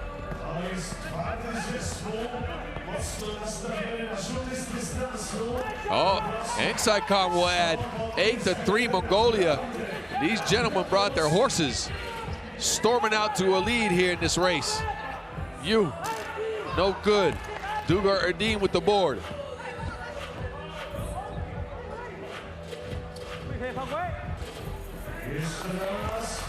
And it keeps on raining in Mongolia, even though it's the driest country in, well, maybe the world. At least they have the most sunny days. Now, these teams, they have a very, very long history. They've played each other plenty. The Mongolians have won 14. The Chinese have won 19. This is, I can name you where they played, but this is a long, long list, so I'll leave that.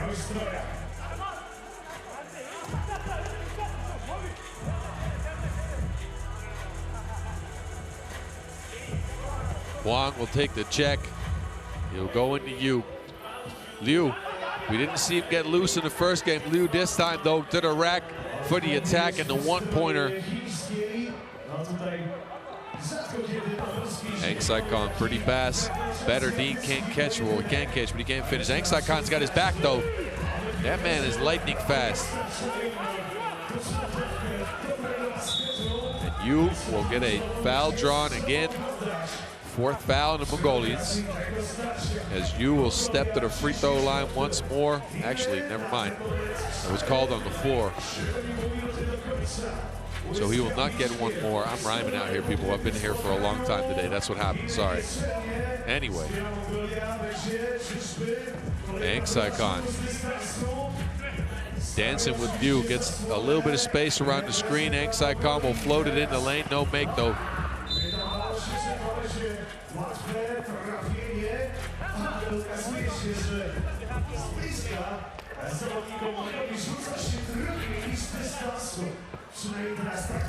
Yue to Liu, and they try to look at Yu, but Yu is posted up for a little bit too long.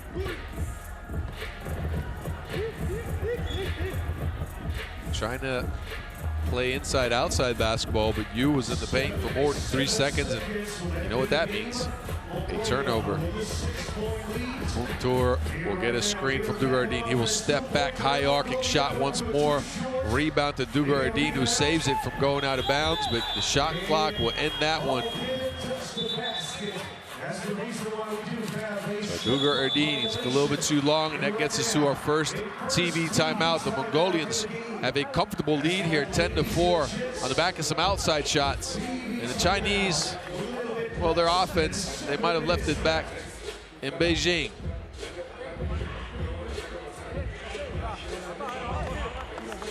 So far, the Mongolian Warriors have been able to climb the Chinese wall. Take a look back at some of the action so far. Liu, he did get free for a quick lay.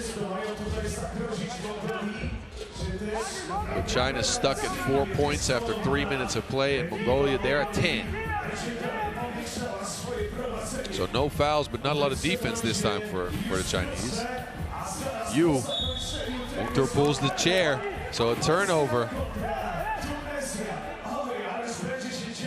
Actually, not a turnover. That will be China possession. 4 seconds on the shot clock. Good take by Huang, but he gets blocked by the backboard. 1-2 combo here. Mungtur and Engsaikon fading away on that shot. No good, but the board is again for the Mongolians, who are scrapping for every single inch. Liu, no space for him. He almost lost it. Wang picks it up. Wang by himself, and a dunk. That's a business dunk, but I still like it.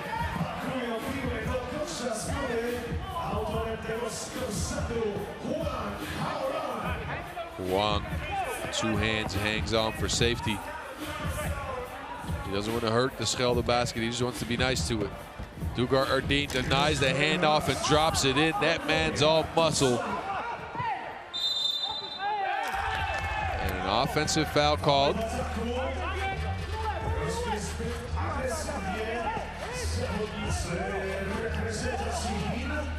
So Mungtur will pick up and try to continue play here for the Mongolians. Mungtur, high arc, this time it's touched. He saves it though, Engsaikon, he finds it underneath. I'm not sure what the Chinese men are doing. They're not boxing out at all. No takeaway on this one. No box, no takeaway, I'll get that. Never mind. Sometimes you just gotta try. Anyway, Mungtur. Engsaikon asks for a screen, but he shoots instead. No good on that, but Mungtur again with the board, and the Chinese men have just not rebounded at all. Dugar Erdeen will drop one in from Ulaanbaatar, 14-5, as the spirit of Temujin is within these fellas. They are putting China on the back leg and fighting and scrapping for everything. And the Chinese men look gassed. They call a timeout. They're looking at a 9-point deficit, and they have not gotten a single rebound, as the Mongolians have gotten their hands on every single loose ball and board, even though they are shorter. And that is just focus and hustle. Take a look at this. Easy kick out. Dugar Erdeen. 1-2. I'm not sure what 1-2 is in Mongolian, as I do not speak the language, but somebody let me know.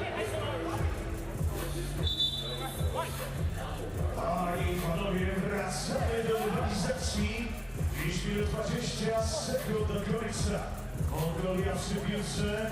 Mongolia rozprowadza kolejną akcję. Wyprowadza z zawodnika do rzutu. Oh, he's probing. Na solową grę jeden z graczy azjatyckich. The Chinese finally get a bucket, 14-6. Engsaikon, though, finds his buddy underneath. Mungtur will drop it in. This time it's Wang on the rack attack, and the Chinese do find some offense finally. And a travel call on Mungtur. So a bit of a momentum shift in this one as China finds some air.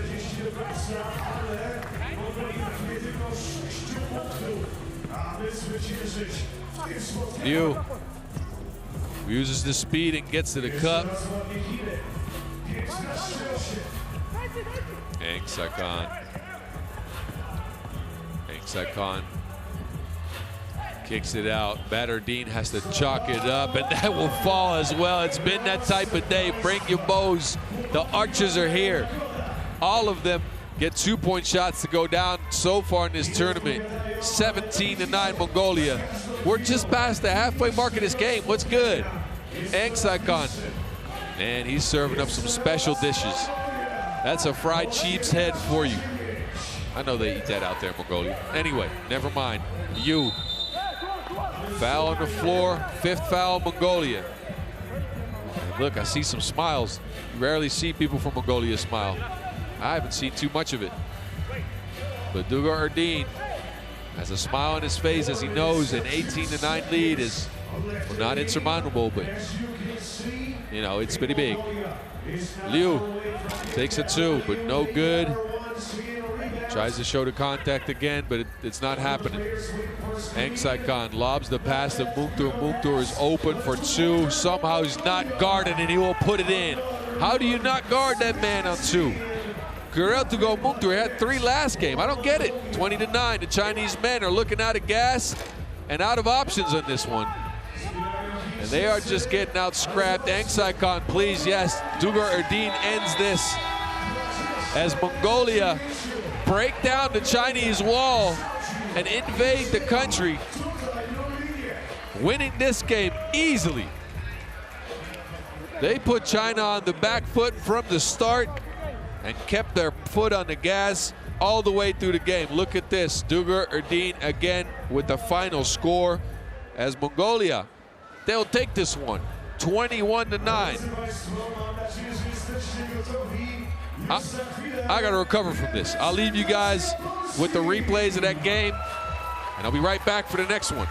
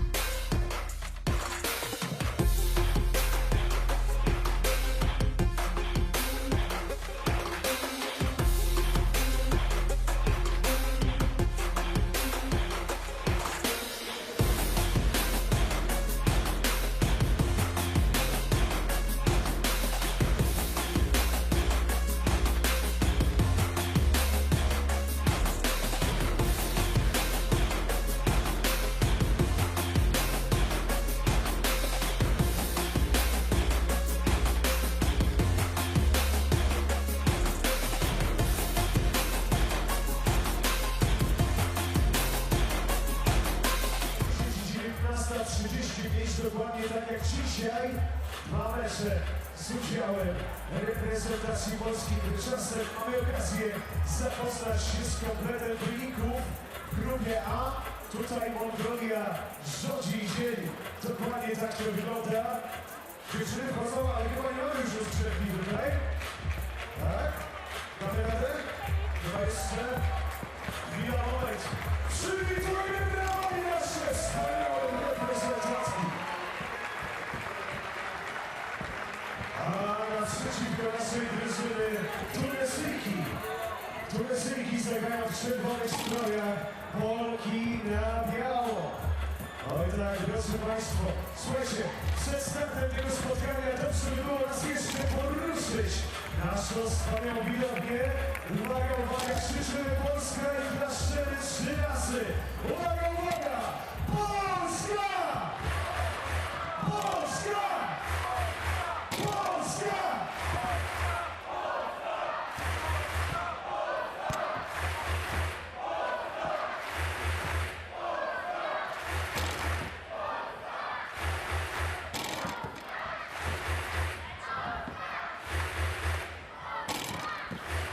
Ostatnie chwile, ostatnie minuty rozgrzewki za moment.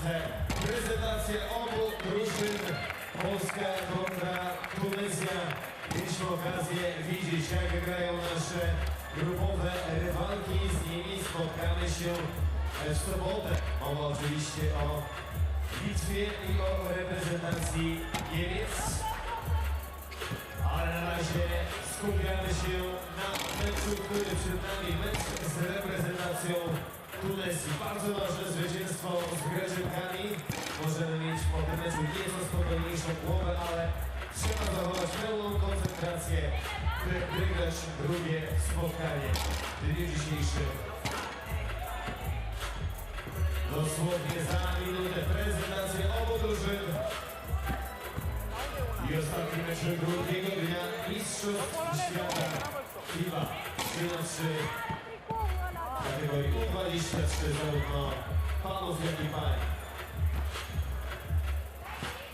Oj, drodzy Państwo, już za moment, już za chwilę rozpoczynamy prezentację przed tym spotkaniem. Panie i Panowie, Liczę, że będzie tutaj ultra głośno. Liczę, że dodamy skrzydeł naszym wspaniałym dziewczynom.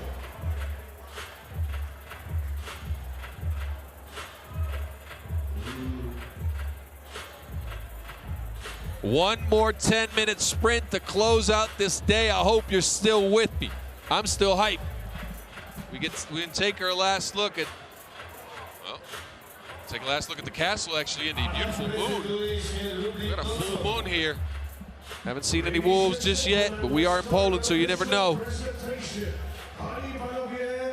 Anyway, take a look at this beautiful venue. That castle is on the right. We got the lights in here on the magic sky. NDO floor looking pretty. But hey, this is what it's all about. The home team, Poland, will step up to the plate once more. They won a tough game against Greece in overtime. And now they get a shot at Tunisia. Everybody's on their feet for these four ladies. Alexandra Jimborska, she was big, had 10 points in the first one. Julia Bazan, Alexandra Psolarska had 7. None more important than the game winner. And Bozena Puter. These are your four Polish ladies, and they'll be taking on Team Tunisia. Again, Poland beat Greece 18-16 after clawing themselves back into the game in overtime. Tunisia, well, a little bit of a different story. They lost 21-6. Not much to be said there. They're going to try to look to turn things around against these Polish ladies. And Poland has been pretty good though, so yeah, I don't know. We will see a battle of the inside players though, because Chishi is not that big, but Abidi, Nasri, and Bagane, all three are pretty tall. So they'll have a tough task trying to keep Jimborska away from the basket. She had 10 buckets, and all 10 were underneath the basket. So she really went to work. And the tall Tunisians have to try to get her away from any easy buckets. And they also have to contend with the, well, it's the 5th man in this case, I'd say. Because you have 3 players on the court in 3x3, and then, you know, 1 more on the bench. And then the crowd would be the 5th man, huh? All right, anyway. Last game of the day, people. After this, I will step off and I will leave you guys for a couple of hours, and we'll be back tomorrow morning. But first, this last 10-minute sprint, Polska stand up. Chihi in action. Chihi gets to the cup, but misses the lay. Abidi though, she's got her back and she puts it in. So Tunisia on the board first. They probably talked it over and retooled things a little bit after that loss. Fading away is Jimborska. This time it won't go. Rebound to the Tunisians. Chihi. Chihi's dancing with her. No go on the lay, and that rebound will go out to Jimborska for 2, and that is good. Jimborska just keeps on going. This time from 2, and the crowd's chanting once again, Polska, Polska, Polska. I get hyped, man. This is nice. I really like this. This is what it's all about. Big stage, bright lights, and a travel called on the Tunisian women. So a reset. And Bazan will take it up top. Without Bazan. They look to try to screen Psolarska open. Psolarska to Jimborska. Jimborska back to Psolarska. 2.5 seconds on the shot clock. Jimborska another 2. No good.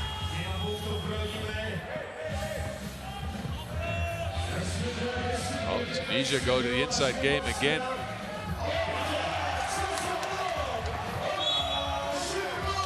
And that will not go.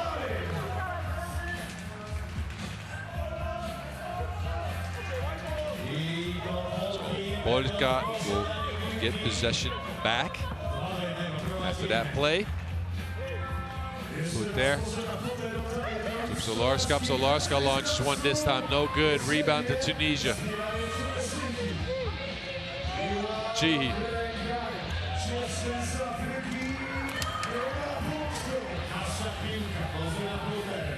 They go back to Szymborska inside. You already know what's good. That. Another bucket on the inside. Nasri. Nasri gets fouled. Szymborska can't believe it. She thought nothing happened. She did push her a little bit, no lie. So, Noor Nasri at the line, the 19-year-old, who already has experience at the Africa Cup. She will put it in. Tunisia's still in this game. Solarska, though, looking to change that. A foul is called. And I believe that foul is called on Chihi.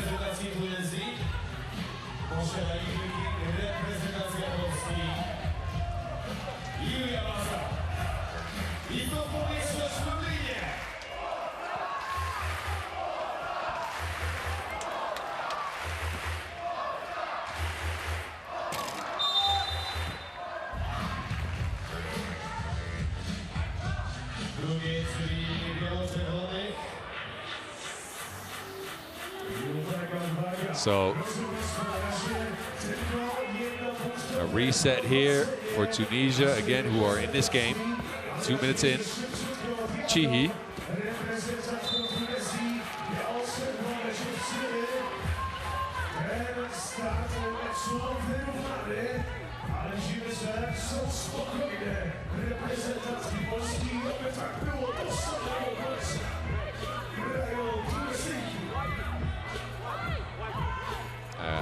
The referees and players had some confusion. That is going to be Poland ball.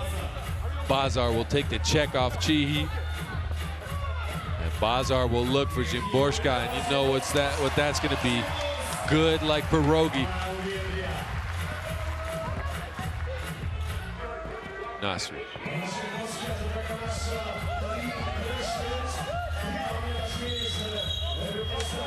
And a shot clock violation on the Tunisian women. It's inside game versus inside game.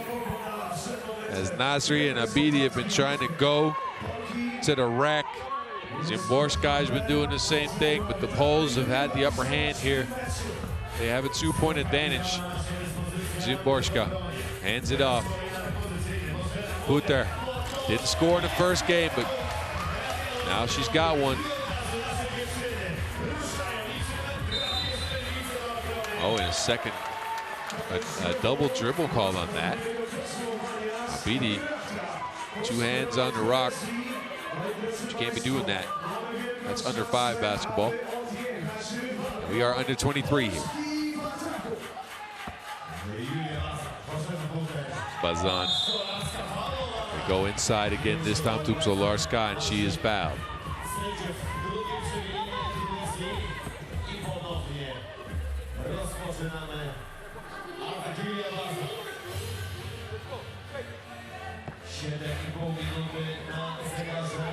Puter. Puter, good pass. Solarska, good finish, and one. Team play for the Poles. 6-2, third foul in Tunisia, and another chance at it from the stripe. Take a look back at Puter's pass, and Solarska somehow gets that up in between the hands of Chihi, and she will add to it from the free throw stripe. 7-2 Poland. Storming out to a lead here. Chihi gets fouled.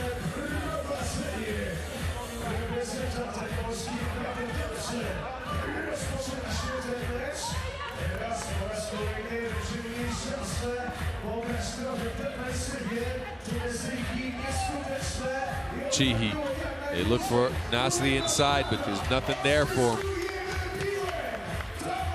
No connection.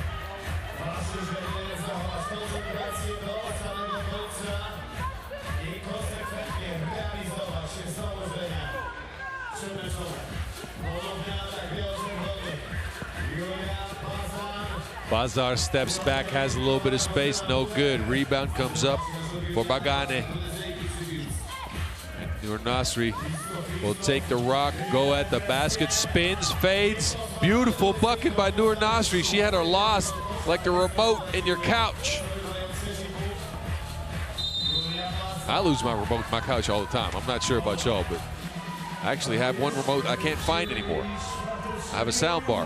Now I can't use that. Anyway, I get distracted again. I need somebody to help me out with that sometimes. Anyway, we are at the TV timeout. It's been mostly Poland in this one.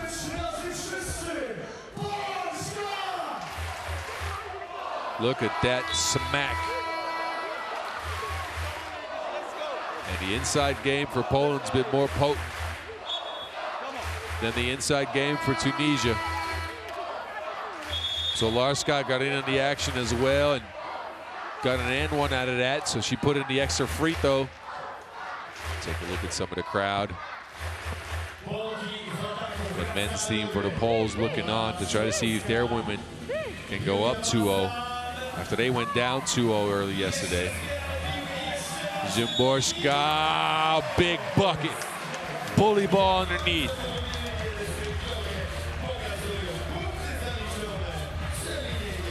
Alexandra Zimborska, all muscles as she gets that one up and in, and the foul, fifth foul in Tunisia, and the free throw goes down as well. Zimborska, I thought she committed a foul, but Buter, too much defense on in the circle.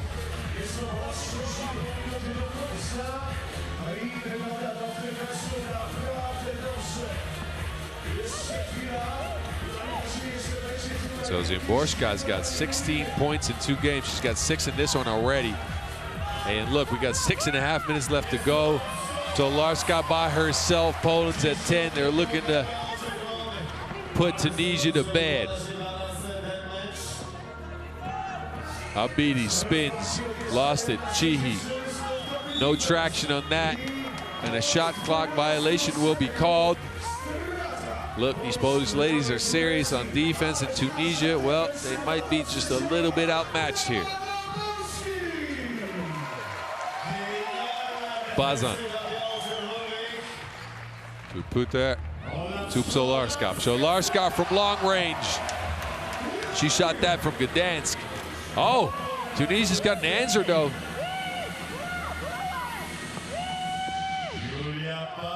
Kick out. Psolarska once more. This one won't go. Rebound of Bidi.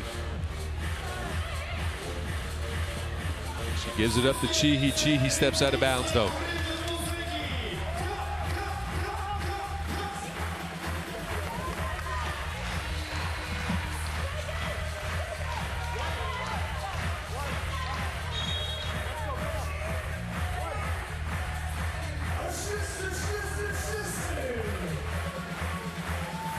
Poland.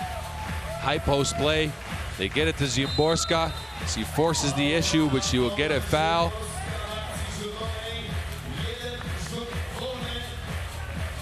Oh.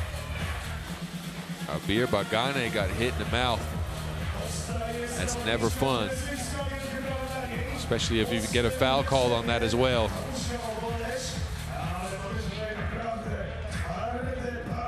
The off arm for Zimborska came down on her lip. That'll be swollen tomorrow.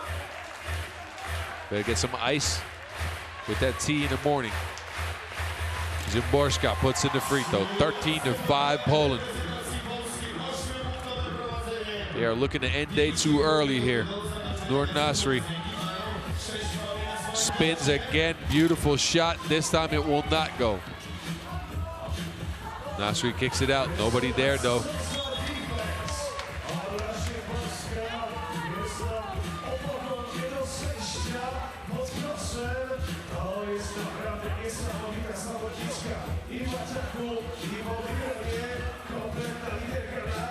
Buter. Rub around screen from Psolarska. An easy layup. Pretty bucket for the Poles. Beautiful play.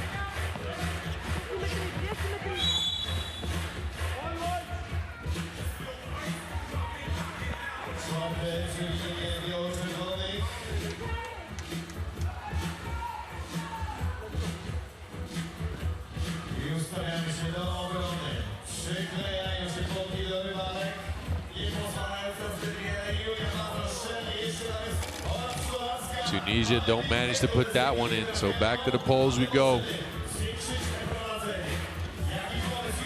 Oh, Bazan, no-go. Zolarska rebound, again a no-go, and a lot of bodies are flying. A foul's called, I couldn't see on who.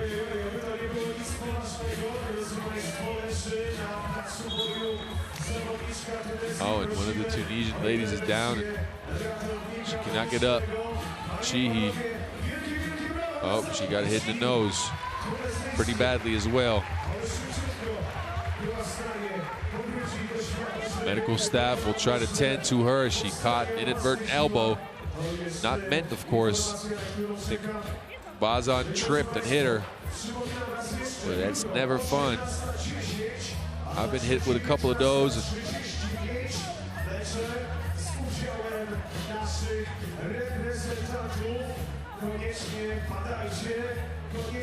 Let's hope Chihi is okay. The 20-year-old was one of the bright spots for this team, Tunisia, so far with her handles.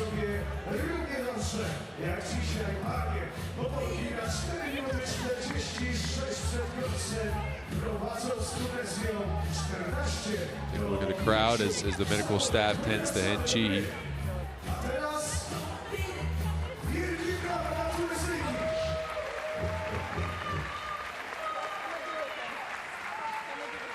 So she is on her feet, and she will be helped to the bench. Looks like her skin split on her cheek a little bit. So they help her to the bench. She will sit down. Let's see if she can return or if she's okay.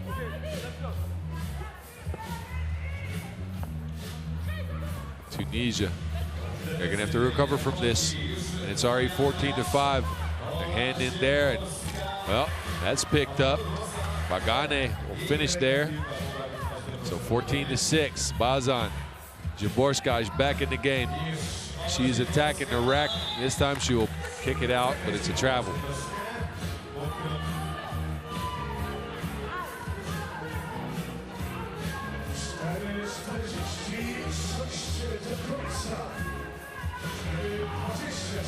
Nasty.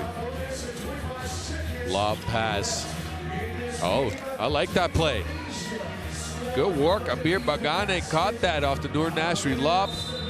The Polish ladies will look for Zimborska again inside, and that will be the 7th foul in Tunisia. So 2 free throws coming up. Zimborska has been tough to stop, like a bull going at a red cloth. And these Tunisians are wearing red, so Zimborska is going straight at him.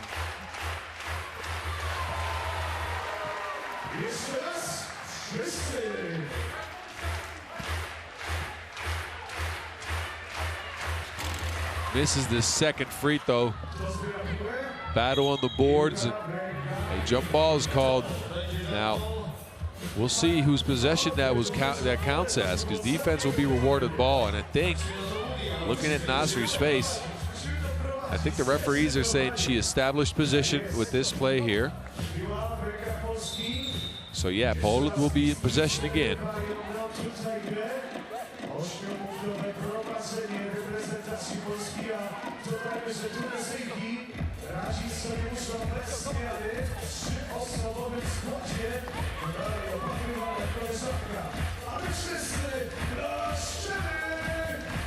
Put there to Zolarska. Zolarska again for 2. She's been shooting seriously in this game. 17-7 Poland.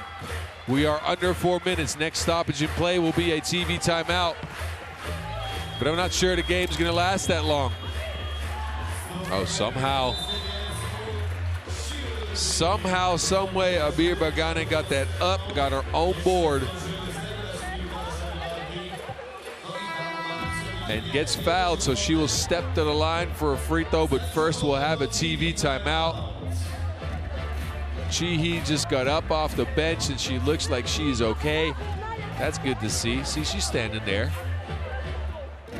And Chihi, good to see her active after taking an inadvertent elbow to the face. Again, I've taken quite a few of those in my days. It's never fun. It hurts.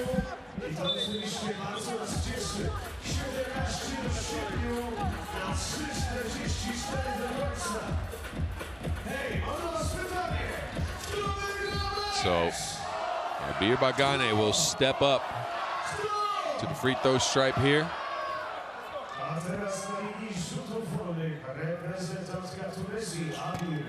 No make on that. Chihi back in the game, gets the board, impacts right away. Oh, put there. Quickness going to the hoop. 18 points, Poland.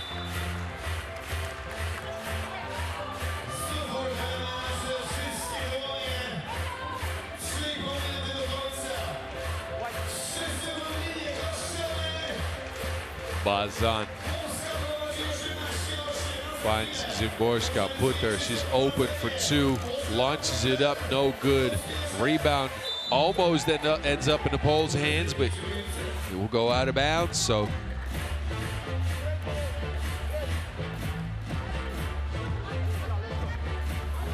that will be Chihi ball after the check here. Chihi. Again, a two bomb for the Tunisians, who are up to 10 points already. And the Poles, that they look like they've taken their foot off the gas a little bit. And Tunisia is creeping into this game. So a timeout to set things straight, like a cup of coffee in the morning.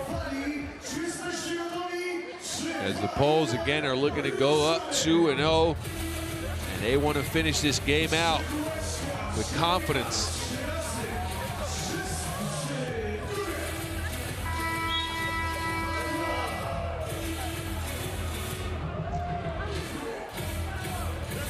Oh, look at the wave going around the stadium again.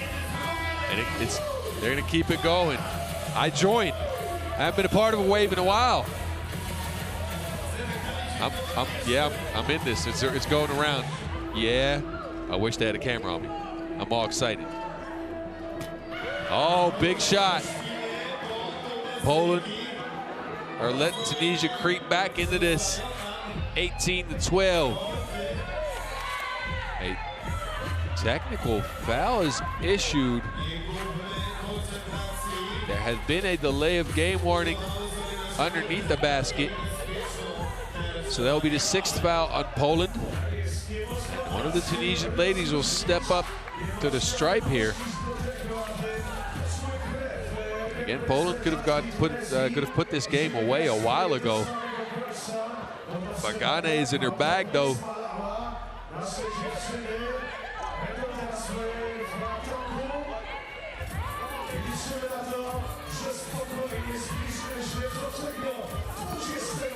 Zolarska gets a screen from Puter.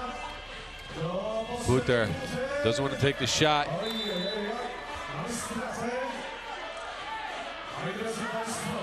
So it's an 18-13 game. We're under 3 minutes, and Tunisia somehow, some way have managed to fight themselves back into this game.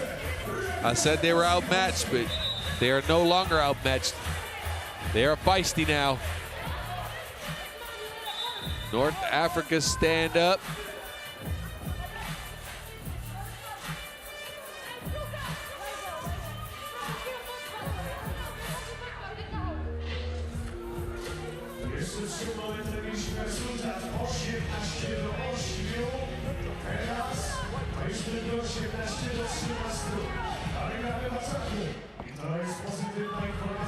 Put there to Zolarska. They leave her open, and she will make a pay with 2 points.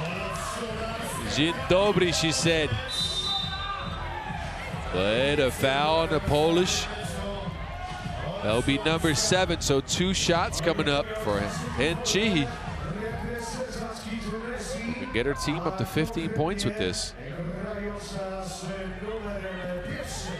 Bazan get their hands up.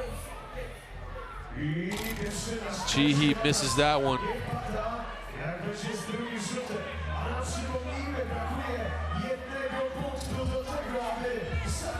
Chihi misses both, but gets the rebound, and that is not cleared. So possession went to the Poles first, and Chihi got the steal, and that's no good. It won't count.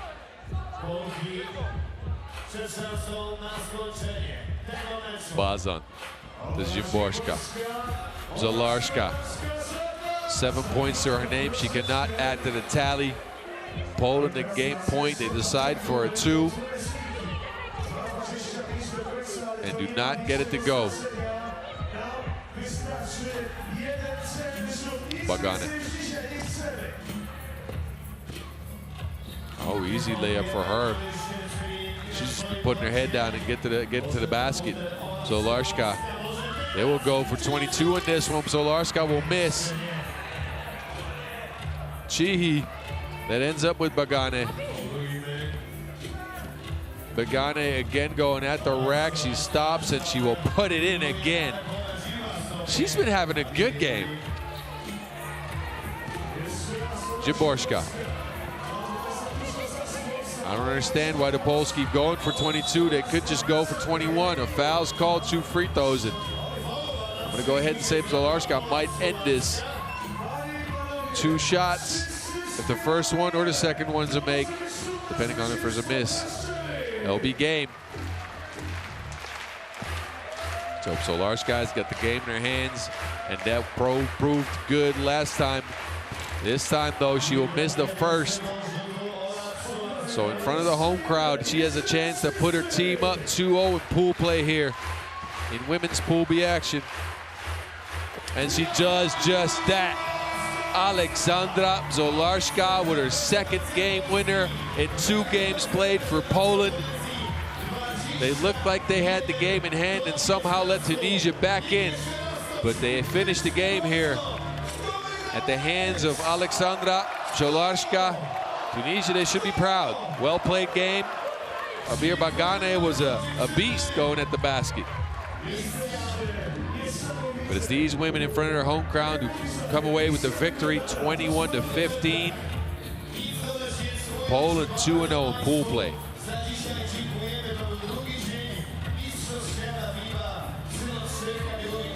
Crowd so hyped, but since it's the last game, they'll be leaving right away. We will not leave you yet, though. We'll leave you with some highlights.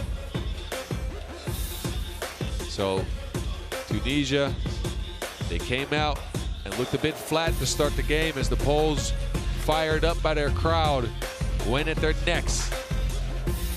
Jimborska, I thought she was only good inside, but she can shoot as well. Jimborska again underneath the basket. She was strong all game long. She gets another one to go here. Puter got in on the action.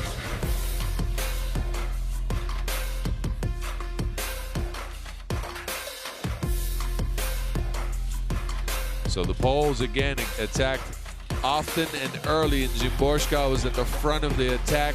She was the horns of the bull, and she was beasting people down below.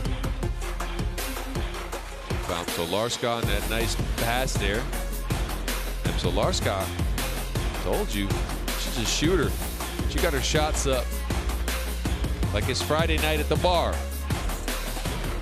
Anyway, Tunisia, well, they got back into things. I think the elbow to the face of Chihi woke them up a little bit because they started attacking the basket. They got nice with it, but hey, it ended up not enough.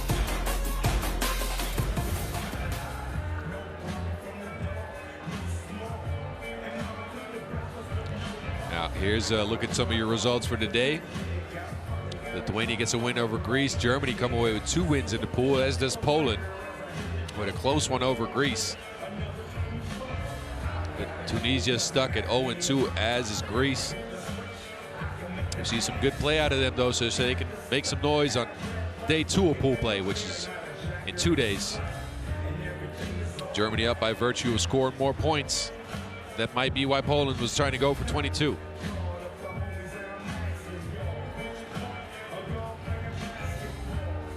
These are your results from women's Pool D action this morning. So Japan looking nasty in that. 2 easy wins, one over Romania, one over Mongolia. Czechia also 2 wins. Chile stuck at 1-1. Romania, they're in the hole. Mongolia, they are further in the hole. They're gonna have to retool and try to get back in 2 days. Now we got the men's. Tunisia, they're not here. They got the sniffles. COVID. So they forfeited their games. Israel, 2 wins. Qatar got a win as well, and the forfeit win. So they are leading the pool. Germany's stuck at 1-1, and Kenya, well, they played well, but 0-2. So they're going to try to get back into things on the second day of pool play. Then we had this afternoon's pool. Czechia lost 1-1, the Netherlands as well. Mongolia looking very, very sharp after a win over Czechia and a destruction of the Chinese wall. So they'll lead the pool with 3 teams stuck at 1-1. Chile, the Netherlands, and Czechia. China at 0-2. Unexpectedly so, maybe. They look like they might be at the bottom of this pool. And this is it. I'm not singing. Somebody's singing in my ear, but I'm not going to. This is goodbye for today. This was day 2 action here from Lublin, Poland. I will be back with you guys tomorrow morning at 10 a.m. local time. I hope you will join me for a full day of 3x3 action here as we continue to FIBA 3x3 U23 World Cup 2023. I'll see you guys tomorrow. This is The Mountain. Off.